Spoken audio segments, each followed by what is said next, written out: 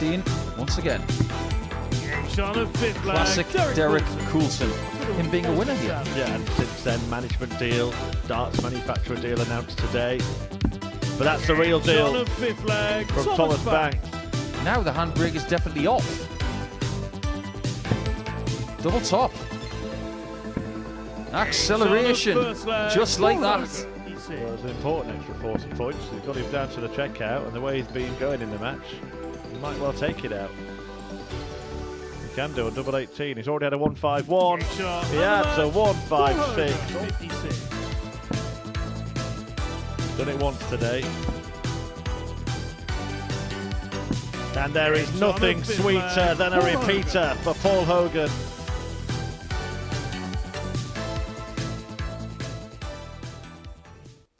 Good afternoon and welcome along to Championship Friday here at the Modus Super Series. By the end of play this evening, we will know the 6 players that will be competing in Champions Night and the chance to play for £25,000 and to join some illustrious names on the Modus Super Series trophy. We're going to be watching all the action today in the company of the asset Paul Nicholson. Paul, let's begin by talking about last night, because the standard each day just continues to rise. And last night, it was all about Steve West and Tom Sykes, 6 points apiece.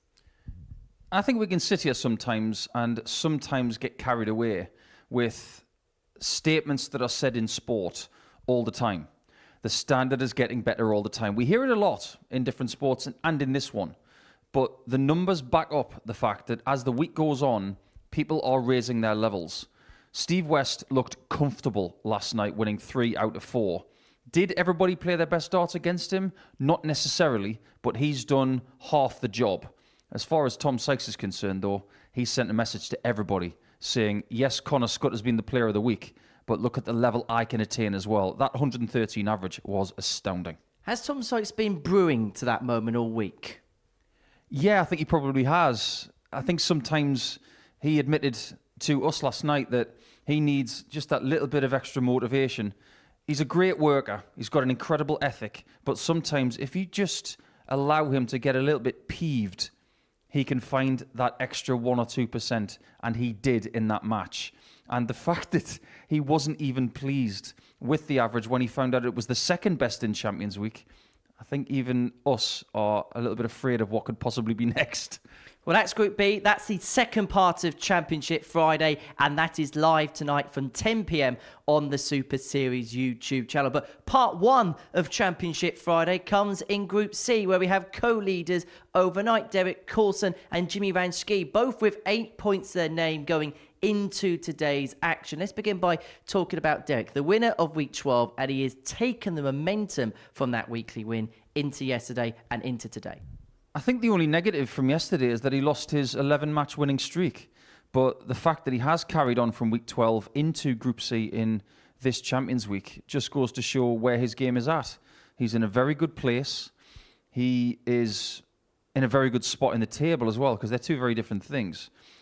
He looked really relaxed this morning when we were speaking with him, and he knows that he's got an excellent chance of qualifying today, but maybe that loss at the end to Paul Hogan yesterday just reminded him that it's not going to be plain sailing. Well, let's talk about Crocodile Dundee. First appearance for him here at a Champions Week at the Modus Super Series. How would you say he acquitted of himself yesterday? I think he was excellent. I think the blip in his first game, he bounced back from that really well, and his ability to get lots of big finishes. Well, he was the king of the big finish yesterday, because 2 156s, a 151. We don't see that kind of clustering of big finishes like that very often at all. Maybe once every few years.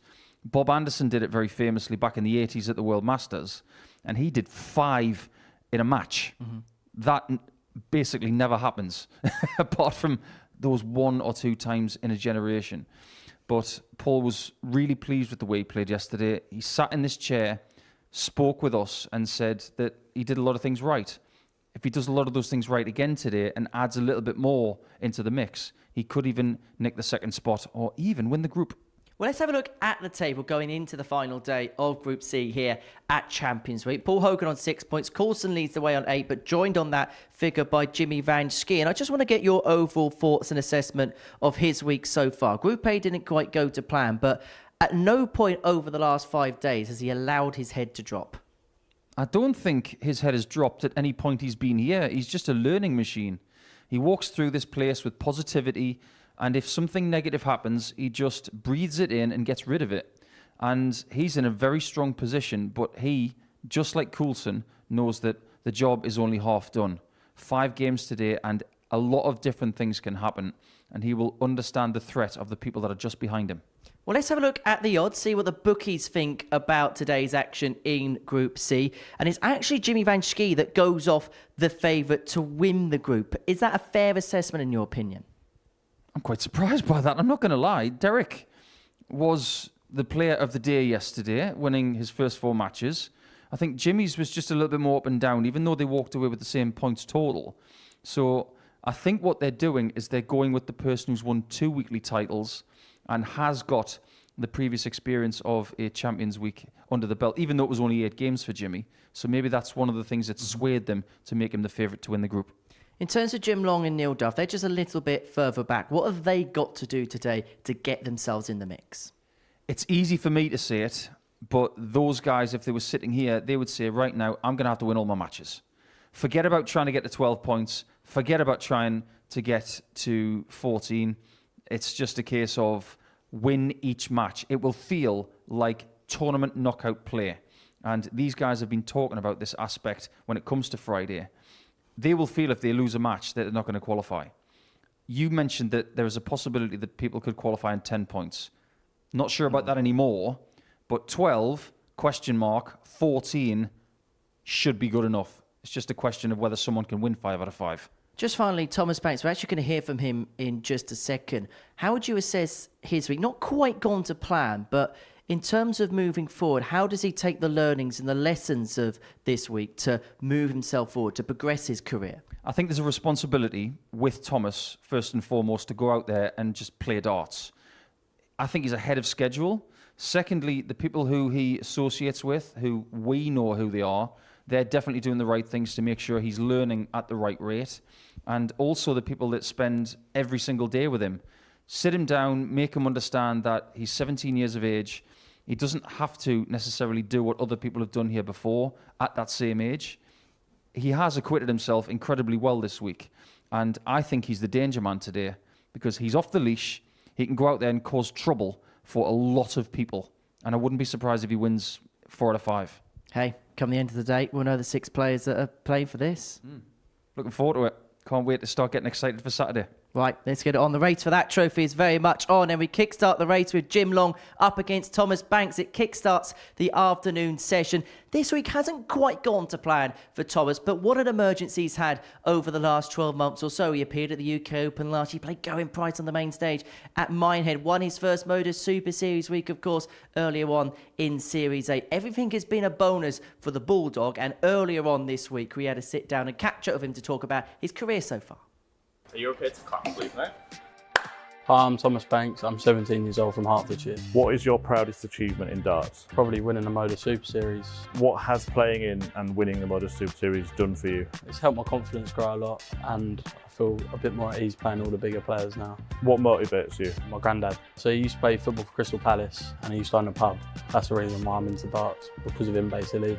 If he didn't have that pub, I wouldn't know what darts is. How would you describe yourself as a darts player? Quick, that's about it really. And how would you describe yourself as a person? I feel like I'm quite level-headed. What do you love about darts? Everything. What do you hate about darts? Everything.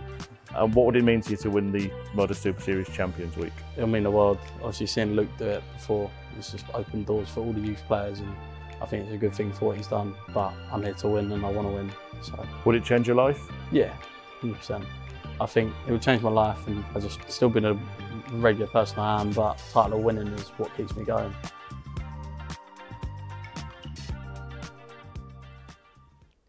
And so Championship Friday is about to get underway here at the Live Lounge in Portsmouth. By the end of play today, we will know the 6 players that will be playing for the Modus Super Series trophy. Who will be joining the likes of Whitehead, Smith, Littler, McEwen, Taylor and Harrison in the ultimate winners enclosure.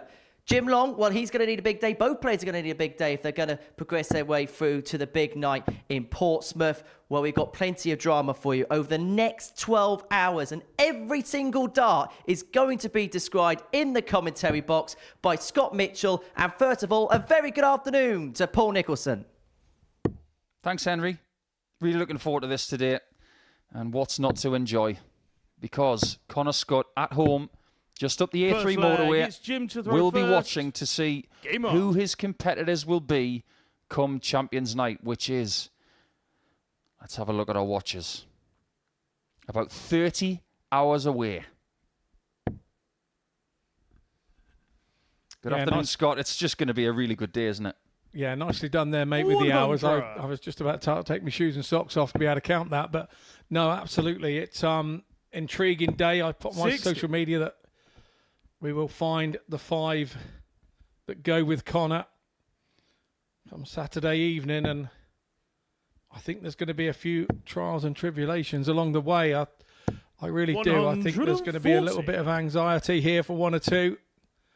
It's going to be a very tight affair between both groups, and I did say it last night. Could we see a 9-dart shootout? Possibility today. The collective average for Group C yesterday was 88.5. 95. That in itself is really good. But because of the quality we've seen this week from Group A and Group B as well, 91. That's actually a reduction in productivity. However, the doubles all week long have been hovering around 40% for every group. 134. So impressive. You got one person in this game 60. with Jim Jimmy requires who really 32. needs the win. If he doesn't get it, his participation in Saturday is more than questionable. But he gets the ideal start and takes advantage of a slow scoring start from Thomas. But with that in mind, Second don't those leg, players at the bottom end have first. such a big say in where the top end of this group is going to end up? Absolutely. 180. And that's what the message should be to Banks today. Don't think about qualifying. Only once in a blue moon is that going to happen. So go out there and cause 57. trouble. Go and make sure you can break some hearts today, because this is an individual sport. 57. Go and have some fun. That's what I would say. To be honest, I was in the week that he won, and I think he had fun that week. He knew when to concentrate in that back room 5 minutes before he played, or 10 minutes before he played, and then he came out, played the game, and as soon as the winning dart went in, whoever hit it, he was then back to the jovial Thomas. And these sorts of things you cannot teach. 100. You know, you can think you can learn those things, but it's a thing that comes very natural to you. And it's over a long, long period of time it gets taught to you. And when you get our ripe old age, you understand it. But when you're being told it at a younger age, 60. you don't understand Thomas it. require 164. Yeah, fair point.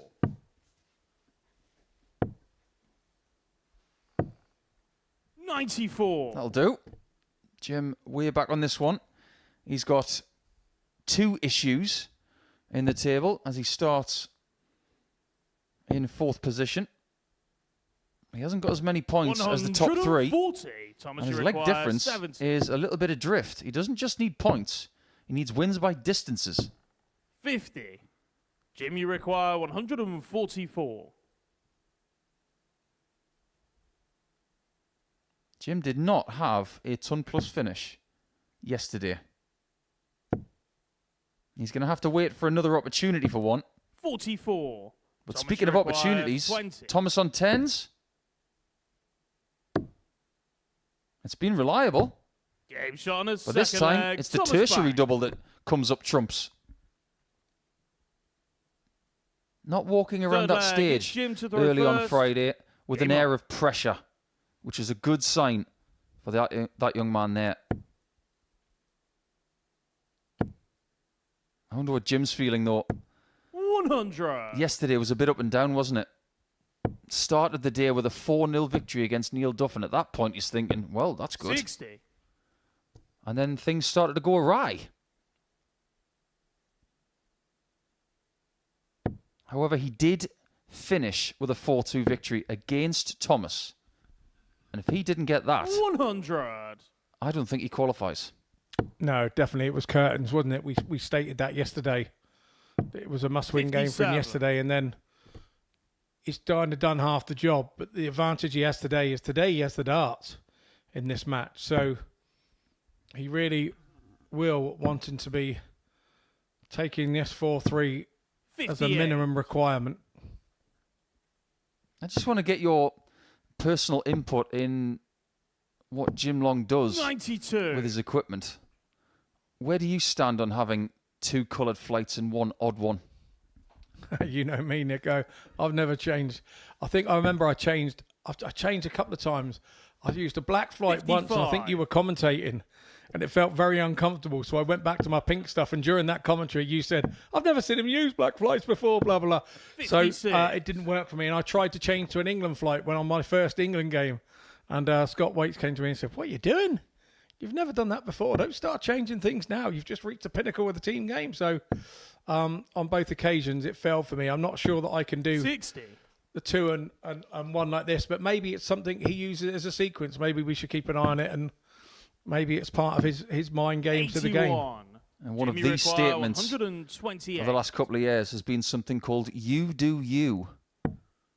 Just because you do it doesn't mean it works for anybody else, and just because somebody else does it mean it works for you. So 63. do what you need Thomas, to you do. There's require nothing 155. wrong with it whatsoever.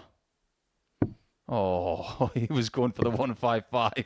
98. The really interesting Jimmy way. requires 65. I suppose there is the fact that he could have just run out of red flights. There is that. He needs red,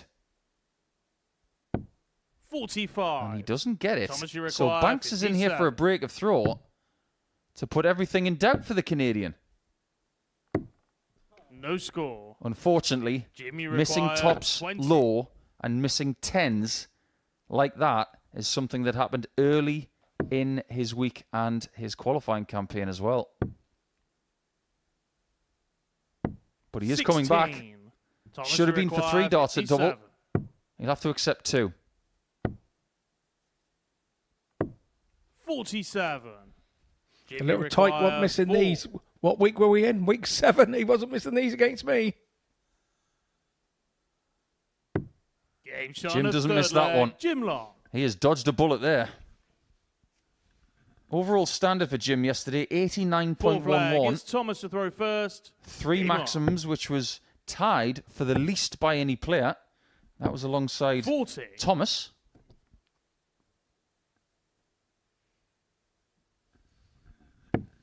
I think if we're being totally honest here, we know that maximums don't win games, and that last leg has probably just showed us 100. why these two are where they are in the table. But what is it about Group C in this series? 44. This group has stood up more than any other as if to say, we're not considered to be the weakest group of the week anymore. Group C 140. had people qualifying for Saturday night and winning more than any other group. In fact, half of the qualifying 140. campaigns were won by people from Group C. So no longer do we say that Group C is a penalty. It might just be an opportunity. Well, to be fair, I would say that that's a 100. very good point that we're making there, and the fact that Group C is the 2 morning games or the afternoon games, and then you go into the Saturday evening 39. from there. Jimmy Is require there something about recovery 161. rates? Is there something about downtime with Group C that is a bigger help than maybe the other 2 groups? 49. Being in a venue at 11 o'clock in the morning and leaving before 6 o'clock will feel very familiar 128. to everybody who Jimmy plays in it. require 112. Maybe that's something to do with it. I think that's more to do with it. I really do. Playing the late night shift in Group B, yeah, you have, 3 from 56. 5 go through, Thomas, but you the require recovery time 110. when you finish at 2 in the morning.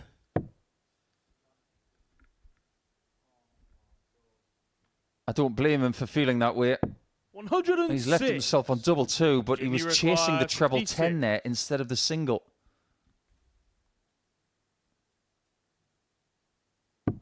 Jim's got tops. Has he got a 3-1 lead? Oh, 16. that's so close. Thomas, you require 4. Game shot That's on a the great 4 dart. flag. Thomas back. We couldn't see it go in originally, but he didn't have to move to see the rest of that double. And we are tied 5th flag. at It's Jim to 2-2 go first. after 2 2s Game on. is found.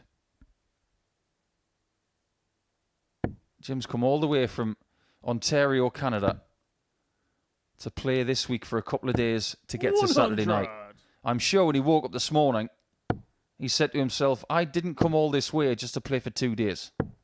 58.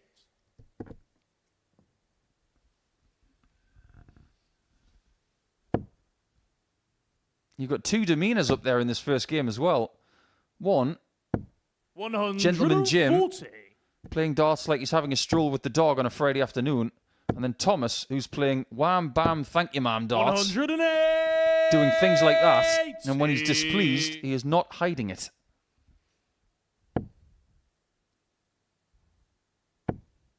It looks to me that this is what Jim needed. It needed 108. the game to be into gear, if such things, to give him his mojo. And it seems the more that Thomas 73. scores, the Jimmy require better 81. Jim responds.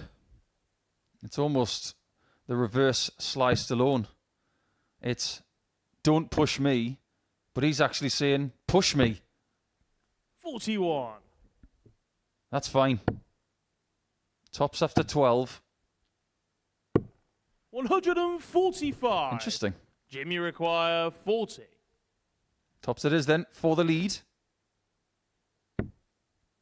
He's already missed it 3 times in the last couple of legs.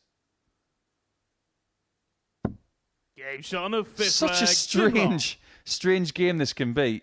He misses it 4 times, and his expression was one of, 6th well, flag. It's Thomas. why to go haven't I first. hit it yet? Game on. And then he fixed it. I'm not so sure he thought that last one was going when it left his hand. I think it might have caught a 37. flight. And so I think he was quite pleasantly surprised when it actually hit its destination. 140. Jim's played here a few times now, and the last time he was here before, 92. his points were very thick and a bit shorter. He was actually leaving impressions in the dartboard because they were so wide. But he has changed that aspect of his equipment since then, and he's getting those darts to 140. nestle closer together. From our day, we've seen a lot happen in point technology over the last 5 years, haven't we? You know, and there's been sort of failures in some of them that just haven't worked, and snapping and things like that.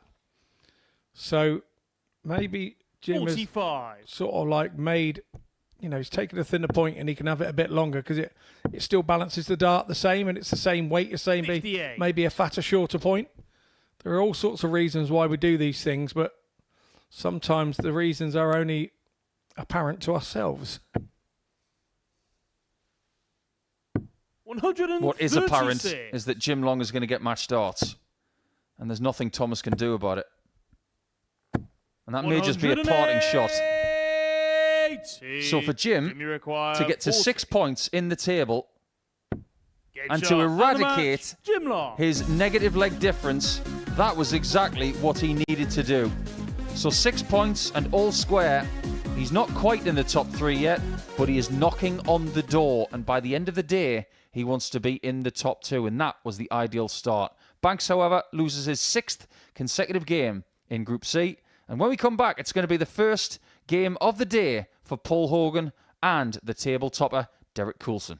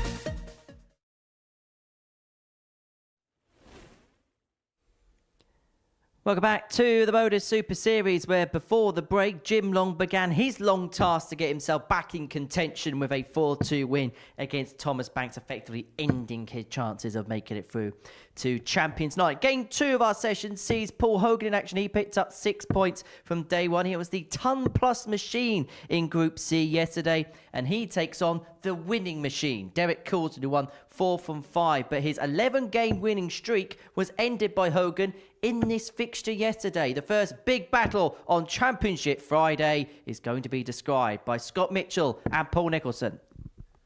Many thanks again, Henry. And so we go into game number 2. And Mr. Coulson, who doesn't have the darts in this one, will be looking for a little bit of vengeance from yesterday because he lost his winning streak, like you said. First He lost it to leg, it's Hoagie. Paul to throw first. Who, if he qualifies today, Game on. he might want a stogie. If you don't know what a stogie is, you haven't seen as many Arnie movies as I have. But you can't miss Paul today. 100.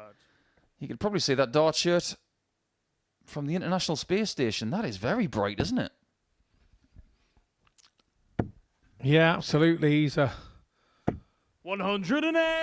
big West Brom fan, and I think that's the sort of kind of away colours traditionally of the West Brom That's it. kit. So, although being 100. Crocodile Dundee, it does sort of clash with some Australian colours as well. It sort of does the whole job, really, doesn't it? It does. It's the full package. And it wasn't quite the full package yesterday, but what we saw 100. from Paul was very good. And we've already seen a 5th 180 of this group from Derek. Nothing like starting your day with a maximum. 100. And we were just talking off the air, Scott. We think Coulson, because of how cool he is at the minute and how well he's playing, we really do think that he's going to qualify for Saturday based on what we've seen from him in the last week and a bit. Yeah, I think it says it in his surname. He's cool, son. You know what I mean? I've been very impressed since I met him. I've only met him more 100. recently and Derek, you require on the seniors tour, and this 121. this is a regular seniors tour clash probably, but this time round, both know there's a lot at stake in this one. Oh, no. He went for the treble 11 and he's paid the penalty. That's 102. And that's not what he wanted 108. either. He's left a somewhat All you unlucky require 13. 101. Yeah, music to Hoagie's ears. Usually turns out to be the punisher. Always goes 45 this route. 65. Derek, you require 13. Well, if you're going to be good, there's nothing wrong with being a little bit fortunate too. Your opponent doesn't take their shot, and that No doesn't score. work. The last 2 All you visits. require 36. Well, I'm surprised. Is this a little bit tense, nervous headache here? First thing this afternoon for Coulson. Game shot on the first leg. Paul Hogan. Exactly the right thing to do. When you see your opponent making mistakes, you make them pay for them. And that's exactly what Second Paul's done. leg. It's Derek to throw first. Game on. It was all looking like a breaker throw. I think Hoagie's gurning face we saw there on 100. Happy Cam was one to be seen. We had 3 players in Group C yesterday, averaging over 90. 100. And they were all in the top 3. So, for the first time in a while, the statistics didn't tell us any fibs. But Coulson, though, 92.25 for the day. 85. And if we may look a little bit closer at what he did in his 3rd and 4th games, both were around 102 mark. 10 better than his daily average. 81. Proving Yeah. to the world just how good he is. Yeah, indeed. I don't think a lot of us needed telling, I've got to be honest. But those of you that have not subscribed to the YouTube channel, please do, because 140. you will catch up with these 2 guys teaming up for a bullseye challenge along with Jim Long. So, less than an hour ago they were as a team, and now they're 100. head-to-head against one another. It's another strange thing that the Super Series brings up. It's amazing how the demeanour changes as well. When they were doing the Bullseye Challenge together, 85. everything was all smiles, and now they are adversaries. Yeah. I think their team name with him, we added Jim Long with these two, should have been Team Zimmer. They were the more elder 25. statesmen of the group. Derek, you require But 91. back to the game here. Coulson on 91. Hits the treble 17, sweet as a nut. Game shot on the second Double leg. top Derek as well, Coulson. but he was hitting trebles as sweet as a nut in the last leg, but it was just the wrong ones. Third leg, it's Paul to throw first. Game on. Well, how would Ace Ventura describe that 91 checkout? If you put a little bit of a 140. Modus Super Series spin on it, that was BCA beautiful. And look at the way that Derek's darts fly through the air. You might not catch it 83. with our camera angles, but I've been looking at it over the last 24 hours. They do a bit of a dance in the air. They have a bit of a pirouette and a plie. 139. If they're the right terms from ballet, I've got no idea, but they're definitely doing a dance in the air. But it's where they end up that counts. 123. Oh, yes, indeed it is.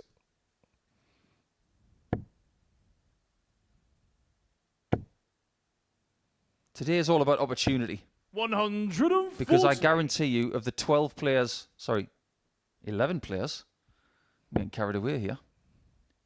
Of the 11 players on show today in the two groups that we have, 100. Paulie none of them require right 82. now are thinking about the runners-up check. They are thinking about the opportunity to have a crack at the big one. Settling for second spot or third or fourth or fifth or sixth is not even something they are contemplating. No, and as our good friend Mace says, 12 would have had the opportunity Game shot on the third leg. at the start Paul of this Hogan. week, but only one will have the reality of being champion at the end of the week. Fourth leg, it's Derek to throw first. What we've seen Game from on. Hogan to get a 2-1 lead there was a reverse 82. Because sometimes you want to get the bullseye. If you don't, you'll get the 25, the 17, and the tops. But in going for the bullseye in the 131. 25, he gets the 17 first. And then he can get the 25 and the tops. We call that a good miss, I think. 140. So of everybody who is still in with a chance of winning the title this week, Scott, I'd like to get your take on what would be the biggest story. Because 100. we have had champions in the past. When Whitehead won, the story was that he was the first ever champion. Raymond Smith came here from Australia and took the title back less than an hour 100. later. Littler's back-to-back titles. We don't need to go into that. It's pretty obvious. But who would have the biggest story if they won it this week? Yeah, a really good question, that, actually. 140. I'll take some browsing over. I think if one of the older guys could do it, would be a big story. Because 45. obviously Derek, you require the last 6 to 130. 8 months of darts has been all age-related and be returning to it being a young man's sport. So if one of the more senior guys could win it, would be pretty special. I still don't think Tom Sykes is going to be a million miles away from it either. 88. I think his story would be going one better.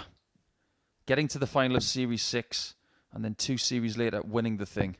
And he looked so focused last night. 140. But Derek, Derek, you require he's focused on 42. getting all square after 4, which is exactly where we were in the first game.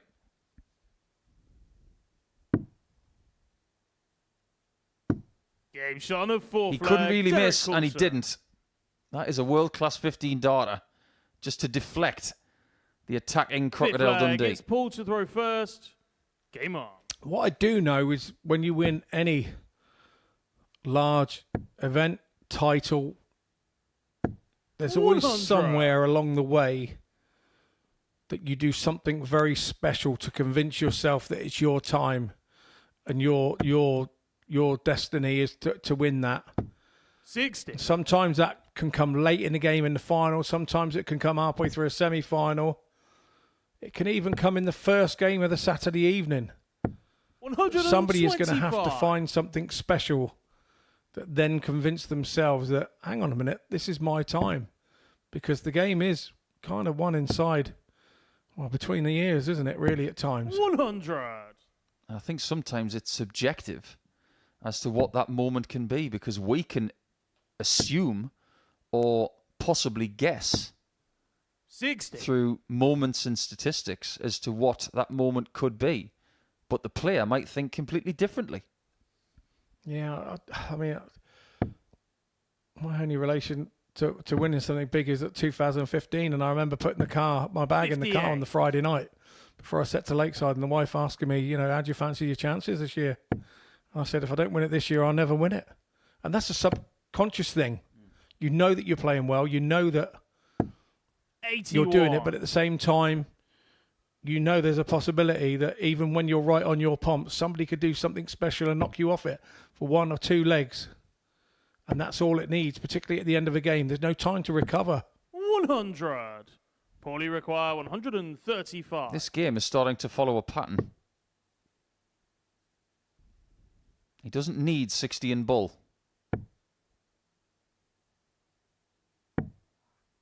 57. So he's left in 2-dart territory, and Coulson could pressurise. This is a very big leg.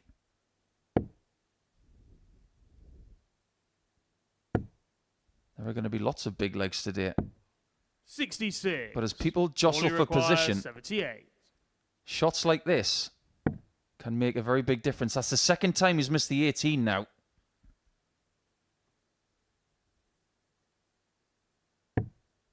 Great recovery. 46. Can Coulson strike? Derek, you require 117. He's going to win this game, you feel. These opportunities have to go. We have not had a ton plus checkout today so far. Are we about to get the first? 97. I get the feeling that throw was just a little quicker than usual. Yeah, I believe it was. And as tight as Hogan was on the outside to the double 16 was how tight Coulson was on the inside of the double top. Big moments. Big players. Fifth leg, Paul Hogan. A little bit of relief for the birthday boy. 61 years of age Sixth leg, today. it's Derek to throw first. Happy birthday, Hoagie. Game on.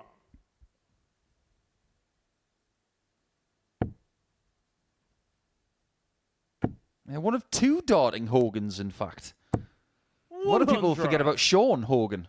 Played for South Africa at the PDC World Cup with Devon Peterson. And we are going to see Devon next week at Double Trouble 2. 140. Alongside your good self. Yeah, indeed. And really, really looking forward to it. Never done sort of a double-in tournament before. So I usually find enough problems getting out, let alone with having to get in as well. So hopefully that will be eradicated from the mind at the moment while I'm sat here thinking, how am I going to get both of them? But we will get there. If I may coin a phrase from Australia, in the spirit of the shirt of Crocodile Dundee, they'd say, "You'll be right, mate." Yeah, absolutely. But you've got to be, haven't you? I'm not going to do an Australian 100. accent because that would be very silly of me. What isn't very silly is what Derek's doing on his own throw here to stay in this Derek, game. you require 121. This is more like it. He's got both of the maximums in this match. One in this leg and one right at the start.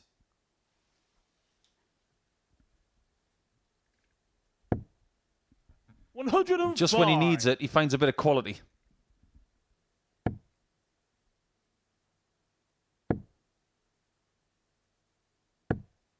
$64. Derek, you Yesterday when they played, it was 4-3. It was won by Hogan against the darts. Game shot on a sixth I leg, wonder Derek Coulson. if Derek Coulson is about to do exactly the same. But if Hogan does the double by winning this leg, he's going to join Derek and Jimmy Van Schie on 8, with Jimmy having the game in hand against the Duff man. 23. Could have been widened between the top two and the next two after that, based on this first round of matches. Look at Hogan in the background. He is crestfallen. But there's another possibility too. 140. If Hogan wins and Duff wins, we've then got 3 players on 8 81. and 2 on 6.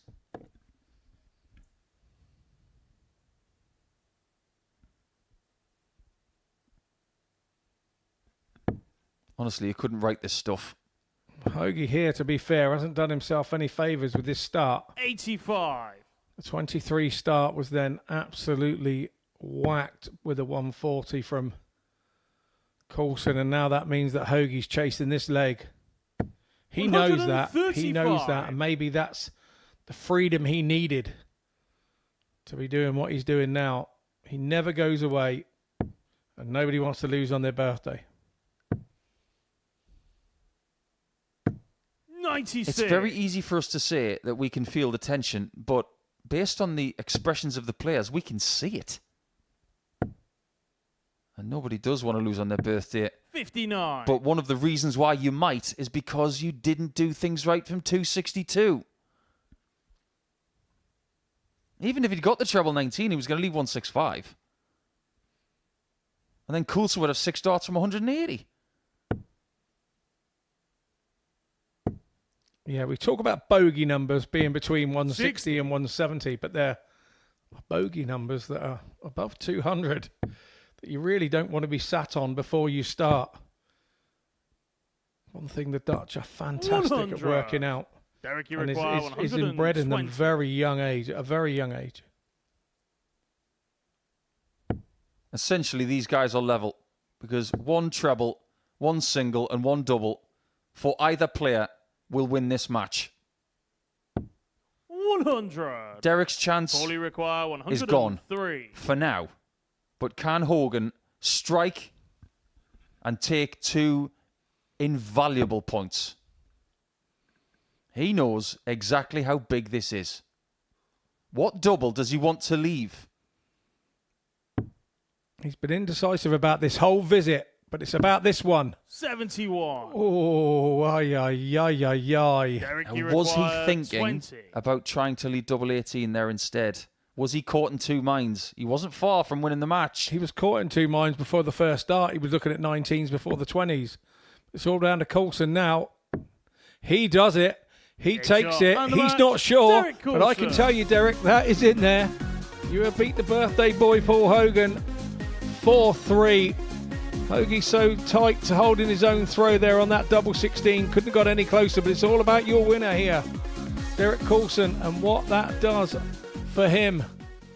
Look at the averages. 97 for Coulson, 4 from 8 on the doubles. Pretty impressive indeed. We're going to head into a short break. You've got time to put the kettle on, but come back and join us after that break when we have Neil Duff taking on Jimmy Van Schie. Next year, when that decision needs to be made, he's going to be 49. 1 year shy of the age of the seniors. A very viable option. 2 players who are around that age. Well, what did he say about the 9? Will we get the 141? Will the promise come true? Double 12. Shot. And the match. Steve West West has won the match with a 9 dart.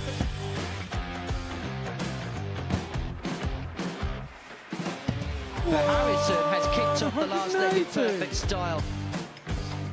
It's everything, really. Oh, he's timing this well again. 180. With a 9 darter, treble 19. Treble 15 leaves double 18. Franchise Harrison to win the game in perfect style. Hauled himself out of it. Yeah, it was something that Henry actually said in jest that I was quoted as saying Jared Cole is one of the most, sounds a bit fishy. Glenn, do you know my grandpa Mark Salmon? Do you? On a 177 and a 180. He's on a potential 9 darter. Come on, Jared. Yes, you beauty!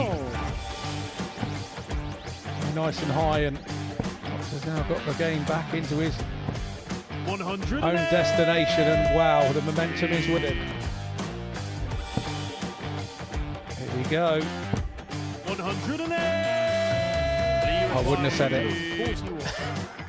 Don't jinx it. Yes. Yes! Double 12! Yes! Get in there, Lee Cox! Well, I think it's fair to say that the blue touch paper has been well and truly lit. 108. 6th max of the match. Oh, hang about. Hang about. It's getting ridiculous now. Can Tommy Leishman give us back-to-back 9 darters in back-to-back games? He could, you know. He could, you know. Goodness gracious me! Tommy Leishman. Back-to-back 9 darters! Welcome back to Championship Friday here at Champions Week at the Modus Super Series. Before the break, Derek Coulson moved on to 10 points in the group, courtesy of a 4-3 win against Paul Hogan, who missed a match dart himself. Jimmy Van Schie can join Coulson on that mark and open up a 4-point gap between the top 2 and the rest of the field if he can get the better of Neil Duff in commentary. Scott and Paul. Well, apparently Neil Duff's run out of dart shirts, so he's wearing his practice shirt today. Maybe it'll make him feel a bit more relaxed. Well, the previous game has not done Jimmy any favours of sorts, because Derek Coulson has embellished his position, now going to the top of the table on points on his own. But Duff may have even more to do now. He knows exactly what he's got to do in this first game, though. He's got to beat Jimmy Van Schie, and if he does, he, alongside Long and Hogan, will be 2 points behind Jimmy. Game on. And that valuable top 2 ahead of Saturday night with 4 games to go. Strap yourselves in, everybody. Is it going to be a Duff Man day? He wants it badly because he's never been to the Champions Night before after a few tries.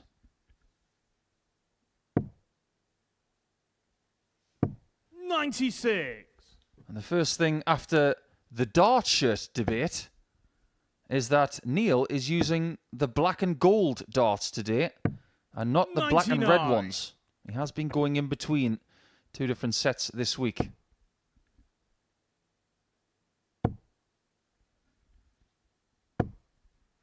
$108. Well, that didn't take long.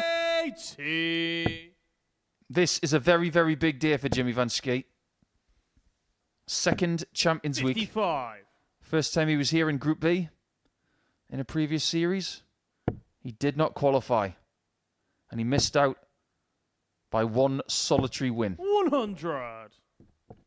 It's in his hands today. If he does his job, he'll be back on Saturday night in front of the Jimmy Van Schie Massive in Portsmouth, 92. and this place Jimmy, will be unbuckled. And you don't mean massive in height, you mean massive in quantity. And sound. 93. Neil, you require 170. Too many times this week, Neil has thrown a first dart like that. 40. To see the Jimmy, end of the visit 32. before it's even begun, really. Game shot on the first leg. And Jimmy's Jimmy looking Van very Schie. focused today, isn't he? That's an opening break in 13 darts. No cobwebs on these players, Second especially on leg. day It's 5 Jimmy of their to throw week. First.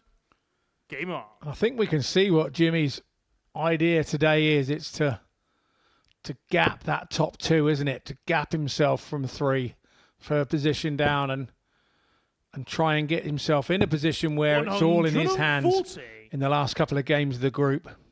I think this is the ideal position to start your day. Correct me if I'm wrong, Scott, but by playing game 3, you've got maximum information as to what 135. happens if you win. Like you've just said, Jimmy wins. He's got a 4-point cushion between himself and the chasing pack. And that would mean 140. he can afford to lose a game today. Yeah, it's not something he'll be wanting to do, but it just gives you that little 41. leeway, doesn't it? But we know what a dart player does when they start thinking, and with a bit of leeway, it's not what you want. You want to be hell for leather at it and attack. That's true. But even Jimmy Van Schie couldn't lay a glove on Derek Coulson yesterday. He won 4 games out of 5, and the one that he lost, he didn't even get a dart at a double. 100. Jimmy, easily put. If he beats Duff, he can have the same day as yesterday and qualify.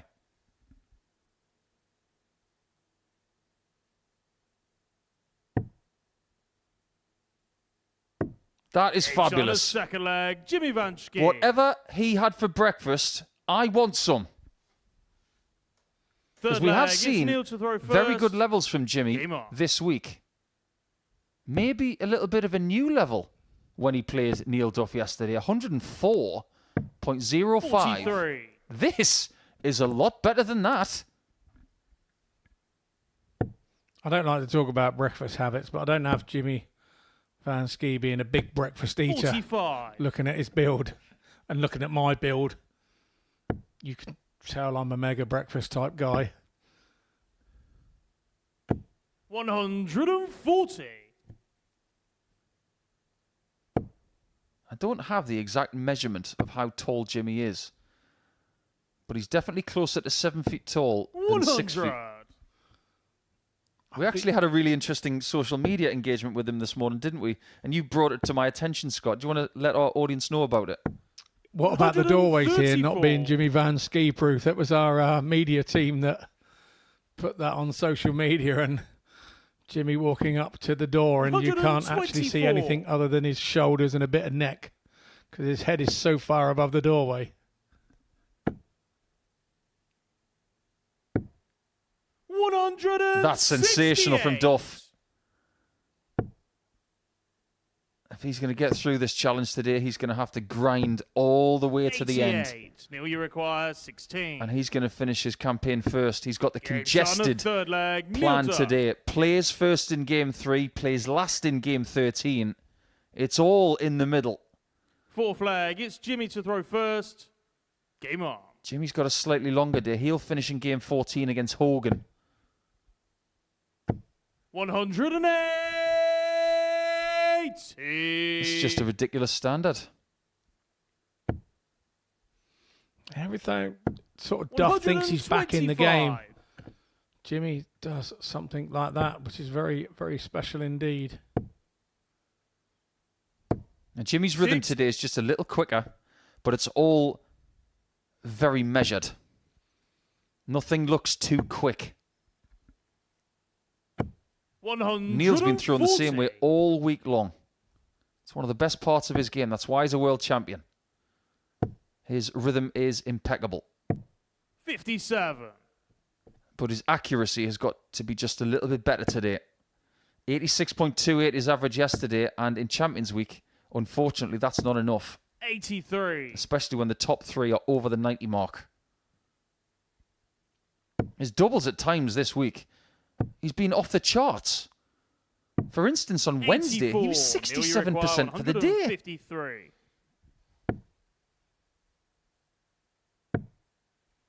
I was just about to say, let's test that theory. 121. And we will if Jimmy misses 120. That's right in the middle. That's right in the middle. 100. And now Neil does get the chance to equalise. Bearing in mind that Jimmy was averaging 115 at the start of this leg, Duff has fought his way back into this match and done such a good job of it to get back on throw. 5th leg, it's Neil to throw first. Game on.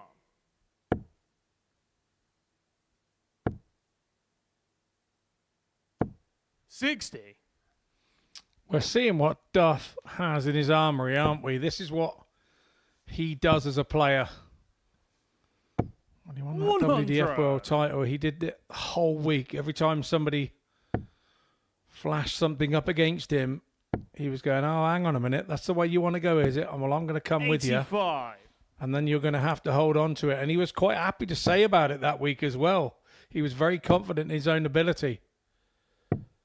97. What are your thoughts on Northern Irish darts at the minute? Because it's in a very buoyant spell with the likes of Josh Rock, Barry Copeland, 60. Darryl Gurney, Dolan, Mansell. Need I go on? I can talk about Nathan Rafferty as well. There's never been a point in world darts 100. in multiple promotions where Northern Ireland has had such a big footprint. No, absolutely. I think you just meatloafed me there and took the words right out of my mouth. That is exactly how it is. And it's very prominent the way that new players are coming through, and we're still seeing others at a younger age over there that are coming through as well. Even the seniors with Colin McGarry making the world final. Blanket covered, I think they call it. Got a couple of good lady players out there as well. 58. So Jimmy, you require 104. yeah, it's a darting hotbed area, isn't it? Speaking of hotbeds, 72.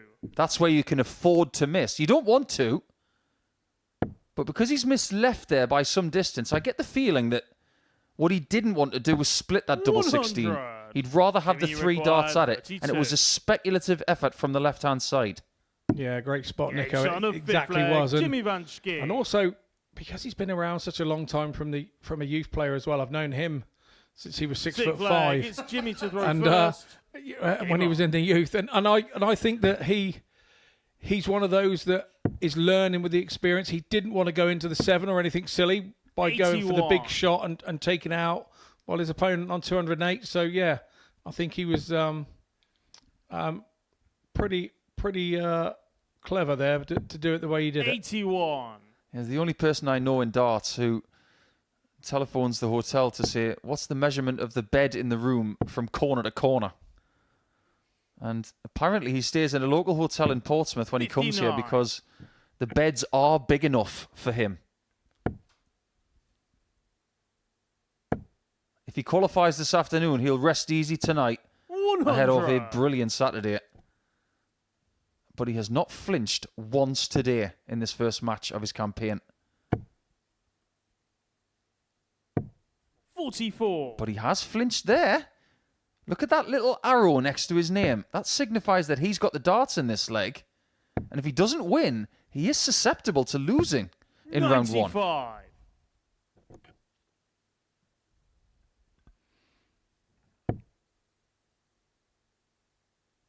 He would know that, and now the pace is slowed down as 100. he's trying to make sure that he hits the lipstick with every dart on the way down.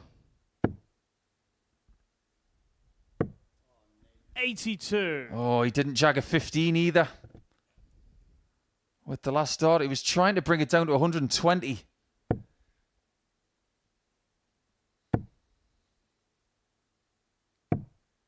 $91. Had he got the Here we 15 by require missing the 25, it would have been a lot easier than this.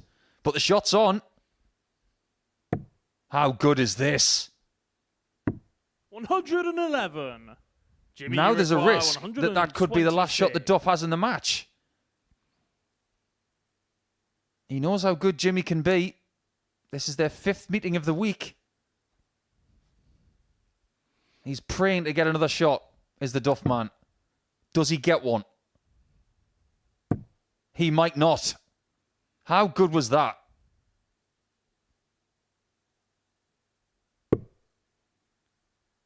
It was never on target. Neil, you require 32. So a last leg decider does beckon once again.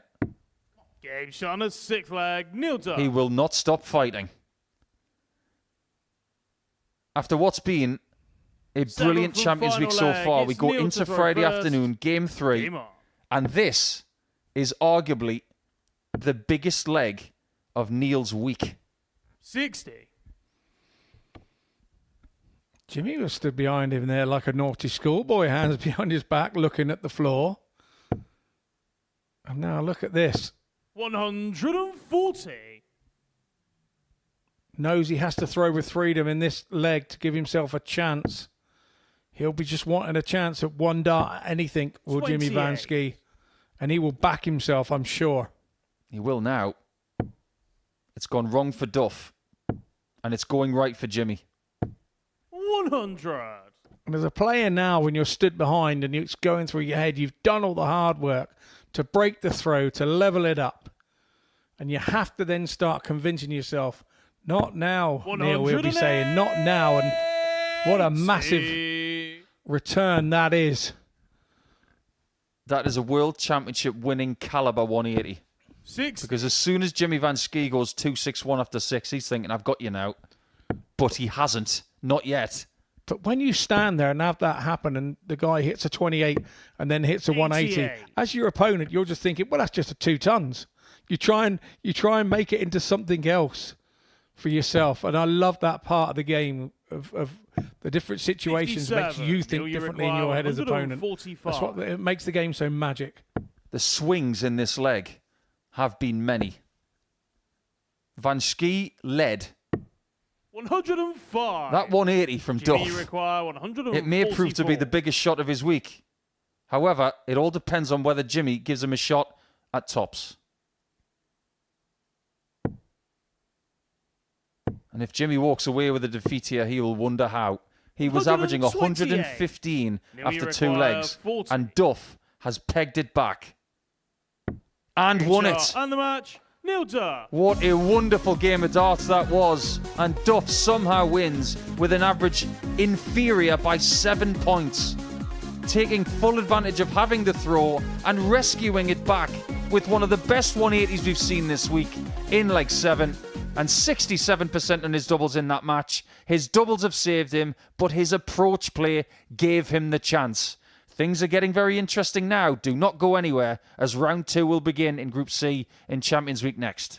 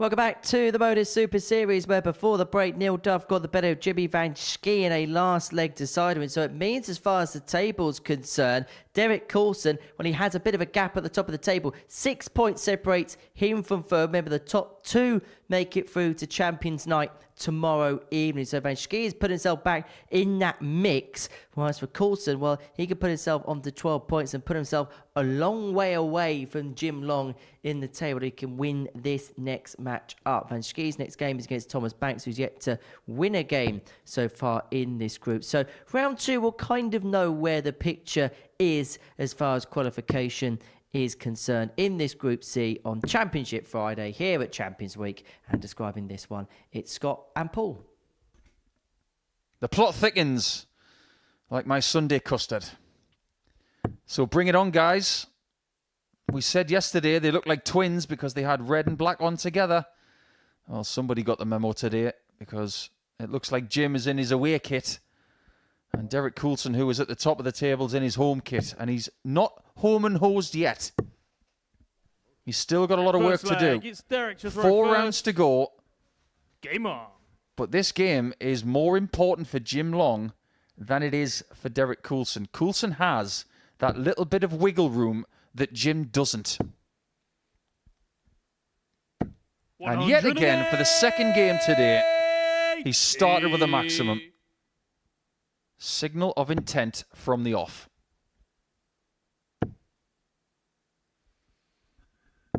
$100. Yeah, he's very good at that. It's one of the things I notice about his World Seniors outings. He's very strong 140. with his offs, and his first 9 dart averages are always very good. And that's where you create your own impression, and that's where you stamp your mark on any game. It's that first 9 darts. You've got to make an opponent feel you're going to be hit. Some players have just got auras about them when they're playing well. Look how good this is.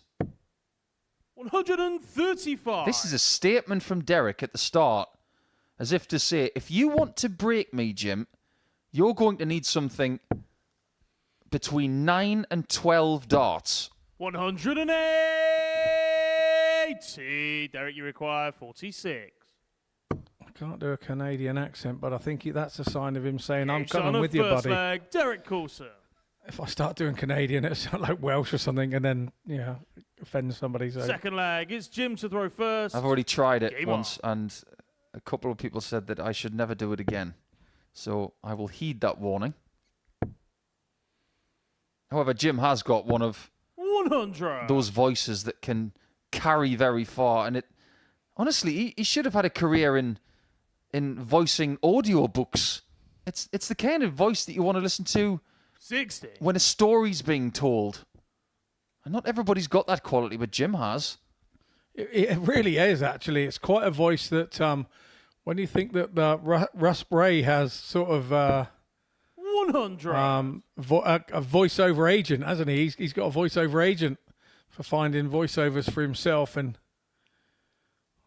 obviously, I think that he should be putting somebody in touch with Jim as well. 120. His voice is very different, but like you say, very, very listenable too.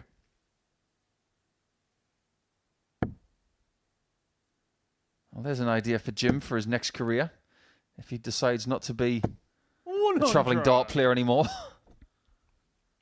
Well, there's a lot of universities, and his proximity to the United States from where he lives is not that far, so it's probably one of the reasons why he's able to travel to the US and around North America so easily, because he can get a short plane to Detroit from London, Ontario, or he can drive to Detroit in just a couple of hours. 60.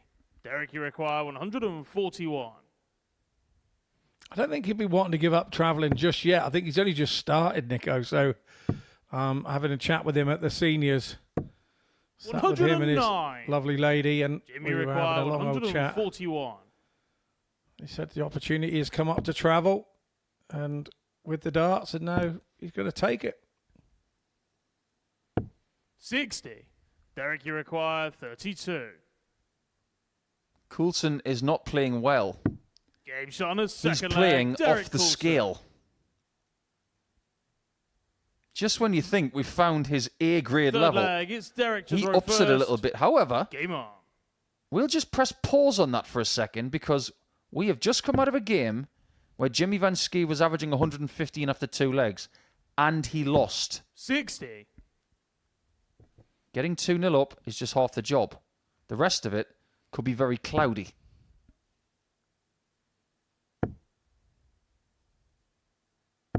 It's amazing how things change in World Darts, isn't it, Scott? Because when we first ran into each other, it was all about domestic travelling, going from county to county. And now we can talk about 100. coming to Portsmouth or Hampshire as a county. That was seen as a Premier Division county trip. Now, people come here from all over the world to play here. It's incredible how things change. 54. I'm not saying that Portsmouth has never been on the map, because it always have been, for being such a nautical port, let's say, but definitely 140. the darts is helping that fact. I'm not sure. Well, I suppose we are helping out tourism with everybody coming from around the world week after week. I'm sure there are some locals in North End of Portsmouth saying, how come we got 60. Canadians and more Dutch people and people from America and Belgium here all the time? What's going on in this town? Well, you can't miss the studio. If you're walking down London Road, there's a big sign that says 123. Modus Super Series. And if you are coming tomorrow night to Champions Night, you're not going to get lost. 140. This is the biggest thing on London Road. 78.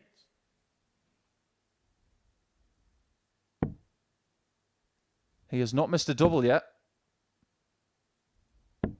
38. But the fact that he has you now require means that Jim can get into this 112. game before it's too late. Yeah, this is the biggest thing that's happened here on London Road since they took the cash machine with the digger.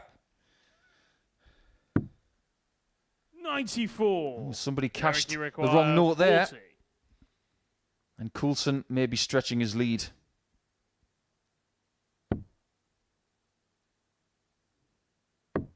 Game shot on a third leg. You can't give Derek him chances Coulson. when he's playing like this. Very rarely do we see somebody averaging this high Fourth leg. It's Jim to throw first. in any week. Never mind Game on. Champions Week. We've had 2 110-plus averages this week. One from Scott. We had the almost 114 average last night from Tom Sykes. 59. This is up there as the best I've ever seen Derek Coulson play. Yeah, and me, I think he's just showing levels now. He really is showing levels. 135. By the way, did that happen with the cash machine and the digger? No, I just made it up. Nothing would shock me about modern civilization. I was asked the question when world champion, are you the biggest thing that's happened in your area? 60. I said, no. When they stole the cash machine with the digger was the biggest. Me being a world champion is close second. And that really did happen in my village. Right, okay. 41.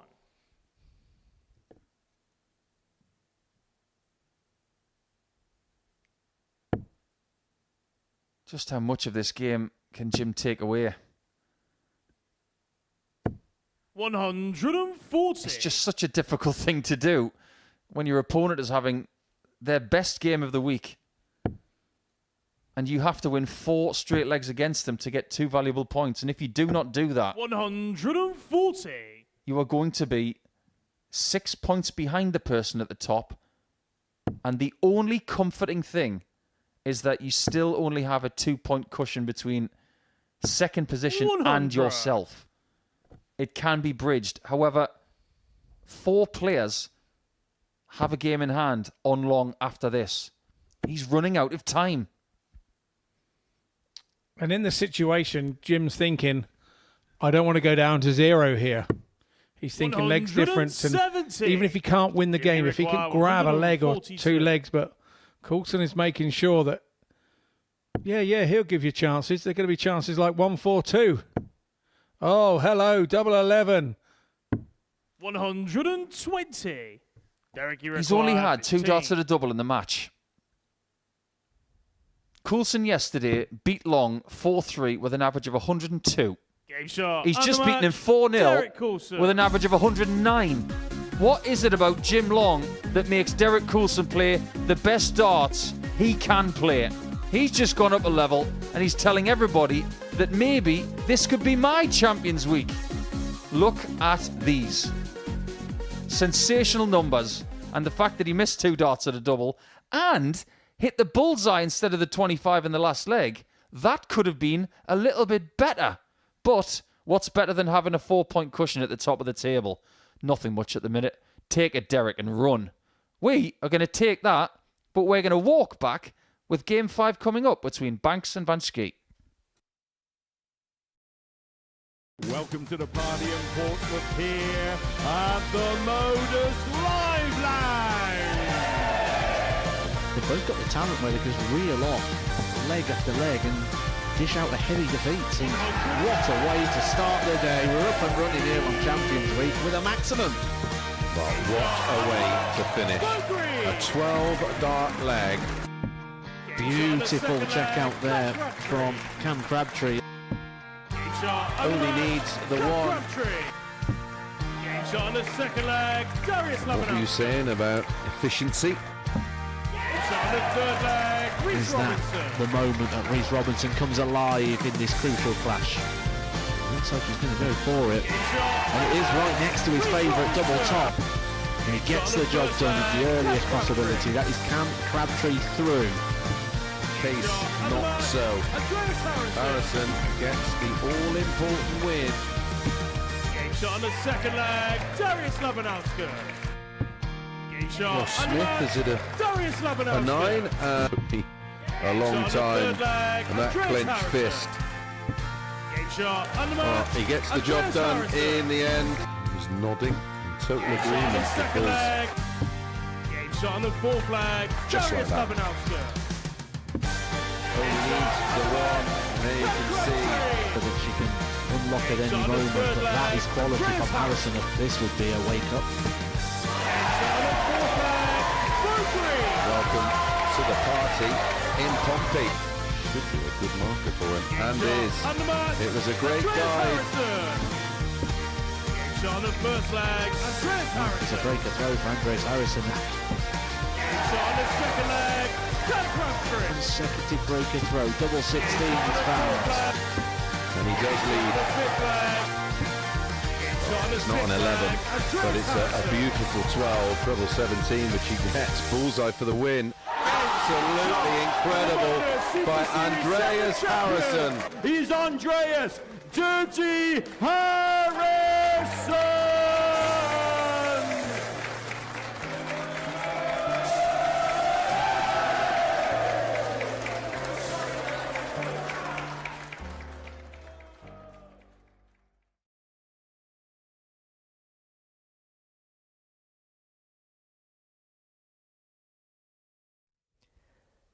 Well, the big question is, who will Paul Starr be declaring as champion tomorrow night here at the Live Lounge in Portsmouth? It could well be Derek Coulson. He's taken a massive step closer towards Champions Night tomorrow evening. An average in excess of 109 to demolish Jim Long by 4-0. He has a 6-point lead to Paul Hogan in third place. Coulson has just 3 matches left to play. Game 5 of our session sees Thomas Banks and Jimmy Van Schie go toe-to-toe. Both players looking for their first wins of the day. Van Schie, if he can get to this one, will be on double digits. Paul and Scott are in comms. The news from the practice room, Henry, is that this young man 60. hasn't just changed his flights and stems, but apparently when he was practicing, he hit a 9-darter back there. I wonder if he can bring that to the stage. That would brighten up Friday even more. But is this now a trial and error process for this young man to try and find something he can take away from today? He's got nothing to lose, but he can make other people feel like they have lost. Especially Jimmy Van Schie, who's back to the hockey really quickly after that heartbreaking defeat. 108. Or maybe there is something in these flights and stems. No, I think you're absolutely right. I think Thomas can now throw with a bit of freedom. 92. Thomas, you require 120. I'm not saying he's got nothing to play for, because I think he's got experience to play for 80. is what I think Jimmy, you require he needs to take from 144. today. And remind himself that he's done 54. some things Thomas, you require like 41. being in Champions Week that lots of other players have never managed to achieve here. 23. Now, this is a Jimmy, you chance for require Jimmy. 90. This is going to be a fast match. Jimmy wants it to be fast because he wins by a distance. Game shot And he's got the first leg. Jimmy Van Schie. notch right there. A leg that Thomas could have won, and he can't Second believe he's leg. lost It's it. Jimmy to throw first. Game on. He's thrown the kitchen sink at his opponent, and he still lost it. But he did have 2 darts at double and missed them both. Yeah, that's the annoying thing about when you're a dart player. 100. You believe you only need 1. So when you've had 2, it's twice the pain of missing with 1. 43.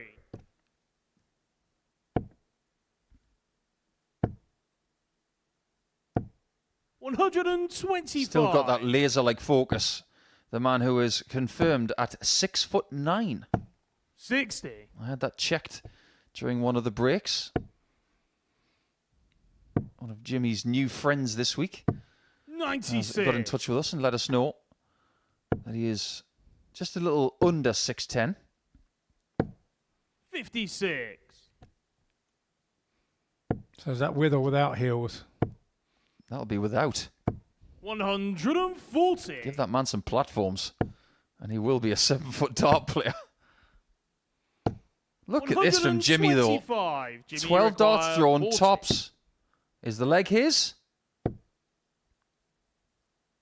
It is Game now. shot on a second leg. Jimmy Van Schie. He's not going to be defensive Third leg. It's Thomas to 2-0 throw up. first. but he'll be Game very on. wary that he was 2-0 up in his previous game and didn't win it. If anything, he might be more 43. attacking from this position.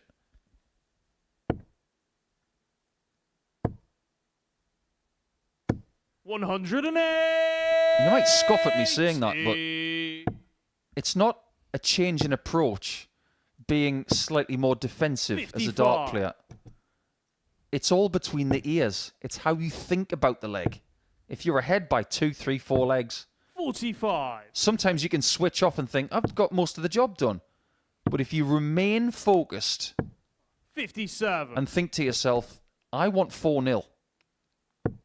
I want to get 3-0 now. I want to get 4-0 after that. That is the right mindset. Yeah, it is. And we saw Jim Long on that 40. 1-4-2 earlier at 3-0 down, didn't we, in the previous game? Those double 11s go on 1-4-2s when you're 3-0 up. 80.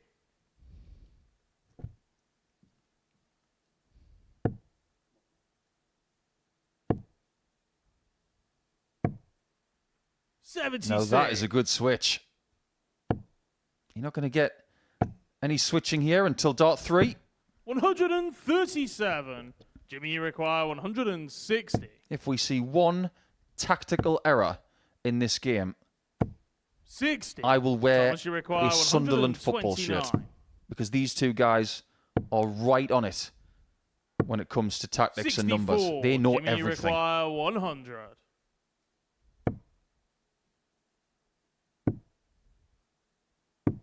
Well, 52. I find that quite Thomas, you interesting. require 65. Because I thought that guide on the 60 was good. 53. Jimmy, you require 48. I thought the guide on the 60 was perfect. Thomas there with that 65 route. Going the ball route is always very difficult because you don't aim to miss the ball, do you? You're aiming at the centre of the board, and 9 times out of 10 you'll hit it when you don't want it. That, again, is another good guide, you would say. No score. Game shot on a fourth leg. Jimmy Van Schie. Jimmy's demeanour right there, it was one of horror. The first thing he did was look at the score, but what have I done? Fourth leg. It's Jimmy to throw first. And the relief Game on. from Jack Garwood right there when he said game shot. Oh, my word. He's gone from down to up to down to up 100 to in. And because Jack was looking at 6'9" high, he was looking at him going, I'm really sorry. 93.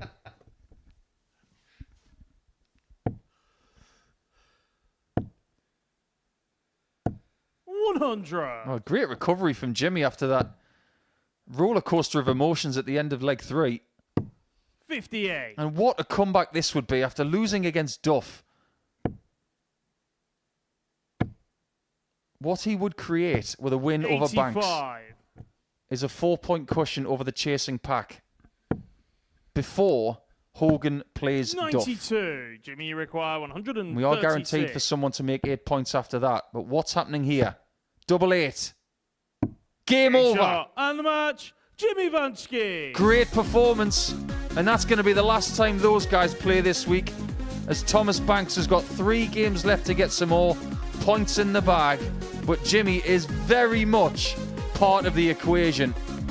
He bounces straight back from losing to Duff, and he's on 10 points with 3 games to go. It's still in his hands, but he'll have to sit and watch to see what happens in the 6th game at the end of round 2 between Duff and Hogan. Who's going to be closer after that from Jimmy Van Schie? More dynamic doubling from this Group C campaign from all players. 67% is getting it done, and right now Jimmy is off the stage as a very happy man.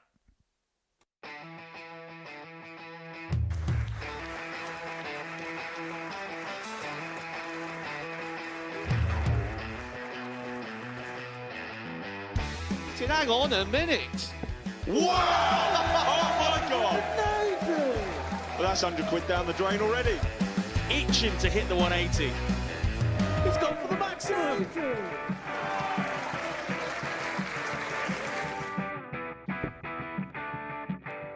Team for the bull. Bull. 53. No, he said bull. That's a great first out from Adam. Oh, look at this. He's going to leave Schie. Oh, can you believe it? That is unbelievable.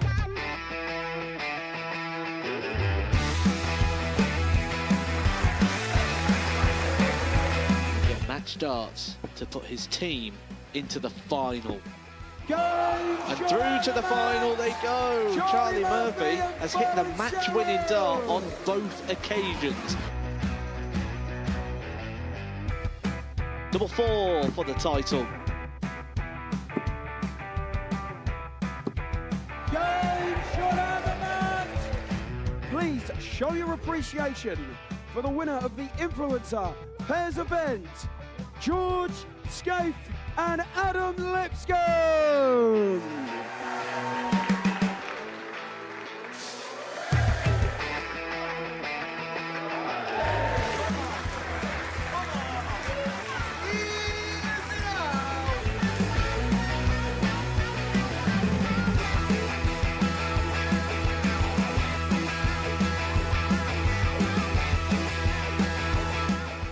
He seems to be out. That's what he is, Charlie Murphy. A couple more visits yet. We're not going to need that. Bosh. Pie face is through. He gets And he is absolutely buzzing. It was a game for that pie face dominated throughout.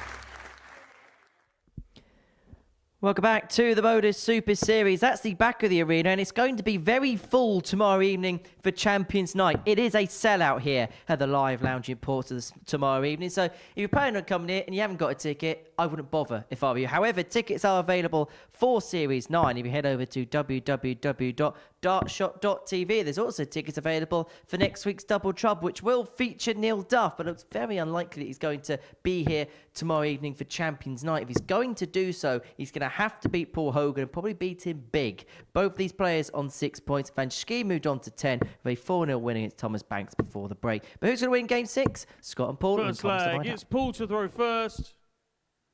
Game on. You make a solid point, Henry, because Duff does have to beat Hogan, and Hogan has to beat Duff. So it does have a feeling of a knockout match, but 100. If Duff is to make it to the top 2, his big problem is that leg difference at -7. Currently, Jimmy Van Schie, after that 4-0 win against Banks, has embellished his leg difference to +7. A 14-leg cushion over the 5th place Duff. 140. However, if Hogan gets the result, he's only 2 legs behind Jimmy Van Schie, but would still be 2 points behind. 135. But they've still got to play each other. Of the 2, Scott, Hogan has the slightly better position, even though he's got the same points as Duff at this point in time. 85.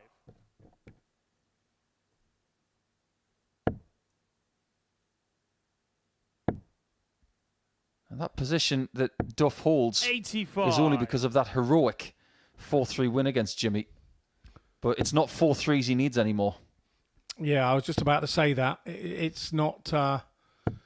he's got to start gapping the win. He's not just got to win, he's got to start gapping these wins as well. And we know how hard it is to win up there.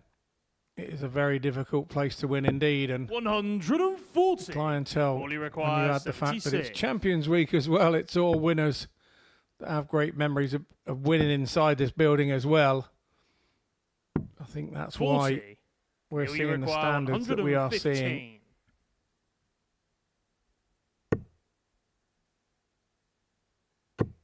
Oh, he nearly gets the bull for tops. Oh, and he's lost the 25 and got the bull with the 3rd dart. 36.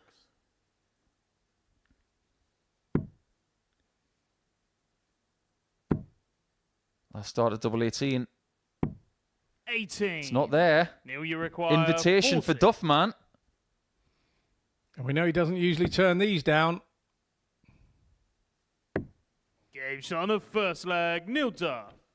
That's a little bit of a helping hand from Hogan. And he is not pleased at missing 4 darts Second leg, at a it's double Neil that to he throw adores. first. Game on. The Crocodile's got his duck face on for his birthday. He did the full Alex Ferguson there, didn't he? 135. You know when he used to stand on the touchline and do the header for the striker? The only difference between Paul Hogan and Alex Ferguson, one person doesn't chew chewing gum, the other one made a career of it. 81. Absolutely, don't be Mike Phelan popping a balloon next to him, that's for sure. We've all seen that one.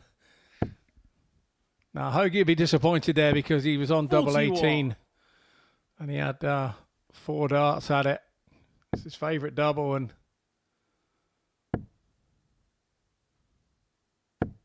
100. Certain things just don't make sense when you're a dart player. If you have a favourite double and you keep missing it, you wonder why. You ever had a game like that, Scott? 83. yeah, absolutely. And I've got doubles that I head off to. I really like double 19. So there's times where if I've missed top 3 times and or whatever, I'll go and leave 38. If I've got 58 left, I'll go 20 for double 19. It's quite strange, but it's got to be real dire circumstances for that to be happening. 48. So by virtue of that, I don't mean to divert away from this game too much, but you hit a rather good 158 in the Lakeside final, didn't you? Absolutely loved it. I love double 19, always have, and I knew that when the first treble was going in, that it was going. And I knew it was a big moment in the game, and it turned out to be the moment. Speaking of Ton Plus checkouts, we've just seen one from Jimmy Van Schie. 41. That was the first one of the day. Require 80. And boy, was that a belter.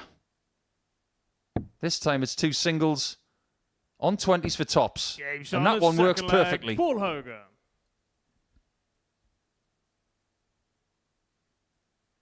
Third leg, it's Paul to throw first. Game on. Continues with his breathing exercises between legs. Making Champions Night for Hogan would mean a lot to him. 100. He spent an awful amount of time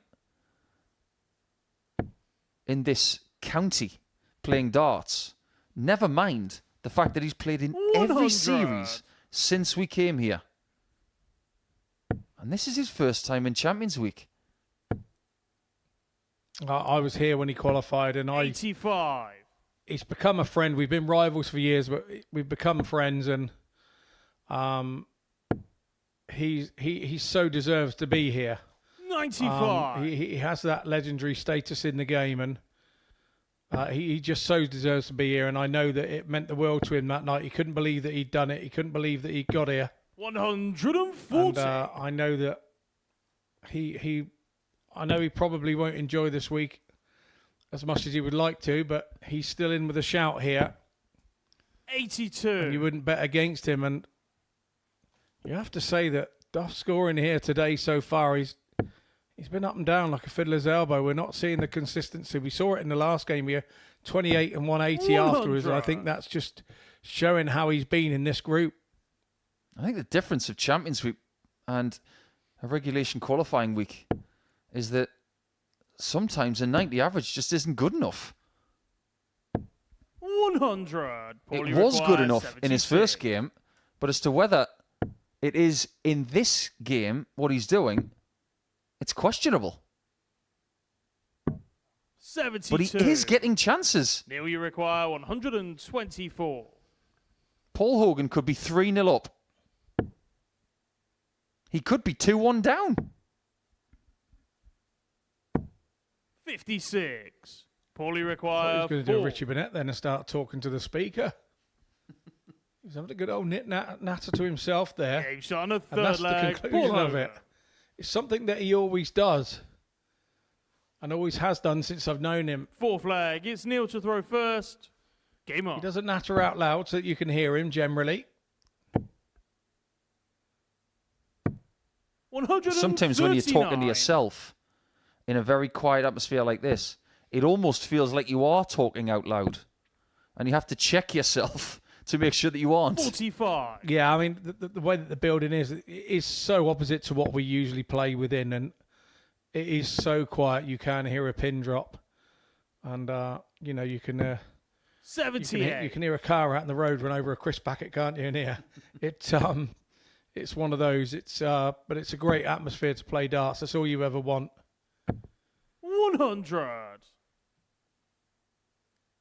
Well, if we may survey the table as it stands, because we are approaching round 3 on Friday, which is crunch time.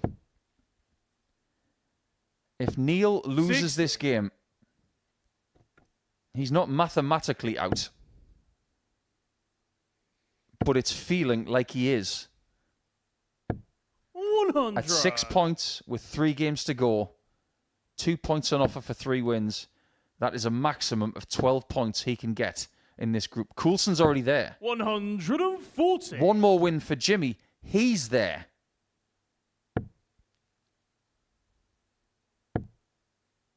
I really do think that Duff needs to win the rest of his games. I think he's got to go through the card today. 84. And that's just to give him really a chance, not even a good chance. It's an outside chance. And he's got to expect others to be going on a fourth flag. slightly wrong along the way, but that's going to help his cause. That's a nice show of respect It's Paul to throw first. to that Northern Irishman. Game And I'm going to send my apologies out to Chris Gilliland, who I forgot to mention earlier. Sorry about that, Gilly. 60. That's when we were talking about Northern Irish dart players. Well run it, by the way. How about the great Jeff Wiley? Actually, I was, 100. funny enough, just having a little skip through YouTube this morning when I woke up, and the 1996 Lakeside came up as a bit of a flash. 100. And there was Jeff doing a nice little jig on stage. Great character, Jeff. 60. Duffman does not want visits like that. And the tighter this game is, the worse it gets for Duff. 26. He doesn't just need to win this game, he needs to win it 4-2. And then he needs to win his next games by distances. And I think he's starting to recognise that. 44. That's his first problem. The second one is, in this round, he's had to sit back and watch 97. Jimmy Van Schie and Coulson average very healthily and win 4-0. 135. I remember the early days of the Modus Super Series here in Portsmouth, and Duffman kept coming here and kept finishing second on Saturday night. 45. It was getting him down. It was annoying him so much. But then eventually, when he got his first weekly title, he got the knack. 130. The thing that's annoying him right now is that Champions Weeks are turning into what the qualifying weeks used to be like. He'd come up short. He doesn't want that old familiar feeling coming back yet again on Friday. Game son of Really flag, big. Neil Duff. That's a break of throw for Duffman. 4-2 is possible if he holds here, and Hogan is hanging on by a thread. First. Game on.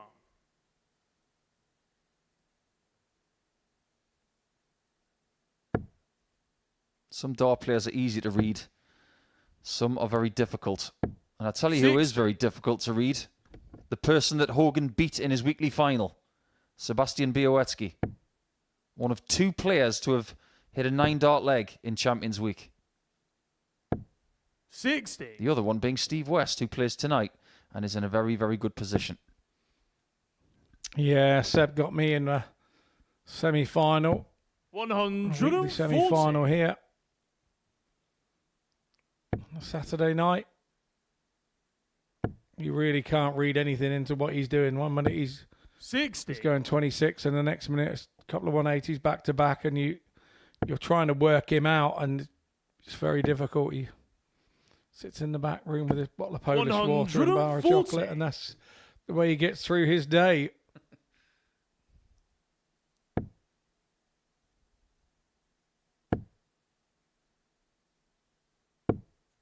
Now you require 161. If you're trying to read the face of Hogan right now, he's thinking, this game is beyond me. 65. Sensible. He may even have the luxury of hitting 3 singles to leave tops. And that's exactly what he gets. 100. Now you require 96. Neil will jump to 3rd position if he hits this. 87.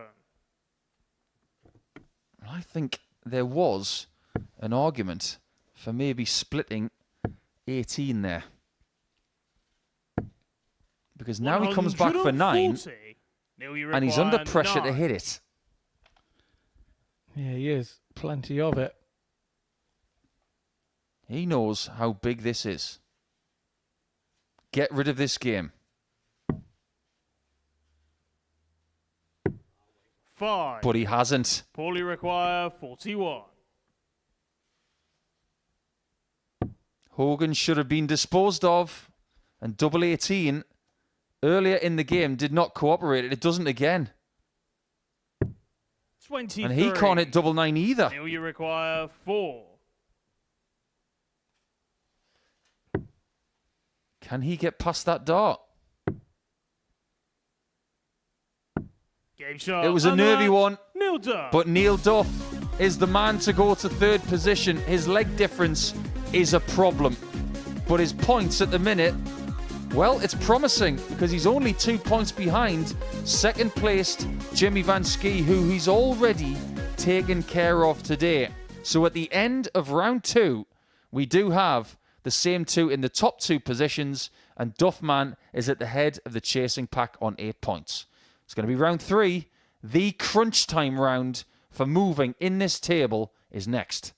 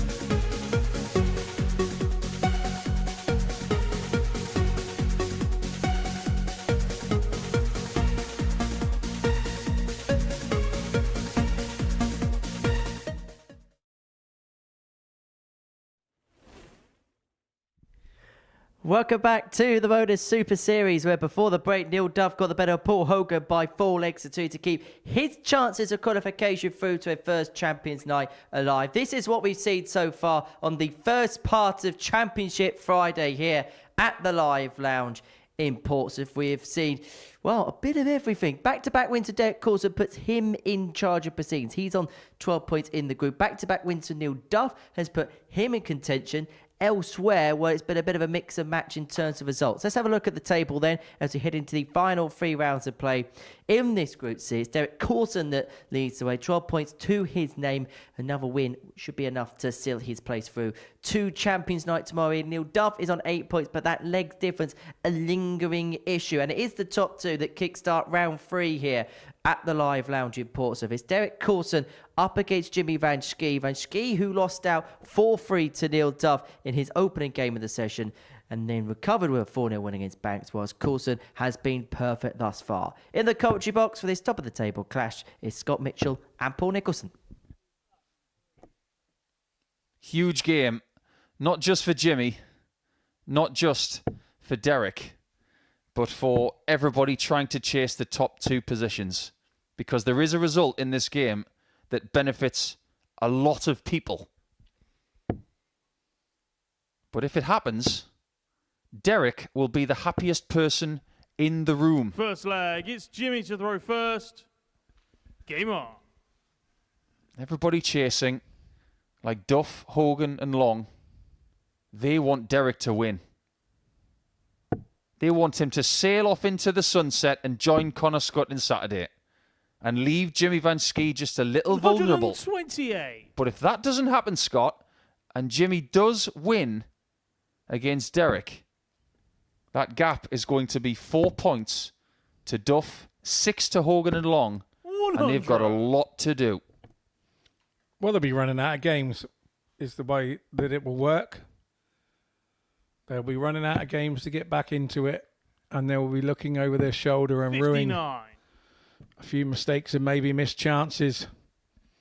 Maybe yesterday, maybe today.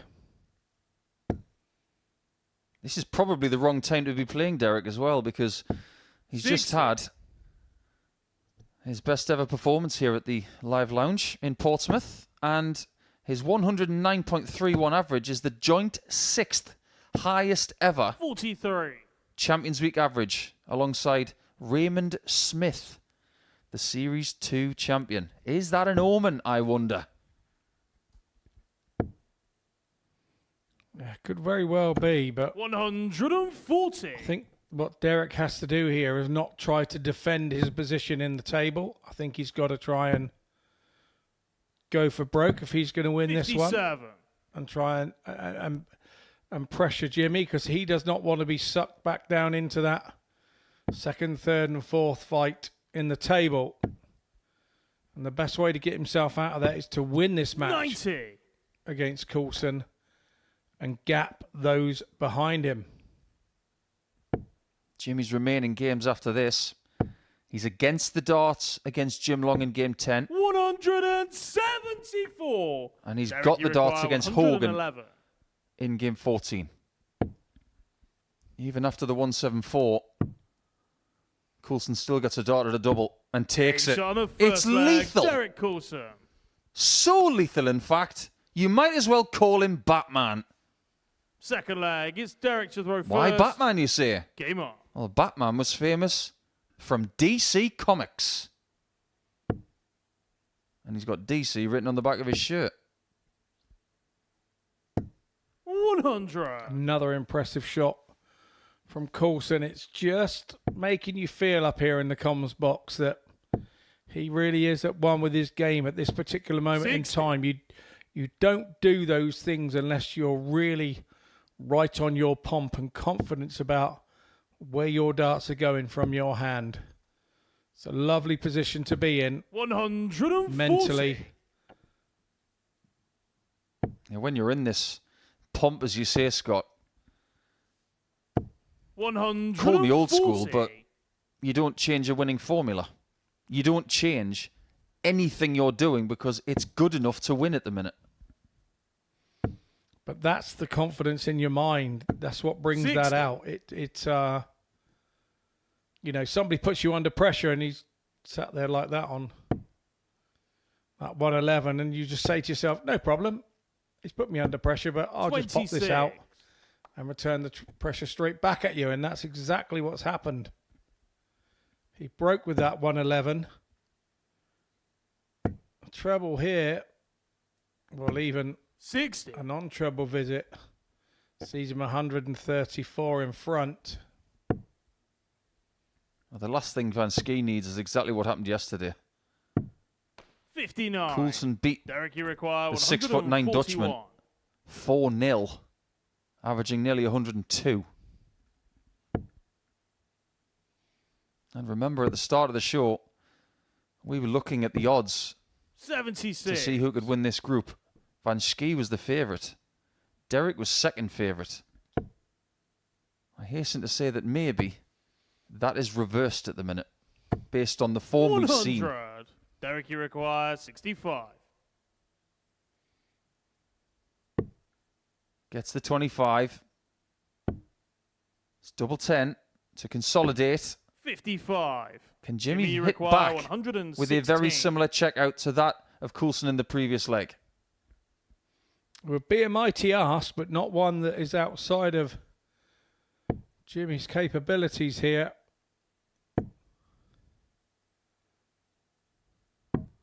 $98. Width of a Derek, you wire require away. 10.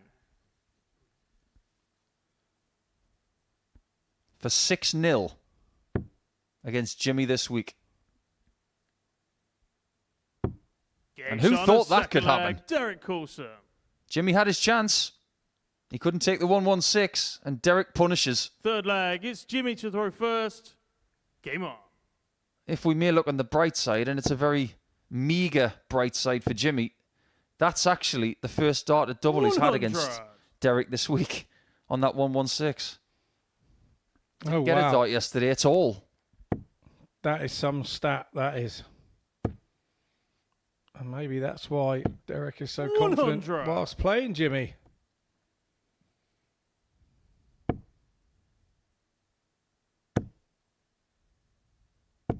$100. It's not as if Jimmy is lagging in the stats after a couple of legs. They're almost equal. But the most vital darts are being found 57. by the man in predominantly black.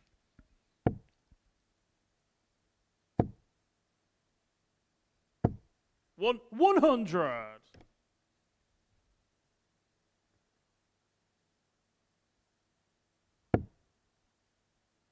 We were talking in the previous game about the problem of Neil Duff's leg difference. 140. He'll be in the practice room right now thinking, come on, Derek, do me a favour.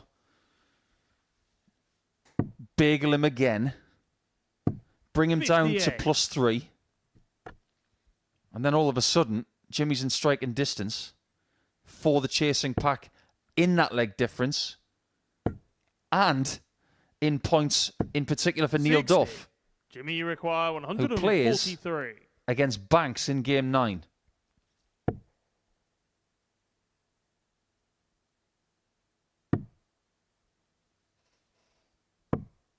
$57.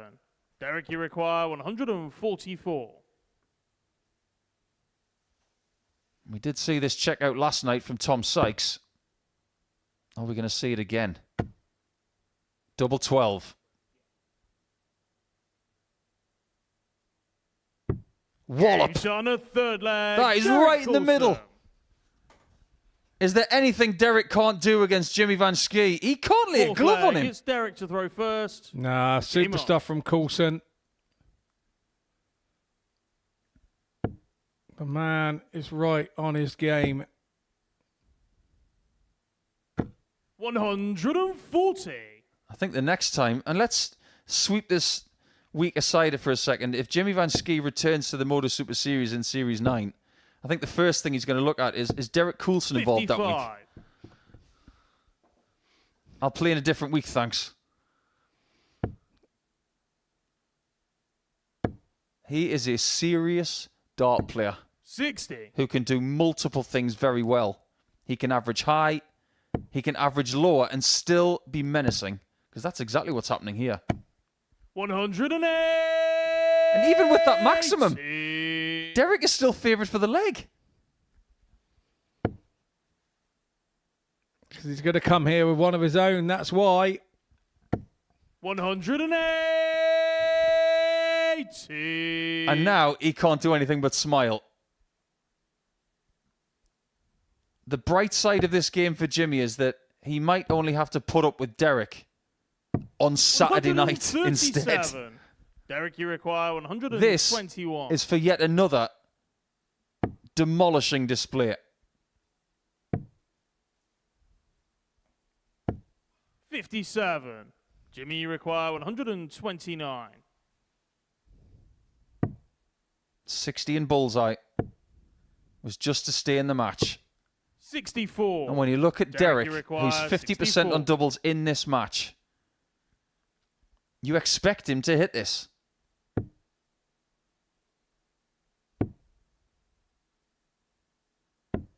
The 24. fact that he doesn't is a surprise. Jimmy, you require 65.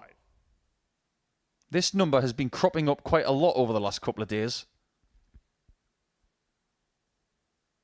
Connor Scott used treble 19 on 65. People have used treble 11.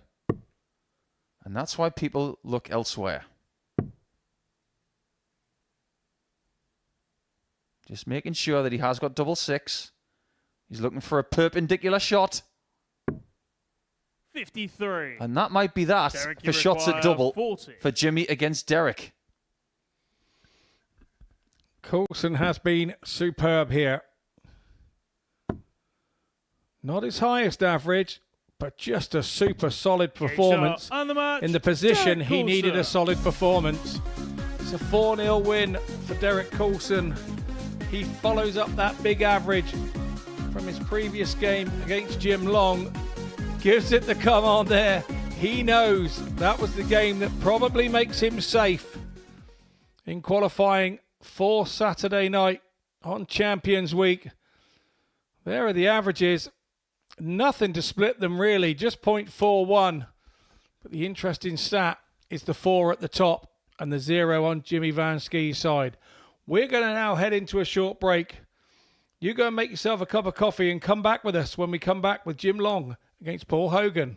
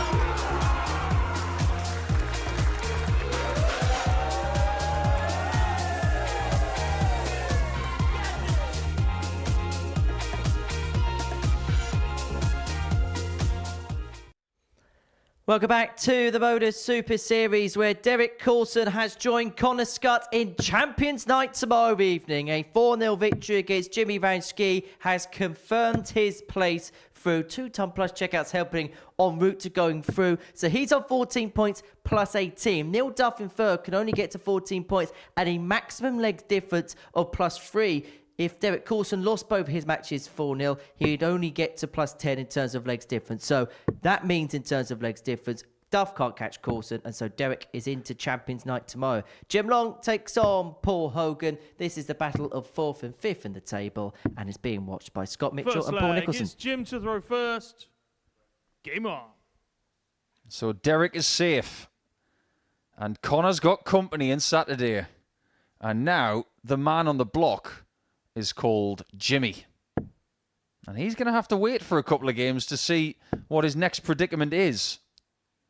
This is his next opponent, Jim Long. How close are Hogan and Long going to be to Jimmy Van Schie come game number 10? Things are getting very interesting, Scott, because Jimmy, after that 4-0 drubbing for the second consecutive day to Coulson, is now very vulnerable.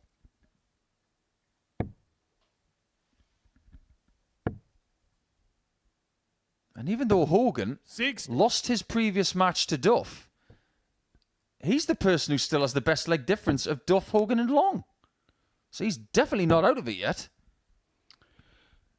And Jimmy's 134 remaining matches are against both Hogan and Long. So both still have a big say in where 100 they end up. It's in their hands. 144. And boy, does Jimmy need a favour from Thomas Banks against Duff. If he doesn't get it, Duff is going to equalise Jimmy's position on 10 points.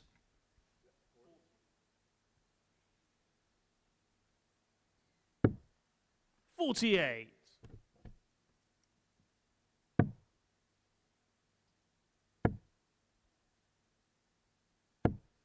83. I wonder if these two think they might have left themselves with just a little too much to do. But if they know what you've just mentioned, Scott, that they've both got to play Jimmy, that changes everything. And that changes the first leg because it belongs to Jim. If they didn't have the ability to play Jimmy for the rest of the day, that would be very, very different indeed. But when you are playing the person you're chasing, two things are happening at the same time. 60. You can win and your points total can swell. And you can stop your opponent in their tracks and take their leg difference as well as bringing yours up at the same time. 140. Yeah, very valid point. And you mentioned Thomas Banks earlier. Thomas Banks has still got to play Hogan yet as well. So he 47 has a major share in affecting proceedings for the rest of the day.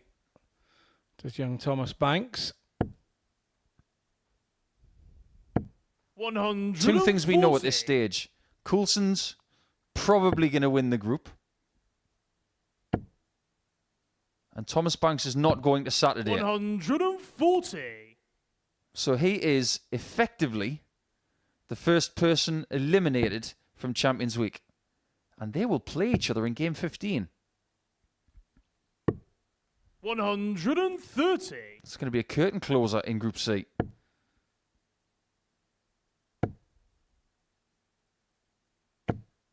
If Hogan's not careful, this game's going to get away from him very quickly.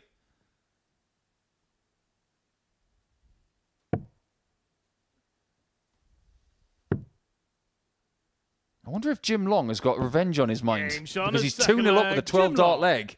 And yesterday he lost 4-0 to Hogan, and that was after that blitz of ton plus checkouts. Game on. Jim remembers. 120, 151, 156. That was all done against Jim yesterday. Looks like he's getting his own 60. back. Yeah, nice double-double. Not an orthodox double-double finished either, was it? Double 17, double top. Effective all the same.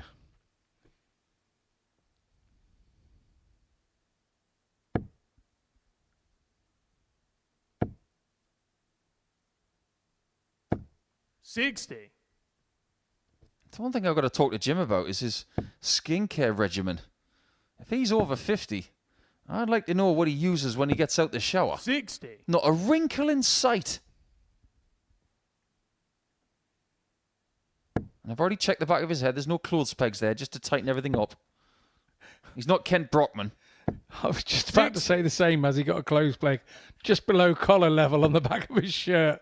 But no, I wouldn't be so rude, Jim. I'm very sorry if I was even thinking it. 100.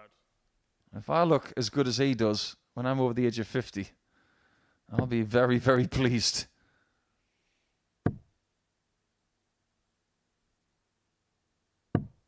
$95. Well, that's an interesting idea, isn't it? 3:21 left.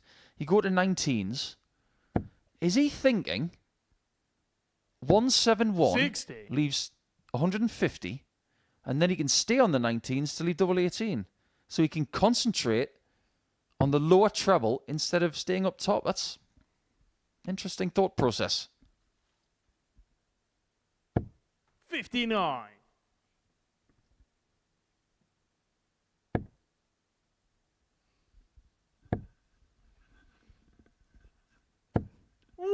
That thought was lost on me, I've got to be honest, because I'm still the man 167. that goes 42 tops for 82 back in the good old days.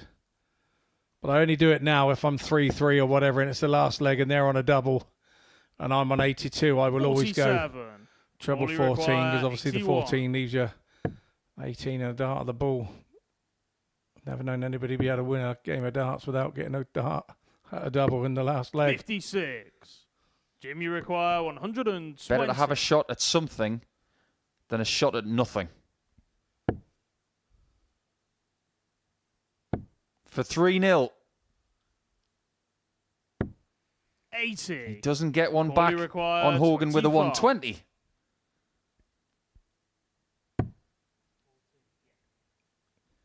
Well, he's been shaking his head a lot today.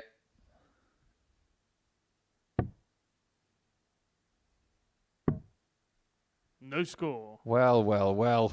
He's got it all wrong. Jim, you Execution, require 40. calculation, and he feels just a little bit embarrassed on his birthday to have done something like that, and it might just be about to get worse. Sympathy? None of it. It's on a third leg. Jim Long. And right now, I think Jim is thinking about one of the most uttered words Fourth leg. in It's Canadian Coulson throw vernacular. first. Game on. Sorry. It's not a laughing matter. This is very serious business. But sometimes things happen where you just have to hold your hands up and say, 140. it happens. We have to move on. And that's exactly how Jimmy felt in the last game against Derek. I'm sure Hogan is all smiles on camera, but when he gets out in that back room, 100. he will not be happy with that miscount because it was a vital chance to get him back in the game 45. because he had only been 2-1 down then. Then he has the darts now, and if he holds the darts, then he's back at 2-2. So it was a massive moment in the game, but it is funny what pressure does to you. 55. I've done it on a few occasions.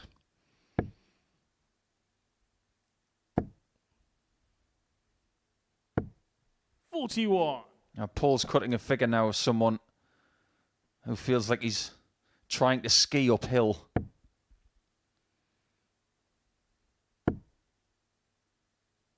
The game, the table, 44. and the possibilities are starting to get further and further away.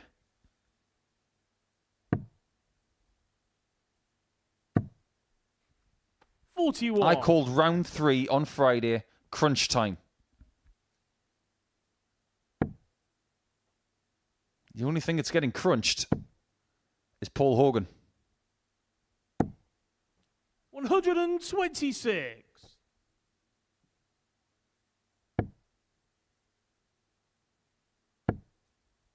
Unfortunately, his average in this game tells a bit of a story as well. He's been dominated. Now, can Jim dispose of 176 in 2 visits? 83. That's a tremendous last start, Only because if he required hits a single there, I'm going to say 134. no. Yeah, absolutely. It was a good recovery dart. 44. I think Hogan was Jimmy looking at required 54 93. tops then for the 134, but it's now all about Jim Long. Game shot. And the whole match And the has been about Jim Long. He takes the big match 4-0. Hogan, it's a game that he will want to forget. The two good buddies will go out back and chat about it, but Jim Long, 91.09. Hogan, with an average he won't be happy with, but 4 from 5 from Jim Long, 80% on the checkout. You really can't argue with that.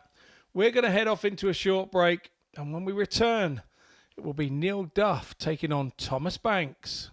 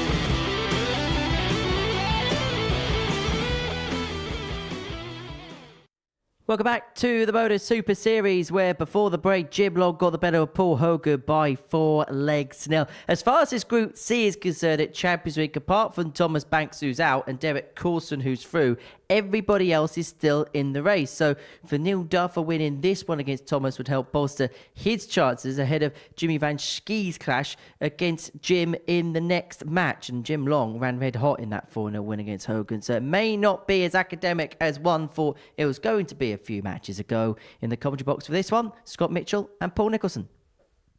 I don't think things have gone too badly for Neil today. However, that previous result of Long beating Hogan 4-0... Neil to throw first. Game on. I'm trying to work out in my own mind how Neil will feel about it. I think he'd rather, Scott Mitchell, that game was just a bit closer. 45. However, I think he wasn't really bothered about who won it. But as long as it was closer, it might have made things just a little easier for him. However, if he wins this one, he will go back to 3rd position in the table. But vitally on the same points as Jimmy Van Schie after 8 rounds of play. 97.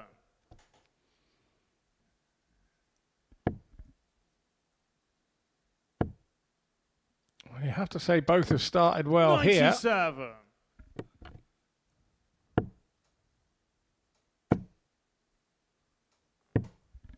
$54. We haven't had a lack of 4-0s in this group, I will say that. Especially in the middle of the campaign each day. The last 43. 5 games have seen 4 bagels.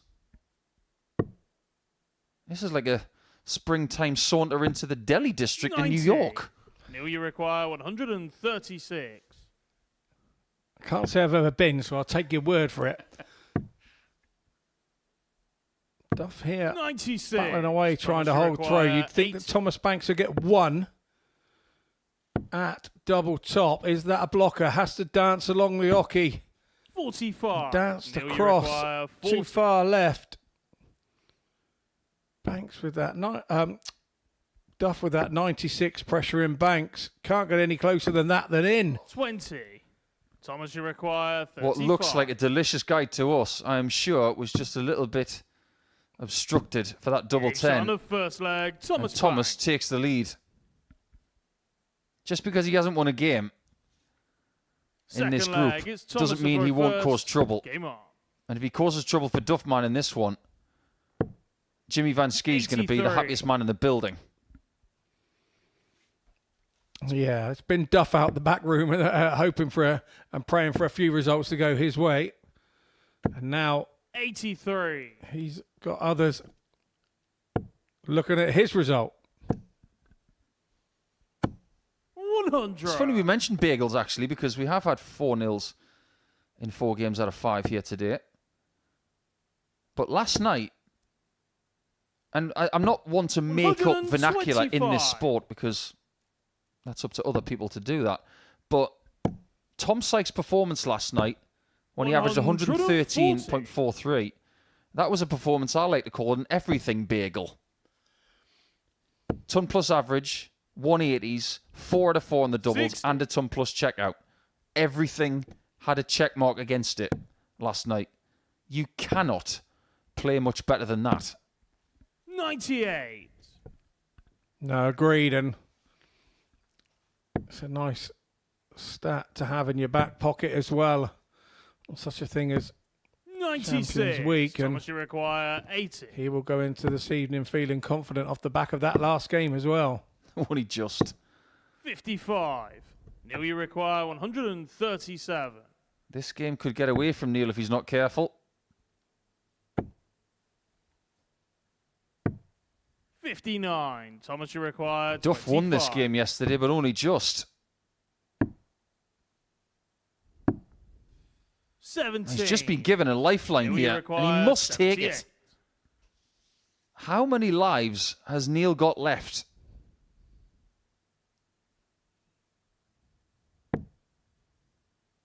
$25? No. 64. Thomas, you require He got it wrong. 8. I don't think he realises yet.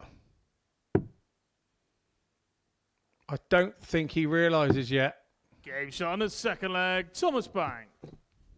I really hope that Neil didn't see that, because that could really, really do him some damage mentally for the rest of this match. Game on. Sometimes ignorance is bliss, and I really hope he thinks that he missed double 10 when he had double 10. 44. Because if he saw that he had 14 left there, he's going to be 57. in bits. It was a brave dart to go for the 51 initially, and then when you've hit it, to then have the fact that you went at the wrong double, playing on your mind.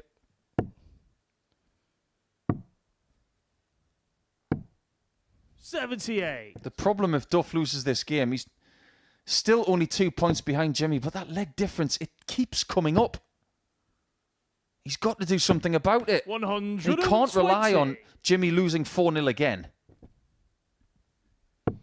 The problem with that is that Jimmy's playing Jim Long next, who is actually one of Neil's rivals.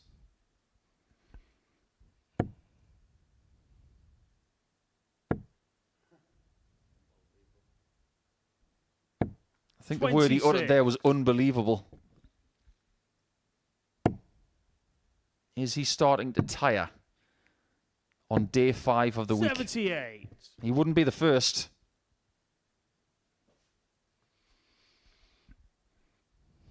No, I agree with that.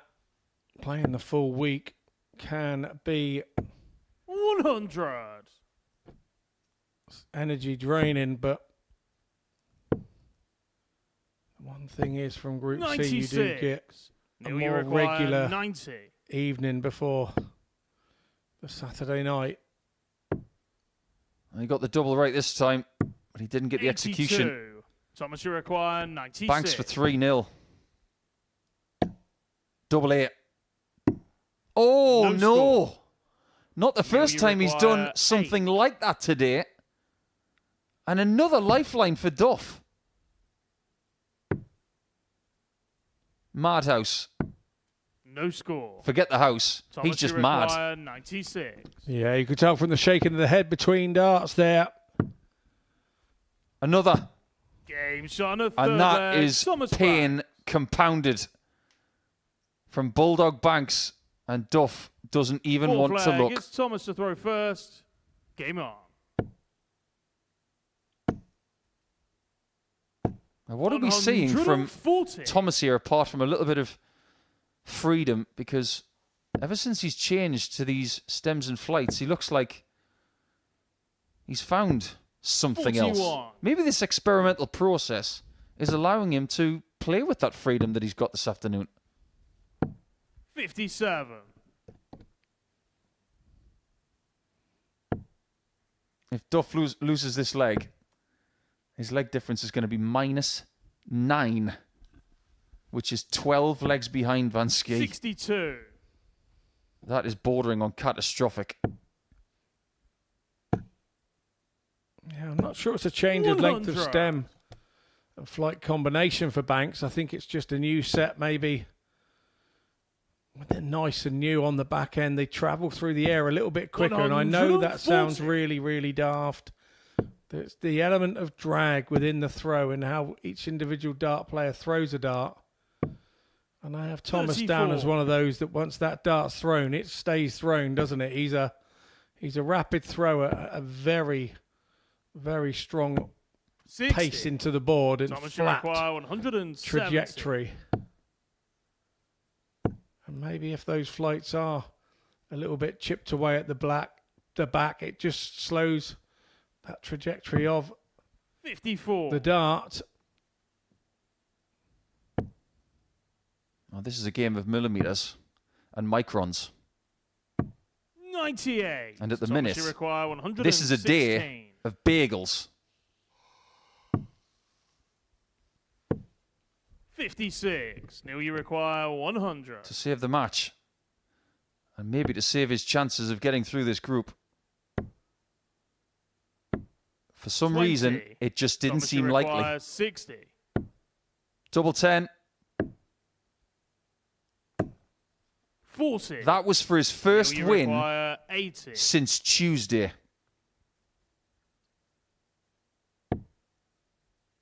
Nothing is coming easy for Duff. So he does it the hard way instead. Flag, Neil Duff.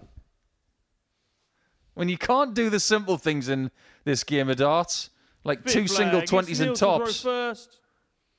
it's infuriating to see something as difficult as that done so easily. Yeah, when you're going for that lovely big 20 just to make sure and stay straight and you hit the 5, it's 42. It's such a filth then to go 25 ball when you can't hit a big 20. But that's what this game musters up, and this is how it 92. happens. And that's all part of the entertainment and why we watch it. I think a few years ago it was Danny Baggish at a Q School campaign. We coined him as the king of brinksmanship. In 97. fact, that's not from me. That was a nickname given to Danny by someone who works in our industry, a young man called Jay 121. Shaw. It was one of the most accurate assessments of a player I can ever remember. Because Danny Baggish, 140. when he was back against the wall and had only one out left, he's the kind of person who can still get out of trouble. That's the kind of thing that Neil Duff needs now. Yeah, I remember playing Danny, and actually I won Q School day 4 on one of my attempts, and it was Danny that I beat in the final. And yeah, his leg that he had off of me was a crazy, crazy sort of direction. 99. Neil, you require 128. I'd not won that leg, and I'd have won it 6-0. I think Chaz Barstow would have had a card. Another Super Series regular here. 103. Not this time on the ball. Thomas, you require 64. Does Banks win? Second time he's had a match start. 32. Neil, Hasn't hit one yet. 25. And Duff is still kicking here.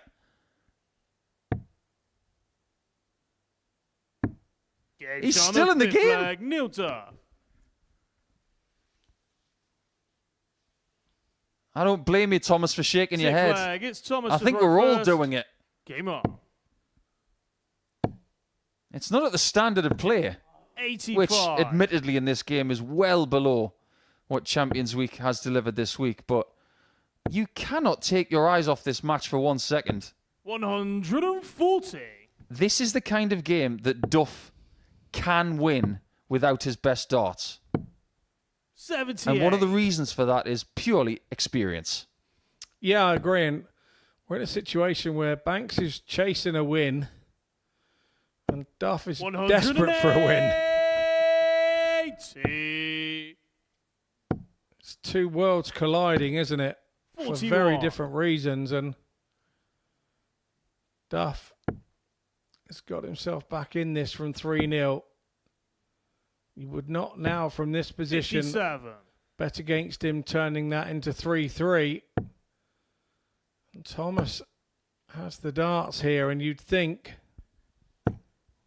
80. it would be advantage Duff 124. in the 7th and final leg, but we're not there yet. Even before Thomas threw his previous visit, 60. I had Duff favourite for the match because of the position in this leg and the fact that if we go the distance, Duff has the darts. 121. But the game can be completed 64. in the next 6 darts, or it may be extended in the next 2. 44. It's not extended. You require 96. 51. Tops. Game This shot, time he hits undermatch, tops. Thomas back. And he may just have dealt a huge blow to a former WDF World Champion in his quest for a first Champions Night. That's the first win of the group for Bulldog Banks. It was a bit of a turgid affair at times, but it was dramatic. It could have been 4-0. It could have been 4-1. And then Neil Duff fails to make it 3-3, meaning that 6 legs is all we get.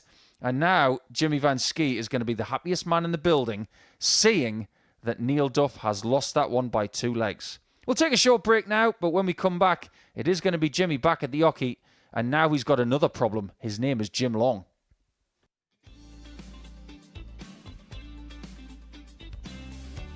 Fabulous start from the young man. Right. World Youth Champion. Oh, what a response that is from his father.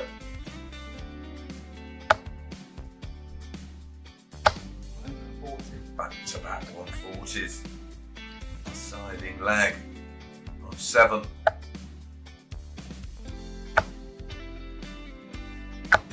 My goodness, back-to-back 180s. Well, we've seen 2 9s in last year's Modus League. Seen a couple of 10s. Not seen a 9 yet. In the Online Darts Live League.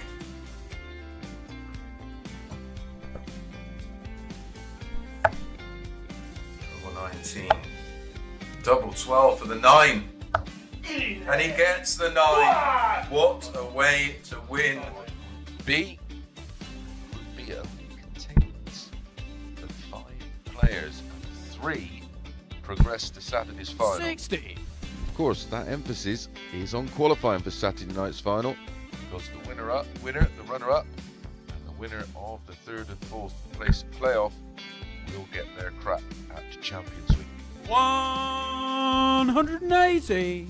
Trying to get their hands at £7,000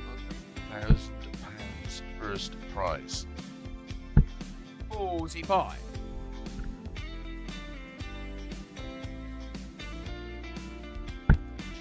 Some of you on them forums are here.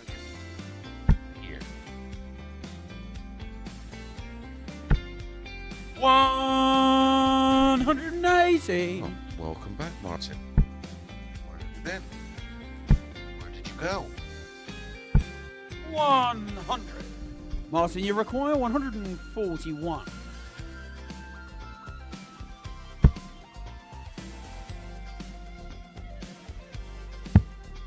Double 12.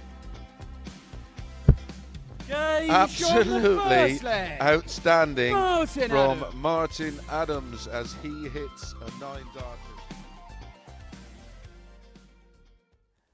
Welcome back to the Modus Super Series, where it's time to have the halftime oranges in the company of Scotty Dog Mitchell. He's been watching every single dart in the commentary box for this Group C campaign. It's the second day of it here at Champions Week, and this is what we have seen so far. It's been plain sailing for Derek Coulson. He's won all 3 of his matches, and he has qualified emphatically for Champions Night. But the race for second position, well, that's far from simple. Jimmy Van Schie is in control of that situation. However, the advantage he had at the beginning of the day is beginning to whittle away. As I say, Scott Mitchell alongside me here in the studio to talk about everything that we have seen so far. Only one place to start. That's Derek Coulson.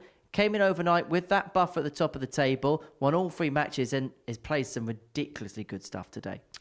Yeah, he has. And I think with him, he's not overly confident in his game. Do you remember that the finals night on Saturday when he had an interview after when he said he couldn't believe what he'd done, and I think probably having that not being put in Group A and having those few days to get over that win, he's now started to believe. He's spoken to people back at home. He's started to believe, and he's really played some super stuff here in Group C. That's the 109 average there against Jim Long in a 4-0 victory, which pretty much confirmed his place through. Is he riding off the crest of the wave? The fact that he won week 12 into week 13, is he just playing with a little bit of a free roll?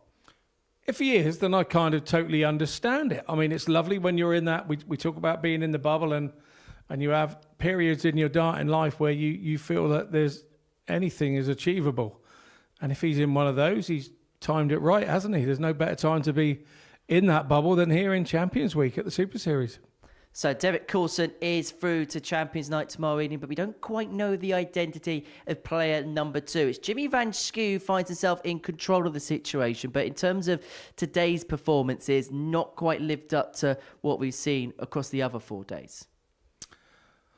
Yeah, possibly not, but I think again we're in a very different situation than he's been in on the other 4 days. It's just it's all about that learning curve. I mean, even when I come here and you get put under pressure, you're still learning. You're still learning all the time. And but I think that he knows it's in his hands now. He's got a couple of games now where he knows it's in his hands. He has Jim Long to face next, which is ironically one of those players that could be the one that dislodges him. And he's also got Paul Hogan left to play as well, who Hogan had a terrible disappointing game there in his last one, and he won't want to finish with another one of those on his birthday. So he's still got work to do, Jimmy Van Schie. There's no two ways about it. Just want to quickly talk about Neil Duff and the day that he's had today. It's felt like almost anything that could transpire against him in terms of results elsewhere has transpired against. Despite the good start, that defeat to Thomas Banks probably is the one that ends his hopes. Yeah, and there's a certain element of when you're playing here in these group stages, there is a guy on the bottom of the group, and as the day goes on, that guy at the bottom of the group becomes more dangerous because he gets fed up with losing. And it's got to the point where Thomas couldn't really promote himself. He couldn't go through. Started throwing with a bit of freedom.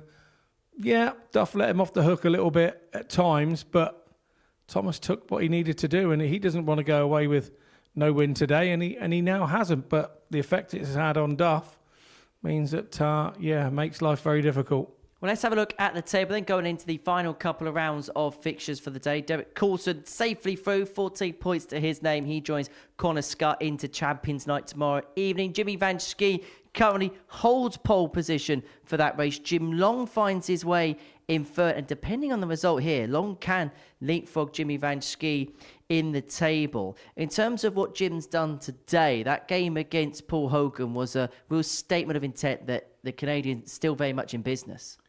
Yeah, he absolutely dominated that game, didn't he? And he knew to stay in contention. He cannot afford to make a mistake now. If he's going to get that second place, he has to win his matches. It's simple as that. The times where it hasn't quite gone his way, he's going to need a little bit of lady luck. You always do when you qualify through one of these groups. But he'll be feeling it's in his hands because he has Jimmy to play next. Well, the race for this trophy is very much intensified, and we've got a massive match coming up now between Jimmy Van Schie and Jim Long. We can actually have a look at both players warming up ahead of it. Jimmy's got this real relaxed manner about him. He plays the game as if he's playing he could play a world final, look as if he's playing in his living room. Jim Long's also got this relaxed nature about him. What do you think the key difference is going to be in this game? I think it's going to be the finishing, I think. I think both are going to be scoring well enough. It's going to be the guy that's got maybe 1 or 2 darts in his hand. Can he finish with that visit? And I think that's going to be the difference here. But you can see they're both very, very good friends. They're getting on with it. The situation is a pressure situation from what we're looking at from the outside in. But they're in their bubble and they're having a good chat there. Jack's all part of it. And it's going to be an interesting one. They both look relaxed, and when you got relaxed dart players, that's when you get good games.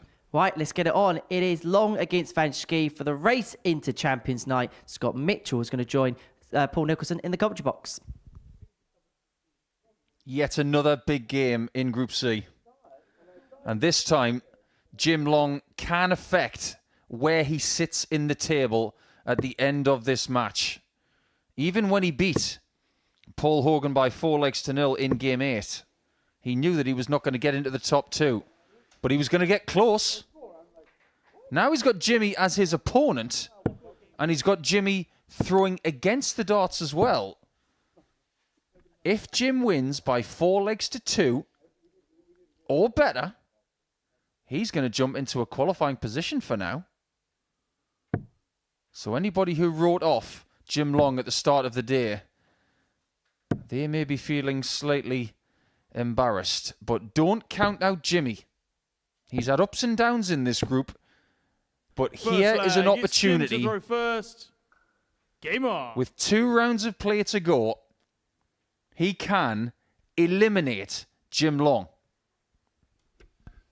That's how fine the margins are now.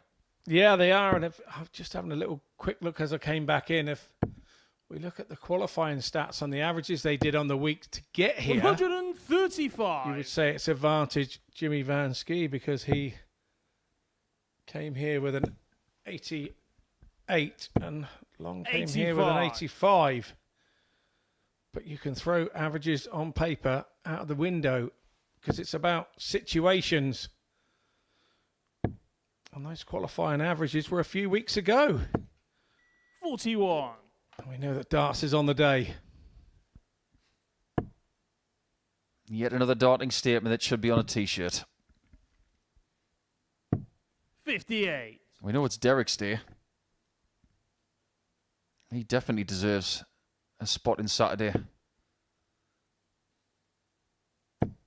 What is it about Week 12 winners having a really good Champions Week? Ask Scott Taylor. He won Week 12 and he won the series. Back-to-back winning weeks, and that's what Derek's looking to do now. 100. I think the word you're looking for is momentum. And I have to say, and I said it there in the interviews with Henry, I think, although Mr. Coulson is one of the more senior players in the group, having those couple of days off from winning last week to then having time to absorb what he'd achieved. It was a big thing for him last week. He was speechless last week in his finals night. And I think that's done him a real big favour not being in Group A.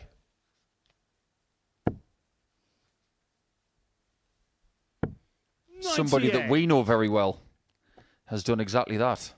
And that was Chris Mason. He won week 12 in Series 1. He qualified for Champions Night through Group C. Jimmy requires 72. Yeah, that's because he's old and he'd have been clapped out from playing all week, but that's another story. Oh, first blood, Jim Long is not going to happen right 32. here. He just missed the board. Jimmy, you require 140. That was a very, very poor second dart from Jim, and he knows it. He was trying to stay safe, wasn't he, and make sure of a nice big 16, and Jimmy unfortunately it was require too big, 40. it was outside. But 3 in hand.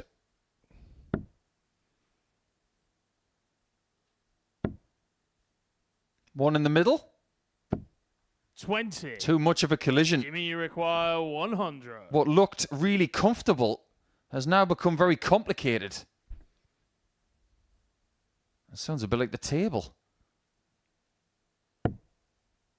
85 left. Double top. 60. That could have changed things. Jimmy required 20. Chances like that could be scarce.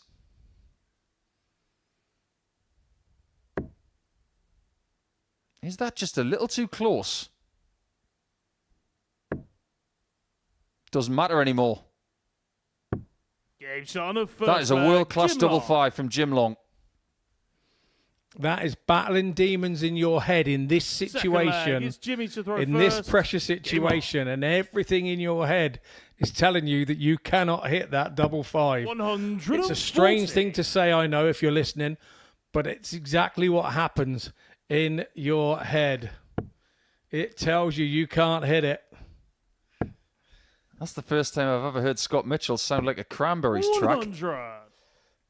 In your head. Absolutely. And if you're listening... I can't see any zombies, can you? 100. Doing the pretense that, my wife doesn't listen to me very much. So I thought I just had to add that in. But yeah. One thing I will say is if Jim Long does find his way to Champions Night, he'll be the second Canadian to do so behind Jacob Taylor. And the first Canadian who's won a week to make Champions Night. Because Jacob didn't even win a week to make it. He made the best of being the best runner-up. And based on what we've seen in this group, if Group C is going to be Coulson and Long through, we should get them T-shirts that said, Group C, making the goatee great again. 97. Jimmy require 121. This would be great. He's trying to do a Tony the Tiger. Double 14. Game shot on his second leg, Jim Long. I'm not going to do the impression of Tony the Tiger, but it deserves every single bit of it because that really was a great shot. Third leg, it's was Jim great to go indeed. first. Game on. And whatever's going on between his ears now, he's listening to it. He's playing well, and Jimmy, at the minute, has fallen off a little bit, hasn't he? 100. He hasn't had a lot of choice. I don't think Jim's allowed him to do much more, but we have these games that are 99. tight as ticks, they say, out in the country. And Jim Long is coming through this nicely in the first part of the game. 100. In the last 6 legs that Jimmy has played, he's had 3 darts at double. 98. I think he's over-concentrating, which is not allowing him to throw with the freedom that he had been previously. This is where experience and mental training can come into its 25. own. Trying too hard yields nothing. Chris Mason is a genius at talking about this very subject because he has spoken on many occasions in this place and our previous venues about how you've got to do your best but not try. It's got to be autopilot. And there's a very fine line between the two, and it's probably the finest line in darts between the not over-trying and not caring. It's a really fine line. You can find 60. yourself just up there, just Jimmy lobbing them require up there, 136. hoping they go in a nonchalant attitude. Oh, there are days that you can just put them in there without thinking, and they're the days that you're not over trying. Ironically, 136 96. is the last Jimmy checkout that Jimmy require took. 144.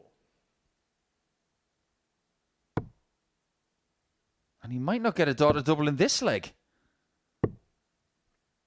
103. Things are Jimmy going wrong for require Duff in the 40. table.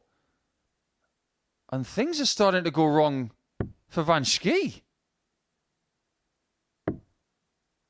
But he's just been given the kind of lifeline that Duff had in the previous game, which he could not use Jimmy to its require full 41. credit. Huge double 16. 9. Jimmy require 4. We haven't seen many reactions like that from Jimmy this week, but he knows that things are getting very, very tight. And he might just find himself in third position in about 10 minutes. No score. Jimmy thought that was going, and he was wrong. Jimmy require 32.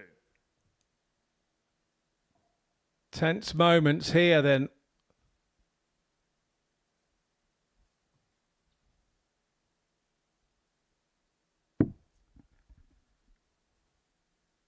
Where's the ideal angle? He thinks over the top is better. He was right. On a third leg, Jimmy Van And that's a Schie. sigh of relief for the big man. That's his first leg since game Fourth leg, 5 it's of the Jimmy day. to throw first. Game on. And by the looks of it, Jim Long needs a chiropractor. Did you say somebody needs a tractor? 100. I was there. I'm that there. was too quick, Scott. That's a good name for a chiropractor, isn't it? Did somebody need a tractor? 140. We could have a bit of fun with that. If this was a maths class, does somebody need a protractor? 40. So all the luck that Jimmy had in that last leg, he now has none at all in the opening periods of this next one. 59. Neil Duff is still in with a shout of getting to the top 2. But the bad news for him is he's got Coulson next. 121. And I can't envisage Coulson slowing down. Absolutely not. He's on Champions Week. Saturday night. 58. La La Land mode, isn't he? He is now so relaxed that he will be throwing with some certain amount of freedom for the rest of the day. I wonder which part of La La Land Derek Coulson is in. Has he got his hands in his pockets like Ryan Gosling, dancing in a suit with Emma Stone? Or is he just solemnly sitting at a 60. piano Jimmy wondering require about what's next? 140. Well, what is next for Jimmy Van Schie? At least this time, he's got 6 darts for a checkout. 92. And he's very much back in this match, having broken Jim Long with that scruffy leg from Jim. 100. He now holds Jimmy his own require throw here. 48. Jimmy, and he is back with a bit of momentum. Games on the fourth leg, Jimmy Van I'm not going to Schie. say control, but definitely with a bit of momentum within this game, and there's a bit to go. Fifth leg, it's Jim to throw first. Game on. The closer this game is, the better it is for Jimmy, in my opinion. Because now, if he was to win 4-3 or 4-2, 81. Jimmy would find himself in the best possible situation. But if Jim wins a tight 97. match, that's good news for Duff. It's good news for Jim. And it's good news for us because we get more drama. 140.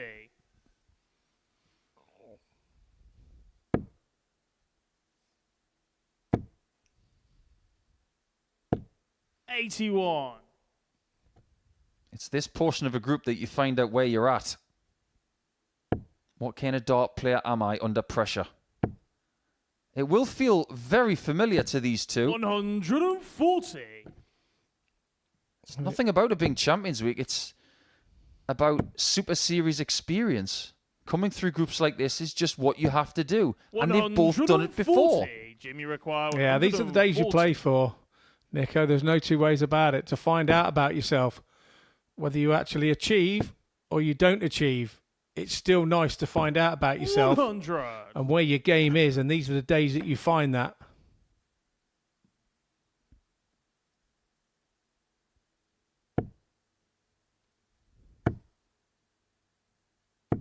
$135. Jimmy require 40. Sometimes words don't describe just how important things are. And we both know he hasn't been particularly Game shot on the proficient fifth on leg, this Jim tops. Long. He is this time round, but he hasn't been today. Sixth leg, it's Jimmy to throw first. Game on. Jim could have won this game by now. He's had 14 darts at a double compared to Jimmy's 6. 92. Long gets one more leg. Things are about as interesting as they could possibly be in the middle of the table. 100. This will feel very familiar for Jimmy. In the previous Champions Week, 60. he missed out by a very small margin of making the Champions Night via Group B. Getting to Saturday night is not easy. And the one thing we found out this week is that if you want to get there with games to spare, you've got to play to the level of Scott and Coulson, which is a very high level. 60. Well above 90. Well above 92, 93. That's what you need to do this week.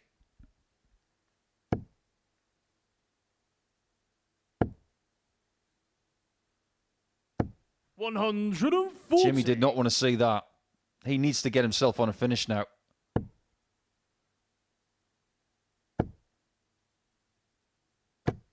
$100. He knew it. Jimmy And he doesn't get there. 161. Jim Long is 161 points away from being back in the top 2.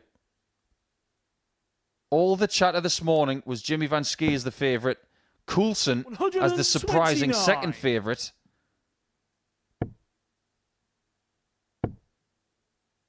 Double 16 will give Jim the Jimmy provisional required lead. 32.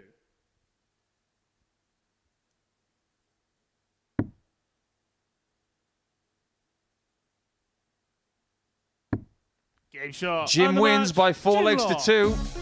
And he jumps Jimmy Van Schie, which literally is a very, very hard thing to do. Figuratively, he's done it in the table. And he's now leading Jimmy by 1 leg in that table. They've got the same amount of points. But if you think this is all over, think again. They've only got 1 game left, those two. But that battle was fascinating. And it's won by the Canadian on this occasion. And when we come back, it's all over to the Duff man. He's got the tall task of trying to take out the person at the top of the table.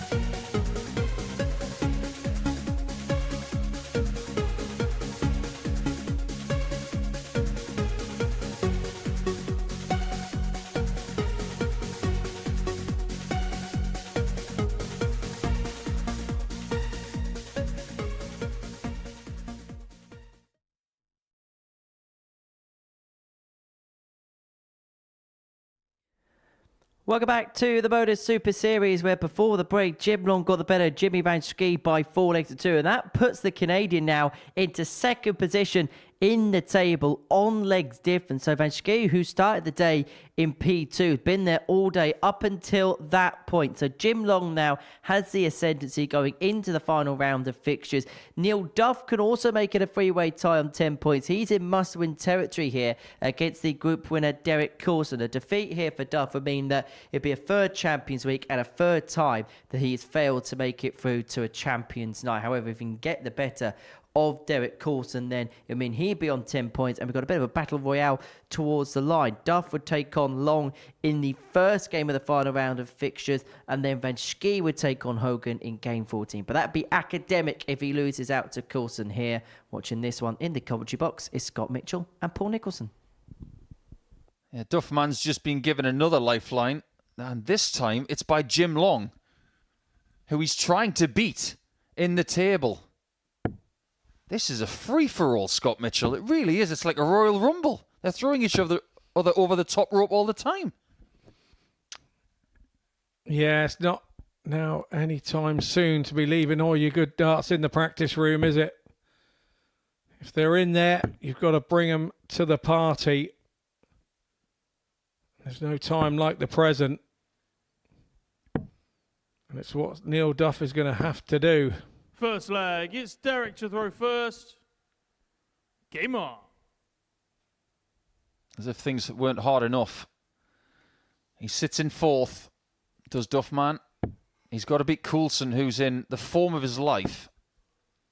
And he still has to do it against the throat. 91.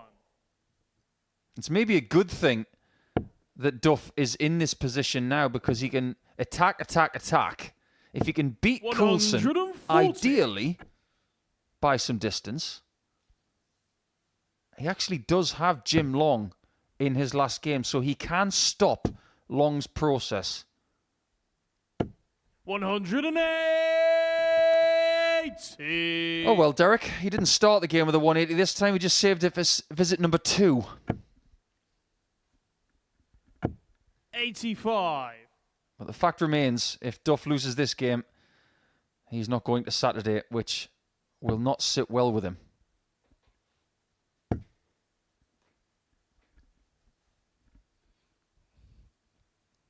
No, it won't, 60. and it will make him very angry for next week as well. He's defending next week. 140. When he comes here, Derek, you require 170. he expects to be the last person standing at the end of every week he plays.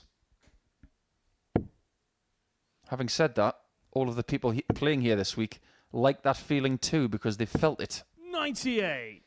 Neil, you require 136. And I think he's earned the right for that statement as well, to be fair.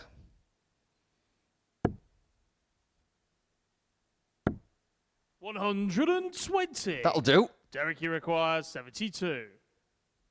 Far too many times over the last few days, Neil has been relying on someone missing for him to get a chance. 32. Neil, you require 16. He can't afford to miss shots like this. Game shot on the first leg, Neil Duff. That's a good job he didn't. There's the break of throw. Ideal start Second for Neil. leg, it's Neil to throw first. Game on. He's got a menacing look about him right now. That leg 59. difference is still pretty cataclysmic at -7. But if he joins Long and Van Schie on 10 points... 135. He's not going to be caught by Paul Hogan in the next match when he plays against Banks. 180. A win for Duff will take things to the very last round, and there will be 3, possibly 4 players who can still get that second 100. spot.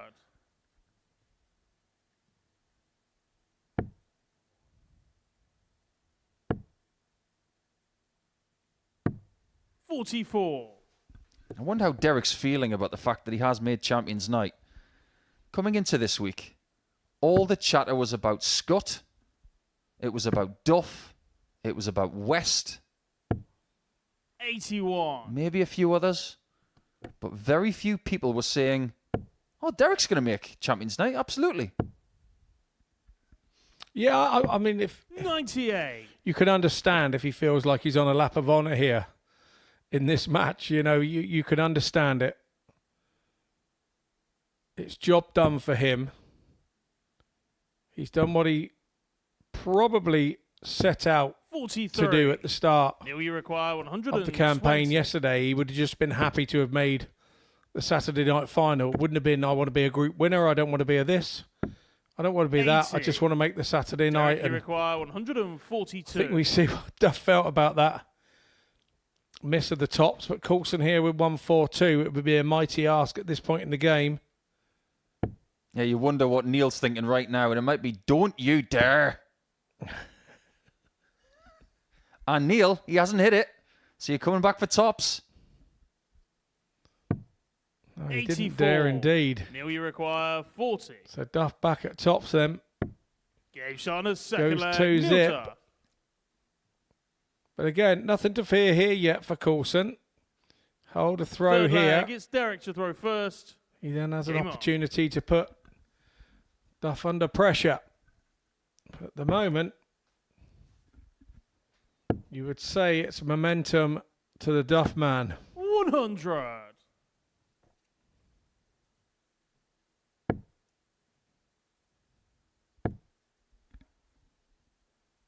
So far, we've got 100. 2 English players into the Champions Night. On the very first Champions Night, Group 1 consisted of all English players. Daryl Pilgrim, who won both of his matches in the group. 45. Graham Usher, who won Group A that week. And Lee Evans. Group 2, all English again. 100. Josh Payne, Conan Whitehead and Chris Mason. And it was Whitehead who would go on to win the whole thing. So all English so far is mirroring 93. what we saw in the very first series just under 2 years ago.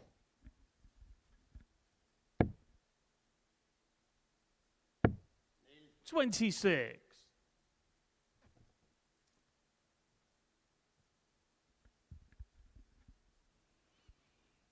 Things are a bit more cosmopolitan in the next series final. We had local boy Scott Walters in the final. 180. Looks like Derek Coulson is starting to warm up in this match. 105. Derek, you require 83. He'll feel warmed up if he knocks this 83 out. Doesn't have to go 16 for ball. Duff back on 170. He is going to go 16 for ball. Game Sean a third When you hit the leg, bullseye Derek like that, Coulson. why wouldn't you? Ultimate sign of respect, that. He did not want to give Duff a chance at Fourth 170, leg, and it's I Neil to applaud throw it. First. Game on. Close them out before they even get a sniff. Here's a bit of a teaser for everybody in our 85. YouTube chat, by the way. There's something that the Champions Nights in Series 1 and Series 2 have in common. I wonder if you guys out there want to have a stab 91. as to what it is. If you get it, I'll be incredibly impressed. 140. Just have a little think to yourselves what it could possibly be. Because you've got 6 players in a Champions Night. 3 players in Group 1, 3 players in Group 2. 140. Wherever you fall, it doesn't really matter. We do know, however, that Connor Scott is going to be in Group 1 and he will be the first to play come tomorrow night. 100. But to answer the question, the one thing that Series 1 finals and Series 2 finals have got in common is that all of the people who contested the championship game all finished second in their Saturday night group. 60. Thus proving that you don't need to be the person in position 1 in a group 85. at all to still be the champion.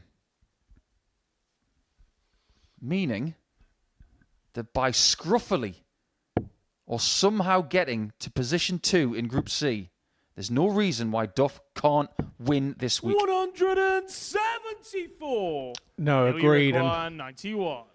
just as we cut back to the game there, that 174 from Coulson puts this 91 of Duff right under the cosh, but he usually finds a way.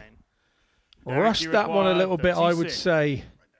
That last start at double 16, and Coulson now double 18. There's only one place closer than that, and that's in, so he goes across to double 9. 27. How many Here we require opportunities 32. is Duff going to get? Because I've run out of fingers.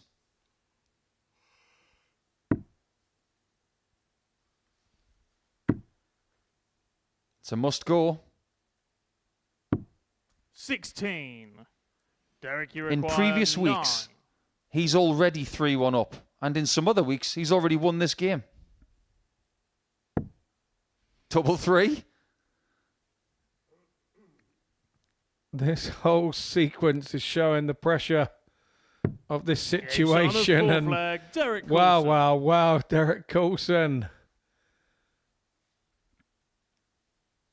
5th flag. It's Derek to throw first. Game on. Think about it this way. And then I'll be interested to hear your thoughts on this, Scott. If somebody buys you a box of chocolates, what flavour is treble 1 double 3? 100. Probably the one that nobody likes. Yeah, I get what you're saying. I was just about to 100. say some after 8s or something would have been nicer, because I do prefer the minty flavour. But yes, I do understand. It is the Turkish delight that's left in the back corner of the box, isn't it? On the bottom tray. 140. No, it's left in the top tray, and you keep lifting the top tray up and leaving it in there, Exactly. going for the bottom tray. So, That's yeah. exactly what it is.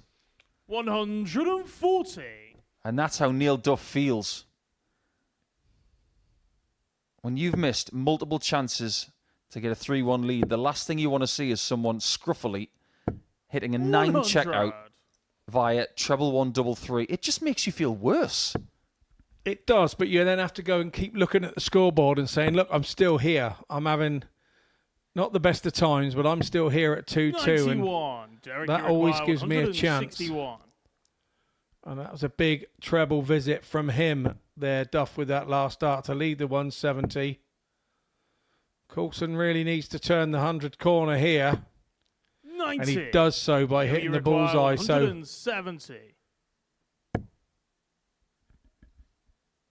This game's changing. Had Duff hit that double 16, 46. Derek, you require he'd be 71. 3-1 up with a chance of 4-1. Now he's staring 3-2 down in the face. Game shot That's on the what's 5th happened. flag, Derek Coulson. And that leg difference of Duff, it keeps staring us in the face. It's currently, in a live sense, -8. 6th flag. It's And Neil to 10 throw first. legs difference Game on. between him and someone named Jim Long. That is not good enough 81. when there's only 5 matches left.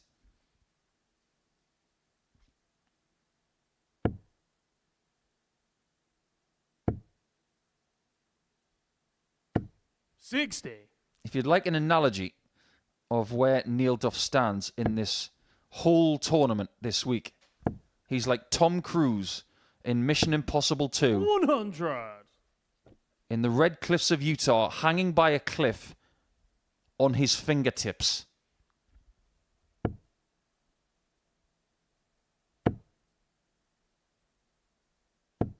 $100. and he's saying to himself here, just hold on. Just hold on. Believe in your throw.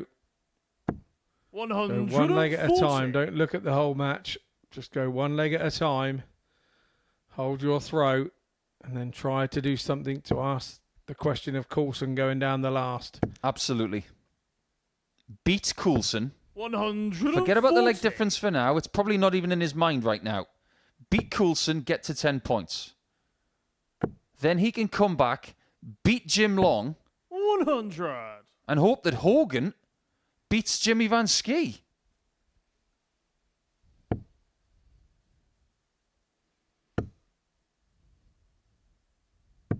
$177. This is now a He'll must require get. 80. He's out of lives. It's got to go, Neil. 40. Derek, you require 24. Has Neil Duff run out of time?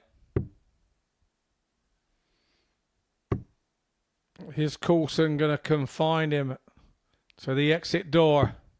No score. Not on Neil, you this require occasion. 40. Duff once again escapes. RSVP. Yes. Shot on a 6th leg. Neil Duff. Neil Duff somehow is still in the running. 7th and final leg. It's Derek to throw That first. can be put down to a certain amount of respect from the opposition that he is playing. I have to say that. It's a very different game to yesterday. Coulson won by 4 legs to 0 and comfortably. Only restricted Duff to 3 darts at a double. Today, 140. both of them have had double-digit darts at double. It's all about the now. A one-leg shootout to stay alive or gone. 45. Chance for Duff. Yeah, that has to go down as a slip from Coulson. 123. Duff takes full advantage. Just when you thought he hit the treble one and you would be stood there as a player thinking, I've kind of got away with this. He's going to hit 83 and he didn't. He hit 123. 100. Sometimes the words don't describe the tension out there. 43. And that is exactly what Neil did not want. He hands the destiny of this game back to Derek.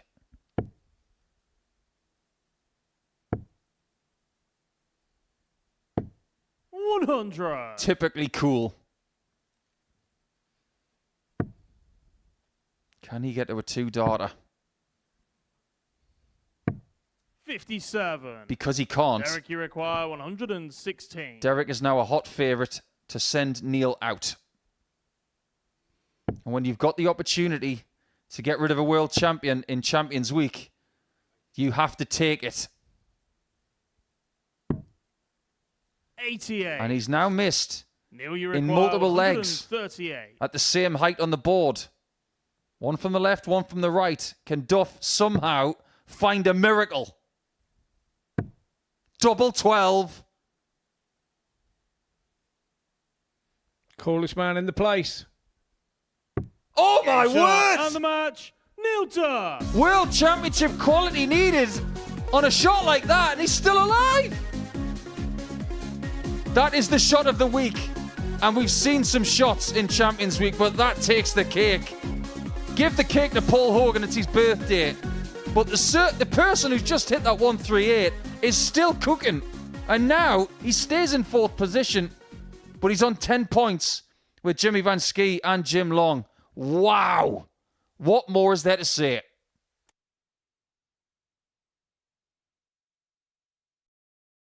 Welcome to the party in Portsmouth here at the Modus Liveline. They've both got the talent where they can just reel off leg after leg and dish out a heavy defeat. And what a way to start the day. We're up and running here on Champions Week with a maximum. Well, what a way to finish. A 12-dart leg. Beautiful check out there from Cam Crabtree.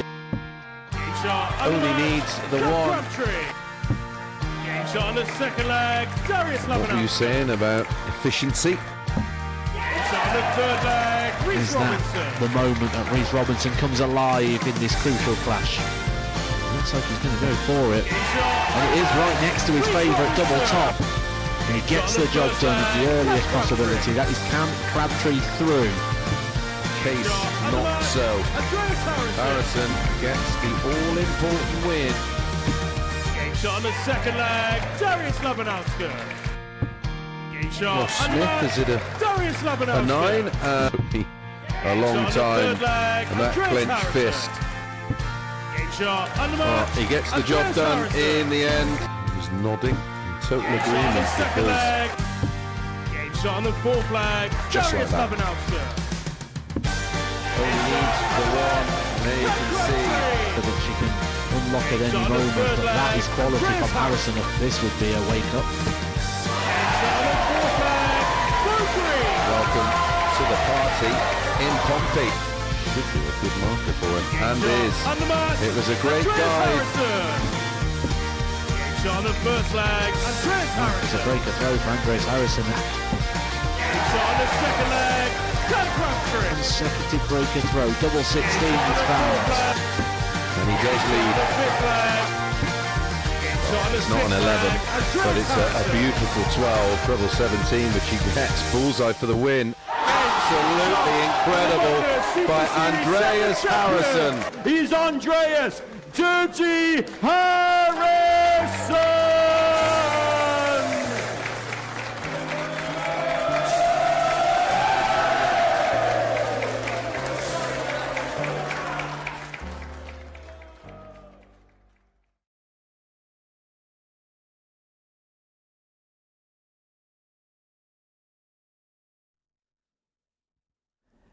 Welcome back to the Modus Super Series. This is all of us at the back of the building. Before the break, Neil Duff showed the darts of a world champion. A 1-3-8 to seal the deal. A 4-3 success against Derek Coulson to keep his hopes alive.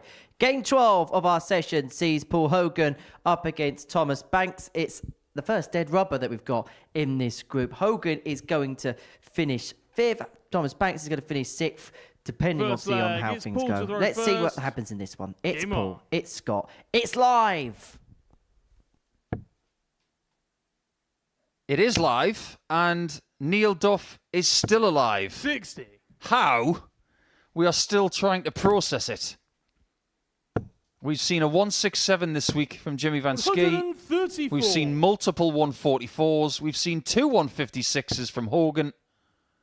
But take all of that, and you can crush it and throw it out the window 85. because nothing comes close to that 138 from Duff. That was the quintessential lifesaver.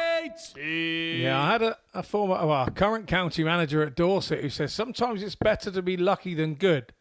But if you're lucky and good, 66. that's better than all of it. And that's exactly what Duff has been today. He's ridden his luck, but when he's been asked the question, wow, that 138 was very 57.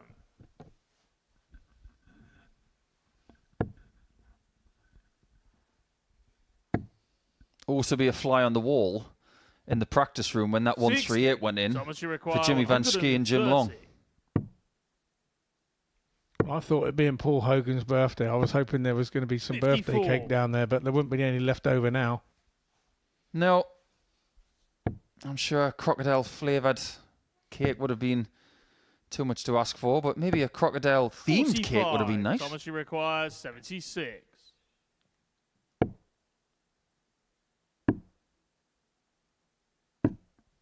Well, there was a good line on that shot for Bulldog, but didn't quite get the weight of dart. I'm sure he's going to celebrate this evening when he goes back to Basingstoke, but requires 16. I think after this series is finished, he'll be very happy that he's made Champions Week, but ultimately very disappointed today not to get any wins. And he might walk away winless if he doesn't peg back Mr. Banks. Second leg, it's Thomas to throw first. Game on. 60.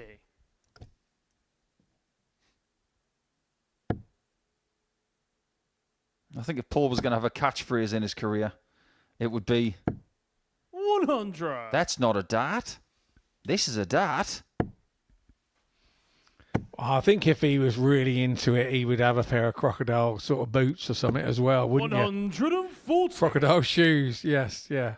Yeah, get somebody to come in at the end of this game and just give him a shoebox with his birthday present, which is a pair of crocodile shoes. 60. Wouldn't be the worst walk-on track by Jimmy Neal. Only those in the northeast would understand it, but yeah, that'd be a nice little walk-on track.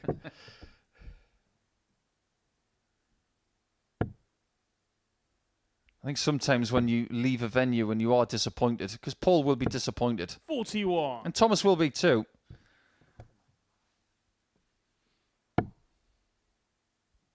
At least it's not that far to get home, where you can be around the people that care about you and can hold you back up for the next few days before your next challenge.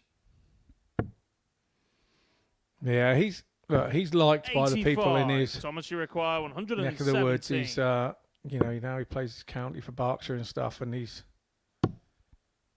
very loyal and makes every game. 93. It's lovely being a darting superstar, but it's also nice to be nice. And that's exactly what Hoagie is. He has his 5 minutes after the game where you don't approach him. We're all the same. But after that, he generally sees the funny side to it. 2 6s for Banks. No score. And he's low on a double again, and that has 82. been something that's happened twice today already. I was just about to say the same thing. It's something he's going to have to try and eradicate from his game.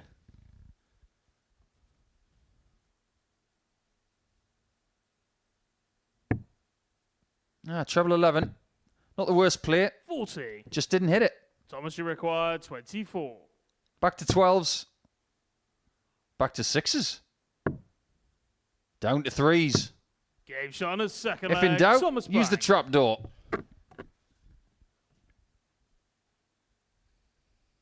Third leg, it's Paul to throw Well, maybe those first. dart flights are flavoured. Maybe that's why he changed them. They might be raspberry flavoured. There's an idea. Raspberry flavoured 100. flights. Don't, because it's going to happen now. 128. Do you remember the scratch and sniff T-shirts from back in the day when we were youths? Yes, I do remember that. 123. Well, the one person in darts history who was synonymous with chewing on the flights was Philip Douglas Taylor. 94. That was a tell of his, apparently, because when he did that, he was ruffled. Hand on heart, I never saw him do it. Because when I played him, I never looked at him. Hand on heart, I've never seen him do it because he obviously would have done it behind my back. So he was very clever. He didn't let you know that he was feeling it at the time you needed to know it. Require 157. And that's what you got to do. Don't show weakness. And if you feel it, 43. and have to exude it, do it where your opponent can't see it. 96. Paulie require 114. This game does have the air of 2 eliminated players. 94. Thomas, you require 88.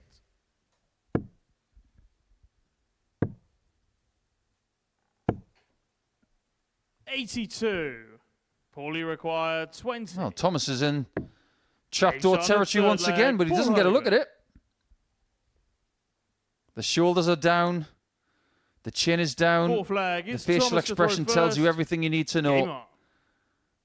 Merely participating in Champions Week is not enough for some people. 95. Dreams get crushed in as little as 28 hours. After yesterday, when he picked up 6 points, he was probably feeling very good about his chances come 1 o'clock this afternoon. Yeah, absolutely. And I have to say, I remember 41. Mace saying something along the lines of it's a game of opportunity, but 9 times out of 10 it will always break your heart. And it's how many times you can handle your heart being 95. broken to how many times you handle that 1 out of 10 when it's just the best game in 42. the world. And that's an invaluable lesson we can teach young Thomas. Because you're not going to win everything. 55. If you can win 10% of the tournaments you enter 60. as a dart player, you will be a Hall of Famer.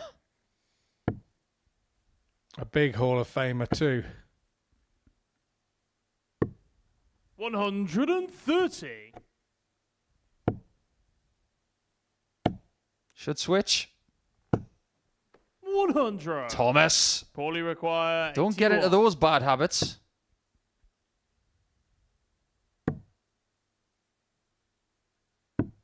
$49. Almost a good habit, that one. Recovering after a bad first dart.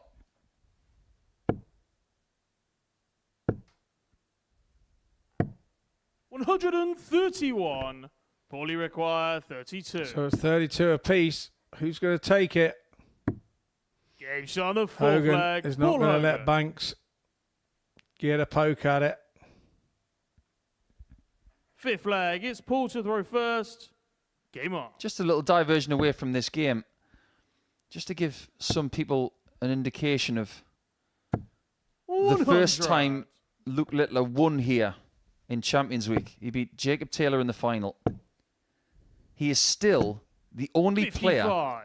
to have won Group A and won the title in Champions Week.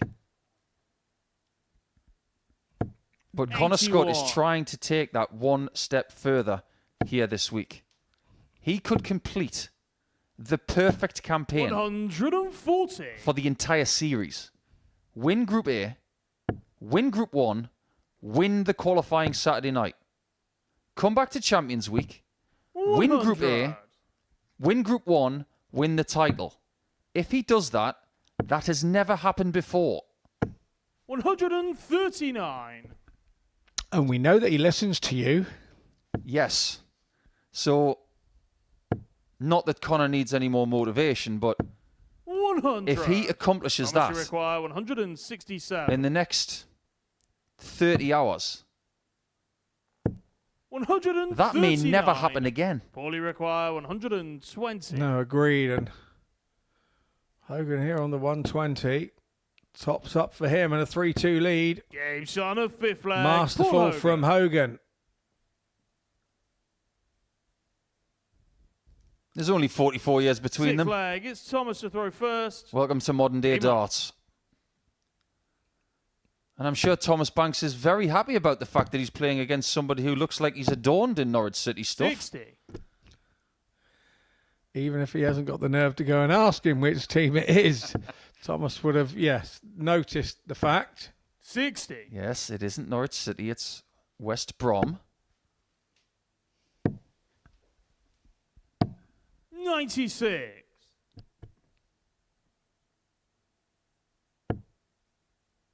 There's a hush over the live lounge in Portsmouth at the minute. It's almost 140. the anticipation of what's going to happen next. And I'm almost glad that we've got this 60. game that won't affect the table. Because after that 138 from Duff, we all need to understand just how incredible that shot was. 81. But it only matters if he qualifies. By beating Jim Long next. And hoping 45. that Paul Hogan turns up against Jimmy Van Schie. The permutations will be very clear at the end of game 13, which is next. 100. And Hogan could double up here on 120s. If he hits it, it will be his last shot in Champions Week, and it will be his third 70. Shanghai on 20s Poorly this week. require 120. Double top to double down. 100. Thomas, you require 170. This is one of the things we haven't actually seen this week yet. 145. And we almost did. Poorly required. We're all here going, go on, you will. Game shot. And Paul the match, Hogan has. Paul Hogan. And he gets his first win of the day. He has got one more game to play. And it is a very, very important match indeed when he plays Jimmy Van Schie in game number 14. We'll get to that in due course. But as you can see, Paul Hogan with a very steady display on the scoring. His doubles percentage was exceptional, and he puts pay to Banks' challenge in round number 4. So when we come back, it's Duffman once again, and he's up against Jim Long. They are both vying for that second spot.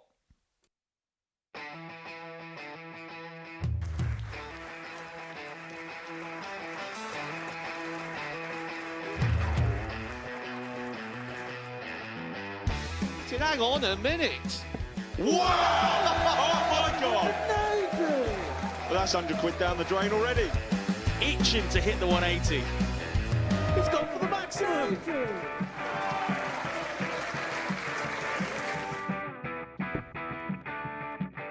18 for the bull. Bull. 53. No, he said bull. That's a great first start from Adam. Oh, look at this. He's going to leave Schie. Oh, can you believe it? That is unbelievable.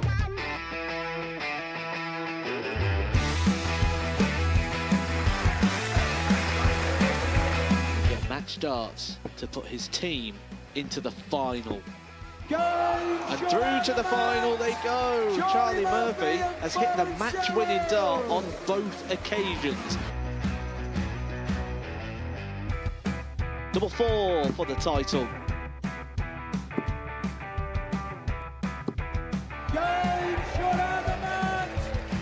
Please show your appreciation for the winner of the Influencer Pairs event, George Schie and Adam Lipscomb.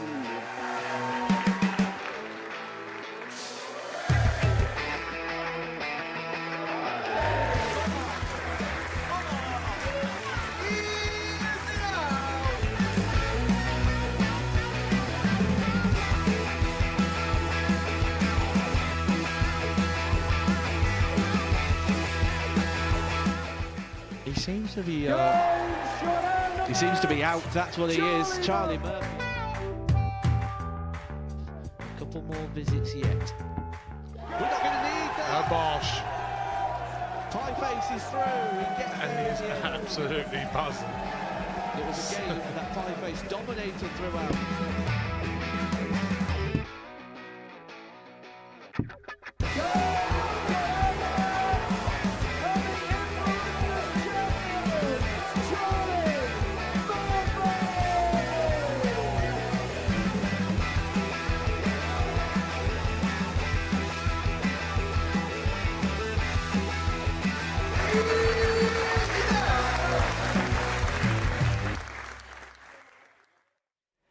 Welcome back to the Modus Super Series, where we're getting down to the crunch here in Group C on Championship Friday here at the Live Lounge in Portsmouth. In the previous round of fixtures, Neil Duff had his back against the wall. He was tied at 3-3 against Derek Coulson, and they took out the finish of a world champion.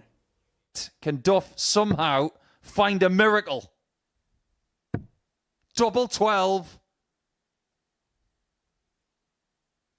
Coolest man in the place. Oh my word! And the match, Neil Duff. World Championship quality needed on a shot like that, and he's still alive. That is the shot of the week. So that 4-3 win for Neil Duff keeps him in contention, and his game against Jim Long in match 13 is effectively a straight shootout. The loser of that one will be eliminated. The winner will put themselves in a good position ahead of Jimmy Van Schie's game against Paul Hogan in match 14. This is how the table looks then going into the final round's worth of fixtures. Derek Coulson, he's been safely through pretty much for the most part of the day. Long, Van Schie and Duff all on 10. The winner of this game will move on to 12 points. The loser will be eliminated. And then they'll be looking at that Jimmy Van Schie match in game 14 up against Paul Hogan. So it is win and wait for the victor of this one as Long takes on Duff. And in the commentary box for this one, it is Scott Mitchell and Paul Nicholson. One more round of play in Group C then. And when it all comes down to the final round, things are always exciting. And the fact that it is Champions Week makes it even more exciting. If this was week 7, week 2, week 5, something like that, it would be great. But this is Champions Week. Whoever loses this game is not coming back tomorrow. Knockout darts is always great. First but this is knockout darts with a twist. Game on. This is like Simone Biles at darts. Stick in 3 somersaults and a twist, because whoever wins has a chance of qualifying. 55. They aren't even guaranteed it.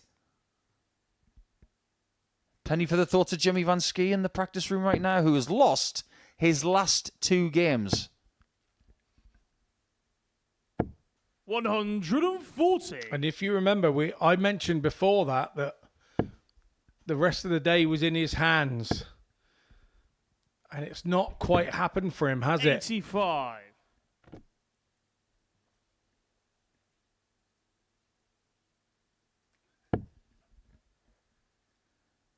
And if there is an ideal result for Jimmy Van Schie, 140. I think it is a Duff victory. Because of the leg difference, Duff is -6. 108. If he wins by any scoreline, Jimmy Van Schie, all he's got to do is beat Hogan. It's as simple as that. Oh, yeah, all he's got to do. I know what you're saying. 45. A lot easier. A lot easier than it sounds. But there is a really big problem if Jim Long dominates this game. 90. Long could get to 12 points. And if he wins 4-0, he goes to +6. Jimmy can't catch that. 85. Neil, you require 91. 91 apiece. And at the minute, Duffman's probably thinking there's nothing I can't do. 71. He can't do that. Jimmy require 91. So, is it going to be same route for Long? Yes, it is. Backs himself to hit the treble. Went 51. Neil, you required for 20. the double. As we've seen previous. Game shot on the Duffman, first leg. double Neil 10. Duff. Opening leg. To Neil Duff. Second leg is Jim Hold to the throw throw. first. So no Game panic on. yet for Jim Long. He'll understand the game. He's been around long enough. One thing's for sure, and I said this on Wednesday, at the end of Group A, is it an omen that Neil Duff finished 4th? Because in the previous series, 140. Andreas Harrison finished 4th in Group A. Went on to win the title.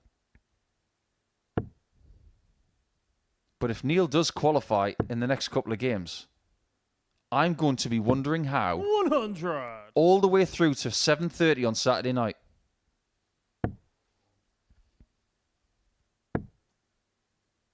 Not right now. He doesn't need that kind of stuff. 25. He may be flagging a little bit. And if he is, the adrenaline's got to scrape him across the line somehow. Yeah, and after the 140 to open up this leg, that will be a disappointing visit. 100. Indeed.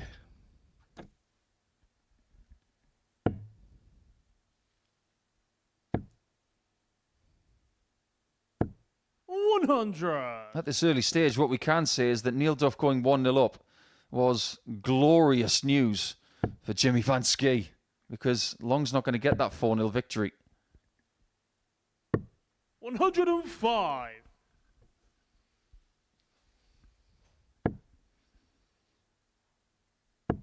We can delve deep into legs 1. 94. Jimmy And requires other 96. separating metrics. But we've got to look at this game in its entirety to give it the respect it deserves. And now we look at 56. shots like this with Neil, fresh you require eyes. 142. But darts like that have got to be eradicated. He's had many of them in this second leg. 45. Jimmy require 40. So long for tops then to level us up at 1-1.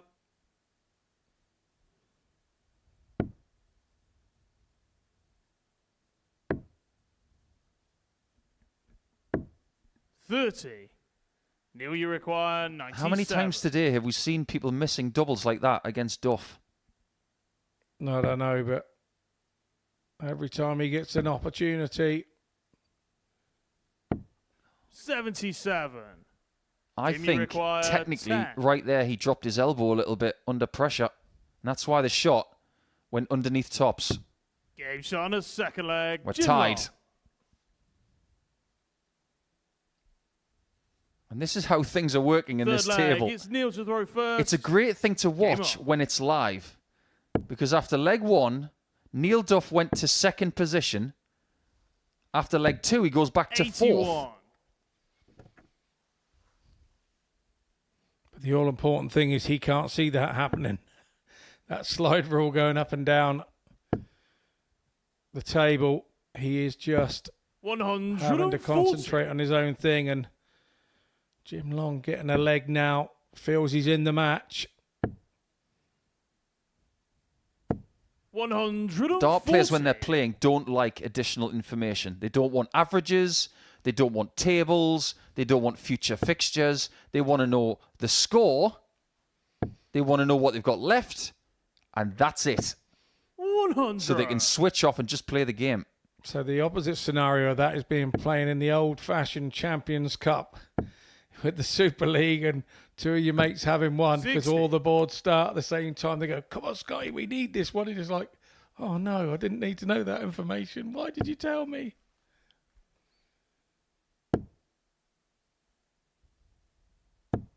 $100. Who's got the upper hand here? Seems like Neil has refound his range. 140. That is brilliant. Jimmy require 161. 140s have been very, very good in this game.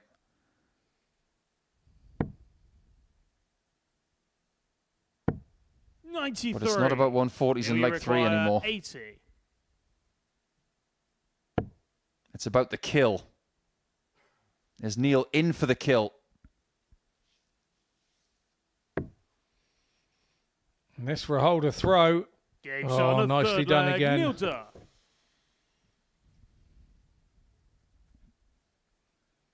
Fourth flag. It's Somebody Jim to throw tell me what first. this guy is made Game of. on. Because there's got to be some granite in there. This game is played with a metal called 95. tungsten, which is one of the hardest metals on the planet. And I'm starting to think that Neil's bloodstream has actually got a lot of tungsten in it. 100. Lesser players today would have wilted. And he has stuck to his task all day long. He's going to be exhausted no matter what happens at the end of this. No, 100. highly agree with that.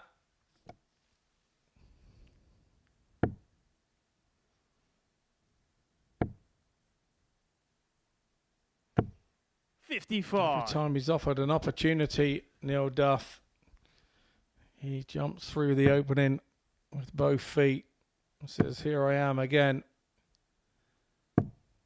171. That is wonderful from Long. Really, really wonderful. Because he knows that Duff can't leave a finish from 3-4-6. But at no point this week 60. Jimmy require has Neil done anything the 135. easy way. Literally nothing the easy way.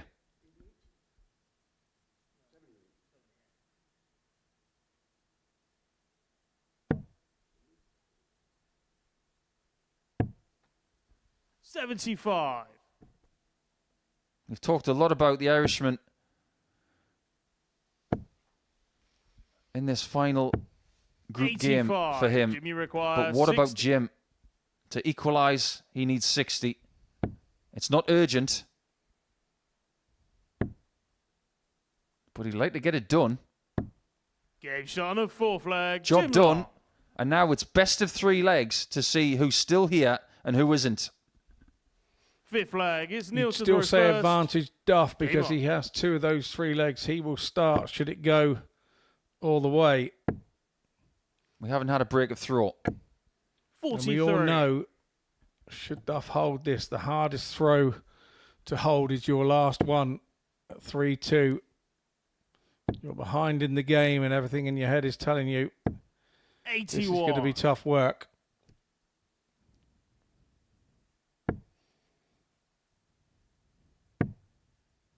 It just goes to show how seasoned these guys are 80. and how prepared they are. Because under this pressure, they are exuding about as much sweat as a North African scorpion. 140. There is the old saying, pressure's for tyres.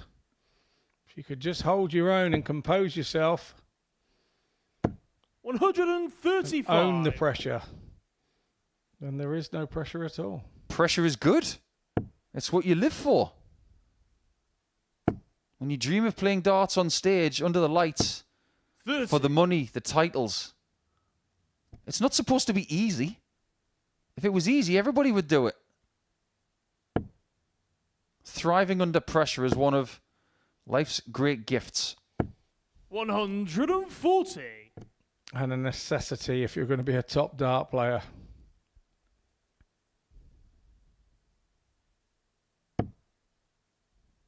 These guys have won great sums of money in their careers. 100. Neil, you require 103. Whereas greed can be seen as a sin, it's actually a good motivator in a gladiatorial sport like darts. 43. Jim, you require 150. Game-changing shot potentially. Not for long.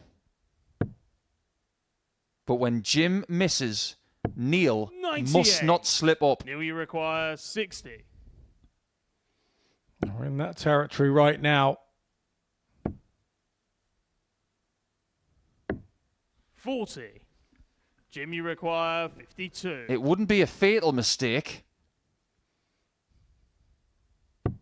but it could lead to a fatal situation.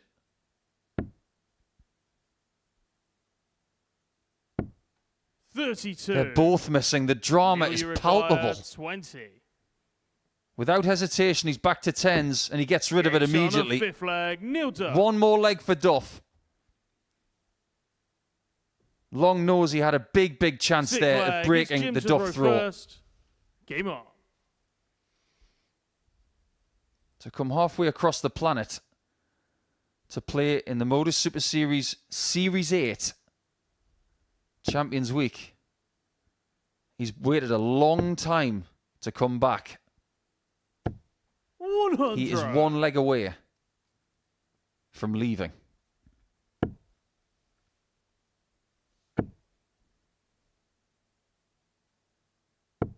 $60.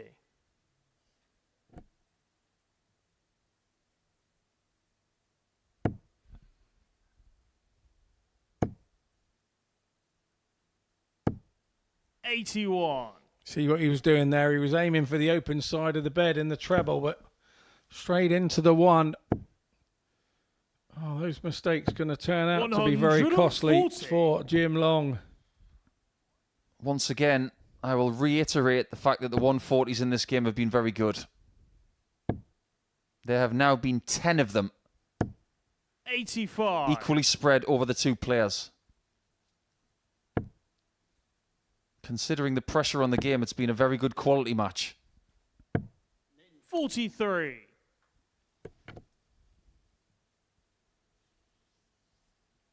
How much has Duff got left in the tank? Because of the two players, he's got to be the one that is flagging the most. He's playing day 5. Long is only playing day 2. But he might be playing under a little bit of jet lag. So that's where they might meet in the middle.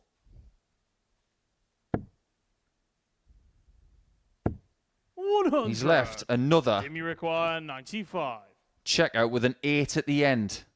Just like the end of his previous match. Does he get a look at it?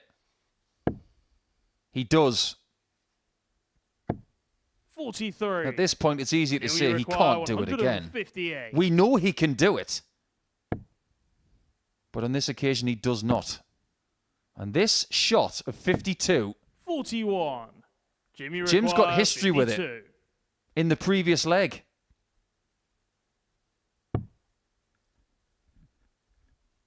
He only gets one dart at double. 32. Could be curtains Neil, you require 170. for Gentleman Jim. He missed the big number on the throw before as well, didn't he? That was 2 big numbers in a row that went begging. Treble 19. 45. Jim, you require 20. Who needs a weight loss plan when you've got this stress in the building? We are burning calories at a metabolic rate. Just watching the darts. And watching them hit as well. We're going to a one-leg shootout between Long and Duff. 7th and final leg. It's Neil to throw Strap first. yourselves in. Game on. You're just wanting 115 dart holder throw here, aren't you, to force Long into a 12 dart leg that 95. on the last couple of legs looks highly unlikely. Imagine if you're a dart player watching this right now. What would be your thought process coming into this pressure situation? Stick to your rhythm. 60. And believe. It's as simple as that. Keep it simple. Yeah, try and make light of the situation would be, while everybody else around you is all tense, nervous, headache, I would try to make light of the situation and allow myself to relax and throw in a manner that I'm used to. And little things like this are dropping darts. It's all a little bit tense, nervous, headache. 100. Still advantage Duff.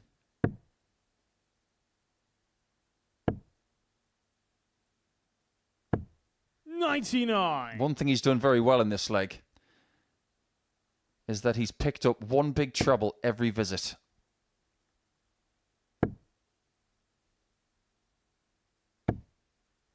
Jim hasn't. It's not just advantage Duff anymore. It's advantage in capitals. And he is weighing right in. Those 2 trebles like daggers to the heart of Jim Long. He needs a maximum. 100. He hasn't got one Neil, you in this require game. 70. And the only thing he might be getting is the loss. Because Neil Duff is still alive. Neil Duff. Yet again, he wins by 4 legs to 3. He beat Coulson with the 138. He takes out 70, and now he has to wait to see if he's done enough. He's done everything he can. He's got a leg difference of -5, and he's in second position. But he has dispatched Jim Long, who leaves with Thomas Banks and Paul Hogan, and it's now down to Jimmy Van Schie, who plays Hogan next. If Jimmy wins, he is going to go to second position and he will qualify. Do not miss the next game.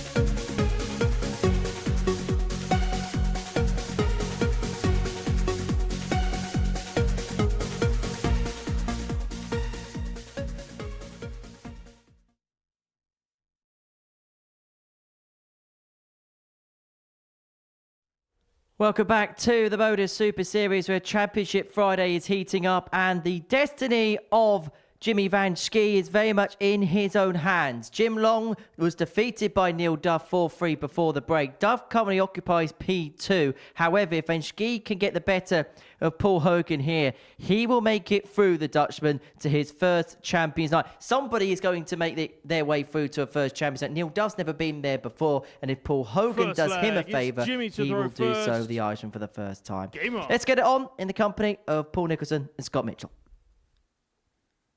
It is very simple, and with all due respect to Paul Hogan on his 61st birthday, this game is all about Jimmy.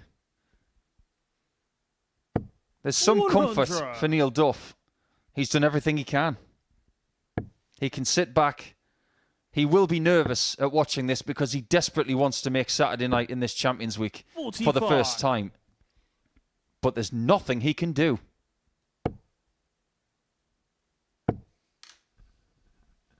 For me, is that game against Thomas Banks going to bite him on the backside today? 60. We knew that Thomas was going to cause a little bit of trouble along the way. That game that you just referenced, game 9, Duff lost by 4-2 against Banks, and at that point, you and I looked at each other, Scott, and we thought, well, that's that then. But since then, Duff has found some resilience from the bottom of the ocean. Jimmy, you require 130. A bit of resilience, a bit of luck. Sixes. What a start from Jimmy Van Schie. 12 darter, and he completely eliminated Paul Hogan in that first leg. Game on. I would have been running to the board. Yes, I'll repeat that. I would have been running to the board in case that other treble 20 fell out and I'd hit the double 6.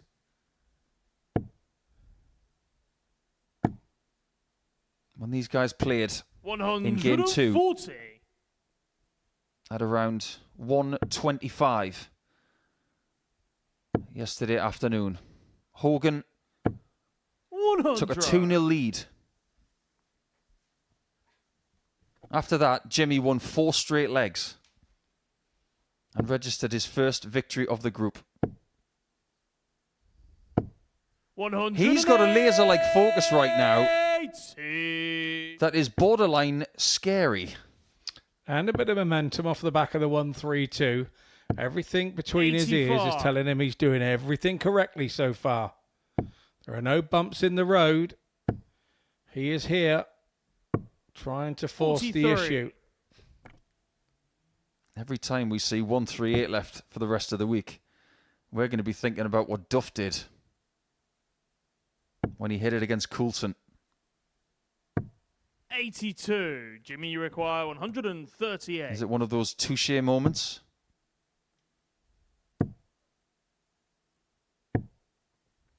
That'll work. Paulie require 134. He's getting to the double very quickly.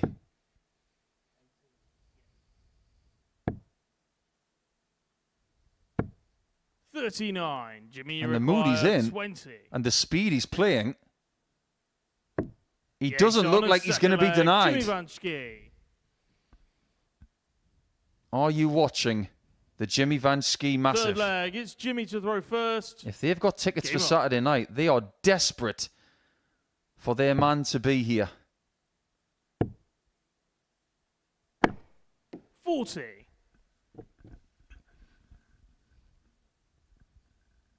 He's shown about as much emotion as a raindrop in the first couple of legs and into leg 3 here.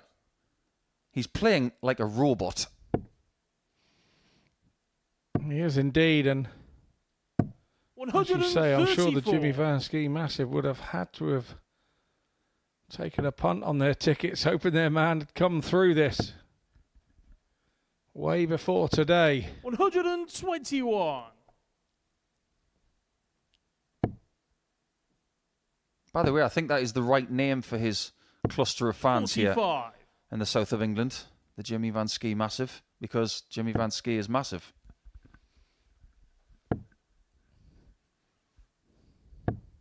125. Who would you rather be right now? Would you have the game in your hands, like Jimmy has? Or would you rather be sitting back, like Neil Duff is, waiting for things to happen? 180. Paul, you require 155. Some people think it's better to have the control.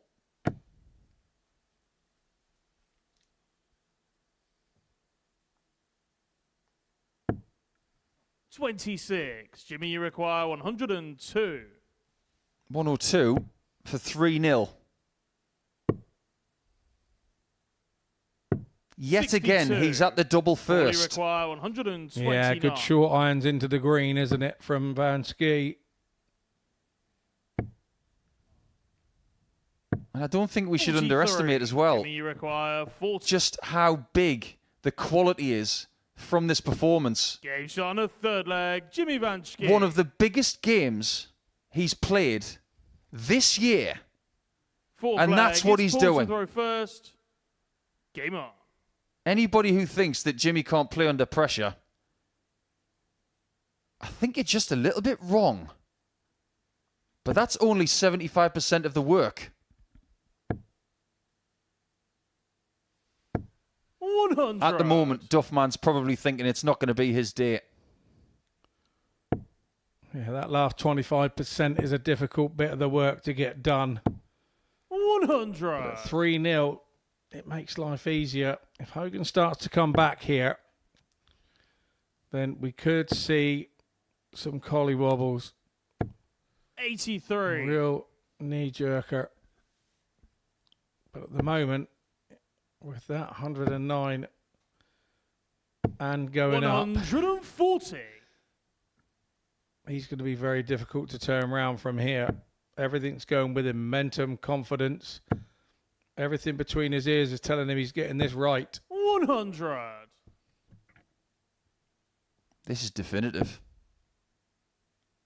He had his best performance of the entire week in his fifth game yesterday, beating Duff with 104.05. And he has got a knack of making it through Group C. 44. His first visit to a Saturday night was via Group C by the finest of margins. And on that occasion, he was in Duff's shoes. He had to wait for the right result. 68. At least this time he can affect it. Last time, or when he first won a title to make it to Saturday night, he didn't have control. 41. And this is his first opportunity of punctuating what is an irresistible performance.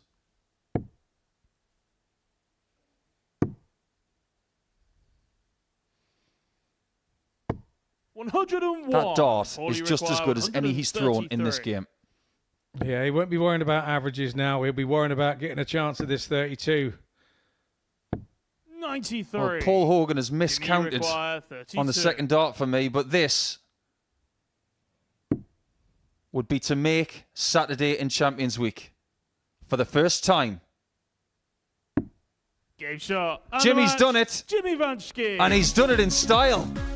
It's not his best performance of the group, but it will feel like it. Jimmy's going to get second spot in the table. Derek Coulson's going to win the group. And Jimmy's going to be back on Saturday night for a chance at the jackpot. An incredible performance. No emotion from Jimmy whatsoever. I thought he'd show a little bit more than that. But maybe what he's going to do in due course is show us and tell us how he feels. But look at what he's just done. A game he needed to win against someone celebrating their birthday to try and knock out, not Paul Hogan, but Neil Duff. 103.66 the average, 80% on the doubles, with a 132 checkout. What more is there to know about the person who's going to Saturday? Let's find out with Henry Deacon on the stage with Jimmy Van Schie. Well, Jimmy, many congratulations through to tomorrow night's final. Just some of what has been a crazy day from your perspective. Most definitely. For me, I just wanted to get a few wins and then, yeah, go through. But this is like every other week I've been here. You know, it's never going to be easy, and this shows it. I was proper nervous watching the games back in the room, and yeah, I knew after the last game I had a job to do. Come in fully focused and did my job. So I'm very happy to be standing here talking with you now. Emotionally, has it felt like a bit of a roller coaster? Was there a point today where you thought maybe this isn't going to happen? Yeah, definitely. When I started good again and then I lost to Derek again. He played brilliant again, so fair play, really. And against Jim Long, my nerves got to me and he just outscored me again, like the first match we played, and now he got over the line with it. So fair play to him. But yeah, to eventually go over the line to qualify, over the moon. When you saw Neil beat Jim, you knew it was in your hands. Basically, win, you're through to tomorrow night's final. Was it just a case of just getting on here, just getting the job done, no messing about? Yes. I always say when I'm starting the match, just win the first leg. That's the pressure gone for me. And I did that, and then I went flying. And yeah. So, tomorrow night, Champions Night, for the first time in your career. You got very close last time. First of all, is it relief that you finally crossed the line, and how much are you looking forward to the big occasion tomorrow? It's a big relief that I finally crossed the line. I think I played all right yesterday. I think I played not so good today, but on the key moments, I did the job. And yeah, and tomorrow I'm looking forward to this, 100%. I know my fans are going to be here, so this is going to be a wonderful night either way. If I win it, lose it, I'm going to have a blast tomorrow. Does that give you that extra 5%, that crowd, the Jimmy Van Schie, I don't know what you call them, but whatever your support base are called, does that give you that extra kind of 10%, that extra bit, particularly on a big night like tomorrow? 5%, 10%? Mate, this is definitely 50% more. It's up on my game, 100%. It's lovely to play with a crowd, and to have those fans is just massive for me, really. Does it make you a different player then tomorrow? 100%. More dangerous player? Yes, 100%. Well, Jimmy, many, many congratulations. You are into Champions Night tomorrow. We're going to see him and his very, very noisy section of supporters tomorrow evening. A salute to them. We're going to take a short break. When we return, we're going to see the final game of the session between Derek Coulson and Thomas Banks.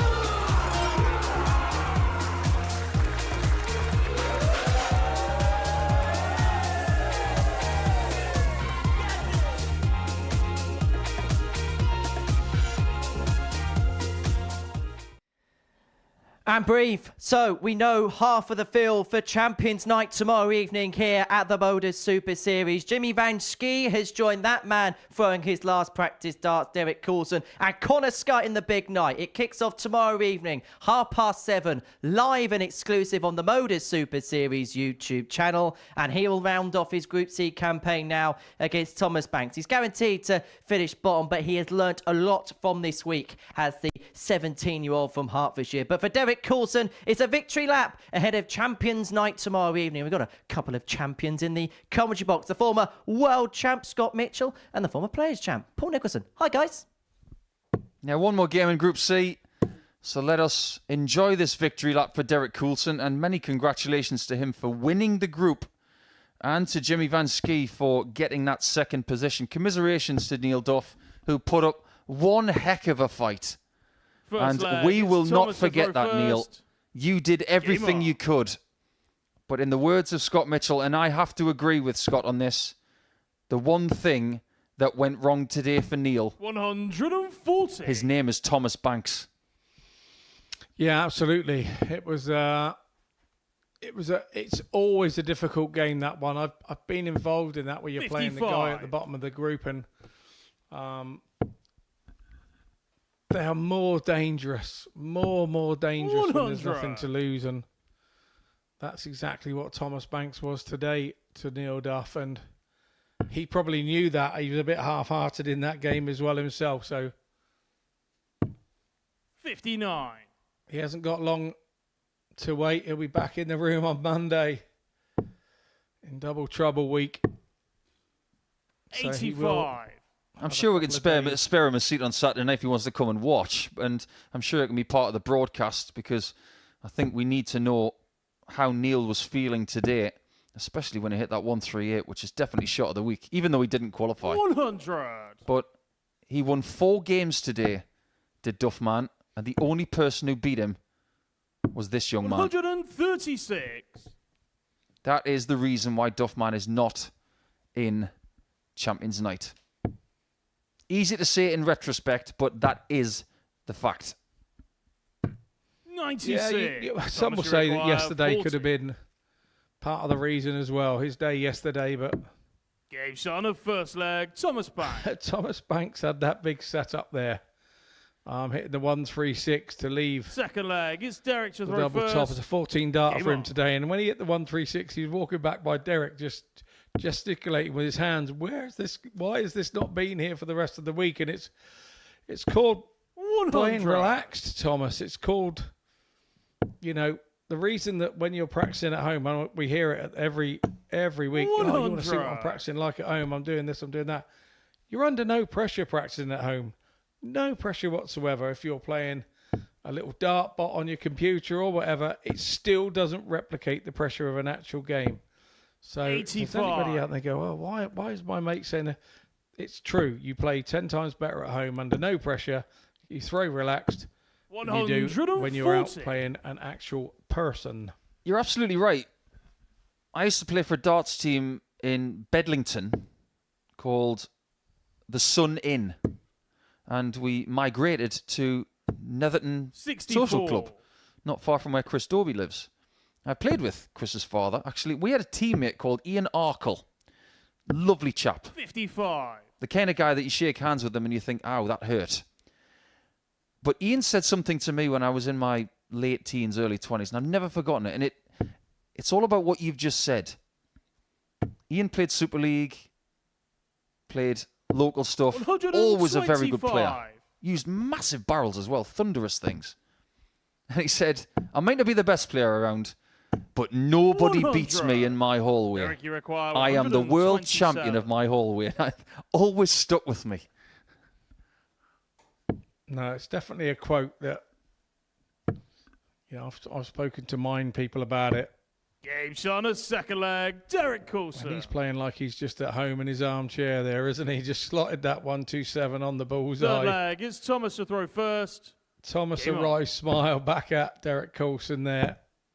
Well, let us dig a little 60. deeper into what it's going to be like for Derek on Saturday night, because I don't know if he's here with anybody. I don't know if he's got anybody coming. But we know that Jimmy has. They're going to be very 100. loud.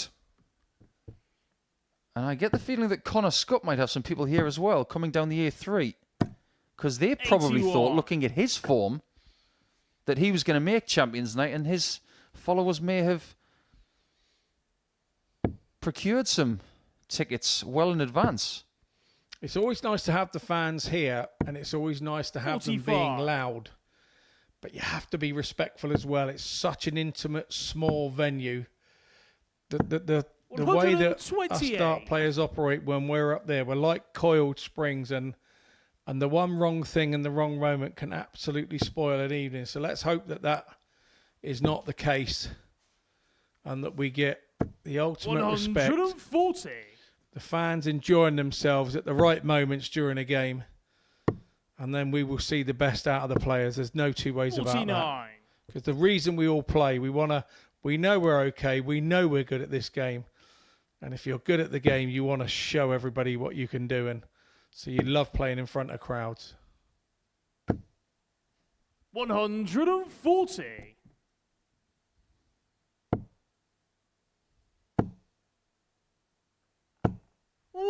This is not a bad 76. curtain closer at all. 96 average so far for Thomas. 95 for Derek. And he might have the lead. 68. It's almost surprising when he misses like that. 83. He's been so accurate with most of the finishes he's had. How's the bull for Thomas? 58. Good try. Derek, you require Very close 8. is the answer. Super stuff from Thomas Banks. It's now Derek. Game shot on the third leg. Double Derek four. Coulson. Goes in, and there's another element Fourth about this leg. being It's a Derek dead to throw rubber for me. first. Game on. Derek's going to Saturday night. He doesn't want to go in to that Saturday finals night of Champions Week off the back of a loss to the lad that is, although he's playing great here, he's still the guy at the bottom of the table, and it's not the momentum run you would 58. want in to a Saturday night Champions Week for sure. I think you're right. Yesterday he lost his last match. And lost it to Paul Hogan by 4 legs to 3. 30. That planted that little seed of doubt as to how easy today was going to be. It was never going to be easy, really. 93. But he was through this group before anybody else, and his response to the loss was excellent. But if your last match is a victory, you're going to feel like you're only as good as your last game, which was a win, 93. which is always better. Yeah, I just think it's very different. Losing your last game yesterday may have kept it a little bit more honest today, which is 77. why he started in the manner he did. But you do not want to go into a Saturday night finals night on the back of a loss, whether it's a normal week, but even more so on Champions Week. You need to set your stall out and let everybody else know 100. that you're here for business. And there was no dead rubber when I was playing. I'm serious every time, and I'm coming in on the back of a win. And that's no disrespect to Thomas Banks. It's just the way that the game works and the way that a 89. player's head works. Regardless of Banks's exploits this week, he will be stronger for this week. The amount of reps he's had, the amount of games 60. against the opponents he's had, 25 games of experience in a week. And sometimes you need to lose 65. to get Derek, better. You require 118. And I agree, but even for Thomas, if he can leave with a win here, you know, he sees the whole place in a very different light. He sees the whole week in a very different light than if he loses it, goes away here with a loss. 40. He will Thomas, you remain more require positive if he 119. goes away from here with a win in this last game. Ball. He's looking for a parting 88. shot, and I Derek, don't you blame him require for opening his 78. shoulders. That would have been something special. Yeah, he's looking for a little clip to put on his social media, isn't he? I think he knows what's coming next. Game shot on the fourth leg. Predictable Derek Coulson. brilliance from Derek Coulson. Fifth Now, leg, Derek's the it's kind of Thomas guy to that throw you'll find first. in front of you Game on. in a queue, at a restaurant and he's getting the last of the specials. 56. He just likes to nip in there and take it just before you. He doesn't do it with massive celebrations or anything like that. He just nips in and takes what he wants. 140.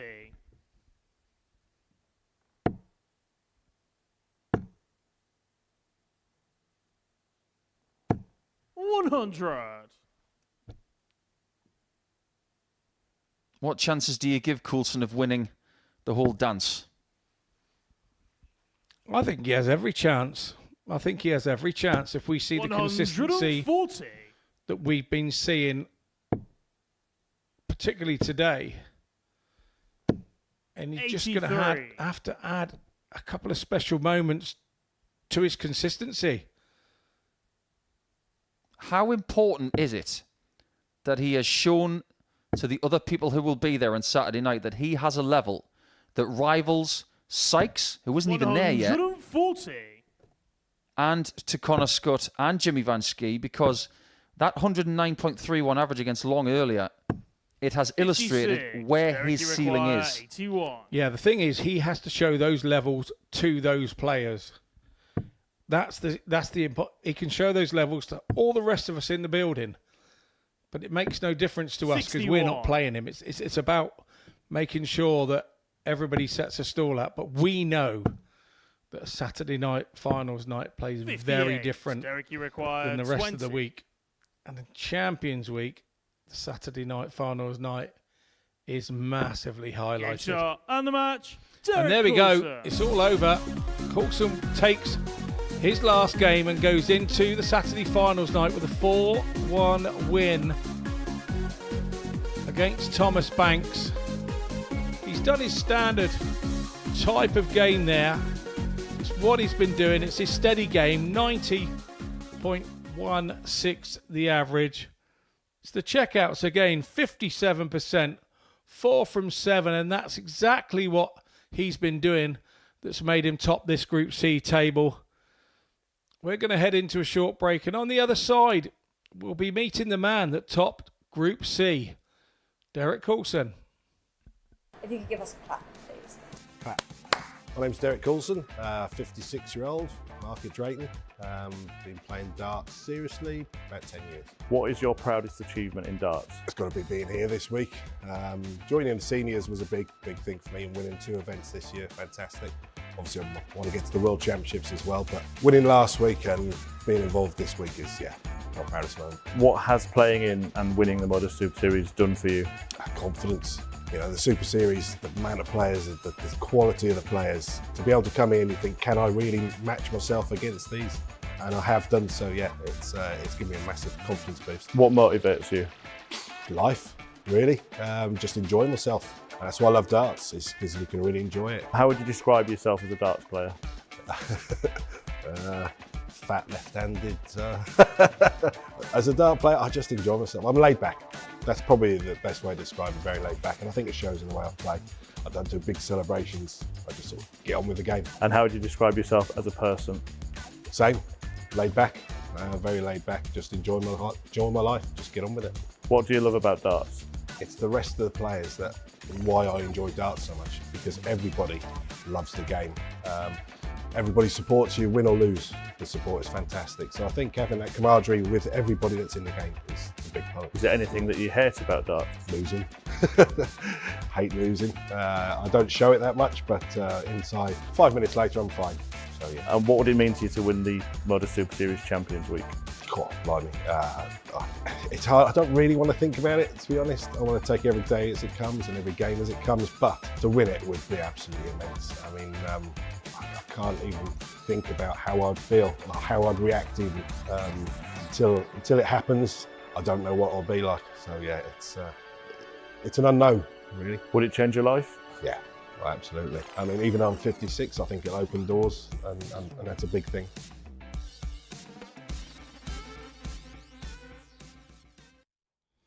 Well, that was Derek Coulson before play. This is Derek Coulson now, a man who is through to Champions Night tomorrow evening. When we sat in this studio on Saturday night, the three of us, you were in absolute disbelief that you won the week. How do you feel now you're into Champions Night? Still in disbelief, to be honest. Yeah, I didn't think I'd be sitting here, but I've absolutely loved it. It's the challenge has been amazing, and the players fantastic. I turned up and I just thought, again, I don't have any expectations. Nobody else would have any expectations of me. Just play darts. So have you just been able to play this week with a whole heap of freedom and just see exactly what happened? Exactly that. Freedom. As I said before, I know what I can do on the dartboard. I just had to produce it, and I knew I had to produce it this week. I'm really, really pleased with the way things went. Well, let's talk about some of your moments over the last couple of days. Scott's been watching some of today's action as well. Let's talk about some of the big finishes, some of the big highlights, because at points it was those big finishes, wasn't those big moments where legs were tight, games were tight, that got you over the line. Oh, absolutely. I think it was against Jimmy today, the 144. Yeah. Right on cue. I mean, I wasn't too sure if that second dart went in, and I had to check. And because I'm not a fast player, I just took my time and thought, right, just aim at the target. And it went in, and even though I was 2-0 up, I felt it changed the game and maybe just had a knock-on effect to Jimmy. Scott, you've been watching Derek all day today. What would be your assessment of what you've seen from him, not just today, but also from what we saw on Saturday night? I think the last week has improved you as a player. There's no two ways about it. Last Saturday, you could see that experience that has proved you as a player. Do you think, and I got a question, do you think it was good to have the first couple of days off here this week, to let that sink in last Saturday and then come back here Thursday with a different mindset, with maybe than what you'd have had if you'd been thrown in on Monday? Absolutely, 100%. When you mentioned I was in Group C, I was genuinely happy that I was in Group C. It gave me a little bit of time off, go back, bit of practice, and come back and restart again. I think if I'd come back straight on the Monday, honestly, playoff, I might have struggled a little bit. I'm an old man now, so there's only so much I could play. What was the reaction like back home, and in terms of your phone blowing up when you won on Saturday evening? Yeah, it was amazing. The support I have from the guys back home, from everybody. I mean, the guys in Market Drayton are amazing. They've supported me so much. I've lived there now for 14 years. And the dart scene, it's only a small town, but the players there are fantastic. We've got some great players in the town, but they all support me. You actually broke a top 10 Champions League record average against Jim Long early on today, that 109. You're now in a club alongside Luke Littler, for example.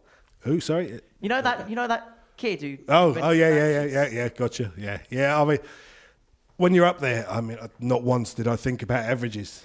As Scott knows, when you're just trying to win games, and that's all I was trying to do is win the game. Every leg counts as well, so I had to concentrate a lot. I was told as I came off it was 109. Yeah, it's my best ever average. So in a competition, so yeah, brilliant. I just want to talk about Derek's mentality, Scott, because he said he's playing here with a free roll.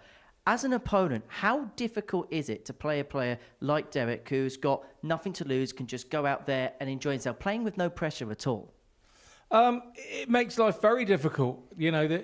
He's not going to be able to continue to do that if he keeps playing like he is, because there's always going to be, there soon will start to be a target on your back, and then you have to learn another aspect of the game. But I've just been so impressed with you since I've met you at the Seniors Tour, and you're one of the genuine reasons why the Seniors Tour is always going to work, because going to find people like you, and I also totally understand, coming from a small place as well, how they call you one of their own and they love you for being you, and that gives you nothing but encouragement for every time you go out. So as long as you can continue to do that, I think there's a bright future in the next few years. That's no two ways about it. Can I ask about the Seniors Tour and what that's done for you and how it's put you on the map, and actually the opportunities that it's given you and how it's improved you as a player? Oh yeah, I mean, without the seniors, I would not be sitting here right now. 100%. When I first turned up on the seniors, I thought, how many good players are over 50? Have I got a chance? And I walked in the room and it was like, yeah, I forgot about these people. And it was mad. And I didn't play great the first few weekends I went, and I thought, okay, if I'm going to compete on this, I've got to raise my game. I was a decent player, but I had to raise my game. And the seniors is what's done that. And also coming here now and being in that back room with guys practicing and on that stage, which I absolutely love that stage, it's just an amazing throw. It's just helped me no end. I just wish now I was maybe 30 years younger. Well, Derek, we're going to have another chat with you in just a second. Myself and Scott have got around at everything else that we've seen today. First of all, we're going to have a look at the table to confirm Derek Coulson's place through to the final alongside Jimmy Van Schie, who had to sweat for it in the end, but got the better of Paul Hogan by 4-0. And you could tell in that interview me and Jimmy had on the stage that was just pure relief in the end. Yeah, absolutely it was. And he got himself in a position in the early part of the group where I just need another win here and I'll be fine. And then as the group went on, he wasn't getting the wins. So then that puts massive, massive pressure on that game. And to come through it the way that he did with that 100 average again, right under pressure, that shows that he really does have the minerals for the game. There's no two ways about it. In terms of Neil Duff, he lost a couple of games 4-0 right at the beginning of his Group C. It turned out in terms of legs difference, that was the factor that cost him. Yeah, very much so. But I think even today, he was getting away with it a little bit today. People were missing doubles against him today. But then he was responding by taking big shots out like the 138. And so you have to give him credit. Although he didn't quite make it, he gave himself the best possible chance. And if it kind of fell away from him today, it's probably the Thomas Banks game, who was sat there at the bottom of the group, and he wouldn't have expected it because he's not a daft player, Neil Duff. He knows that Thomas was going to come to that game with something because he was bottom of the group playing with freedom. So for Neil, he knew that was probably the most dangerous game for him today, and that turned out to be the way and possibly why he didn't make it. Sorry for bringing this up, Derek, but I want to talk about that 138 in the last leg. Talk about the composure. I know he didn't make it through, but the composure you've got to have under that pressure to pull off a shot like this. Well, I said it at the time. He just looked the coolest guy in the area. He really didn't seem... He took a step back. It didn't look and give anybody any inclination that he was going to miss that double 12, did he? No, I mean, I just gone in, so I think I went in double 4, didn't I, to leave 28. Mm-hmm. And I didn't look at the first out, but I was hoping when I turned around it was just a big 19. But when I saw it was in the treble 19, I thought he's going to give himself a shot. Mm-hmm. And when it went in, the class of Neil Duff, under that pressure, that he had to ping that, because I was going to hit double 14, I'm sure of it. To hit that was pure class, and that shows the quality that he has. But it is you that's into Champions Night. This is the tournament bracket then as we go into our final session of qualification here at the Live Lounge. Connor Scott confirmed his place through on Wednesday as the winner of Group A. Derek Coulson and Jimmy Van Schie making their way through Group C. And then Group B tonight will round off who is going to be the final 3 players that make it through to Champions Night. We'll have another chat about Group B in a second, Scott, but I just want to talk about the 3 players that are through already, because you look at the likes of Connor, the likes of Derek, the likes of Jimmy, 3 different types of players at different stages of their career and their developmental path. There's a very interesting plot that's beginning to thicken here. Yeah, absolutely is. And I think, we are in Champions Week. This is where you need to shine. You don't want to leave your best starts out there in the back room on the practice board. And so far, from the 3 players that have gone through, we've seen a lot of good stuff up there. So that only bodes well for Saturday night. In terms of Group B, we're going to watch that tonight from 10 o'clock on the Super Series YouTube channel. Western Sykes are in control on 6 points. We'll talk about it a bit more later on this evening, but what do you expect to happen there? Are we expecting big nights from Marvin, Richard and Adam to try and catch up? Well, the thing with the Group B is you've got to be on it from the get-go, because you only get the 4 games, and Group B can really pass you by very quickly. So whoever's going to go through tonight really needs to make a really quick start and get out the blocks quick. Derek, final word goes to you. This trophy, you're having a look at it now. What would it mean to you if you lifted this tomorrow night? I don't want to think about it, if I'm honest. I'll treat tomorrow as a straight knockout. Mm-hmm. Every game is a knockout. I know we get 2 games in the group, but for me, I have to win every game. Simple as that. I'm not going to go in and go, if I get 3 legs, if I get 2 legs. I'm just going to go up there and try and win every single game. What's going to be the preparation? Because you have won the group C, so one of the advantages you do get is about 24 hours before tomorrow night. What are you going to do in the intervening period to try and get yourself best prepared for a tilt at this trophy? Just relax. So I'm just going to relax. I was a bit under the weather this week, had a bit of a cold, and it's starting to clear up now. So yeah, I'm just going to watch a bit of darts tonight, relax a bit, and maybe have a little wander around tomorrow during the day, bit of time. But probably from about 4 o'clock onwards, I'll get my head on from there. Biggest night of your darts life? Absolutely, 100%. Well, Derek, we shall see you at Champions Night tomorrow evening. Many congratulations. Scott, thank you for your company as ever. Group B later on tonight. And by the end of play this evening, we are going to know the 6 names that will be playing for this trophy. This is the exciting bit of the week now, isn't it? Yeah, very much so. We're just coming to the culmination of it all. And we've got another 5 players that are really excited to get that Group B done because they want to get in here and chat with you like Derek does. Well, chaps, many thanks. Derek, congratulations to you tomorrow night. Scott, see you later on this evening. We'll see you later on this evening as well, 10 p.m. on the Super Series YouTube channel for the second part of Championship Friday here at Champions Week at the Modus Super Series. As far as Group C is concerned, it's Coulson and Schie that make their way through. Group B will culminate tonight. We'll see you then.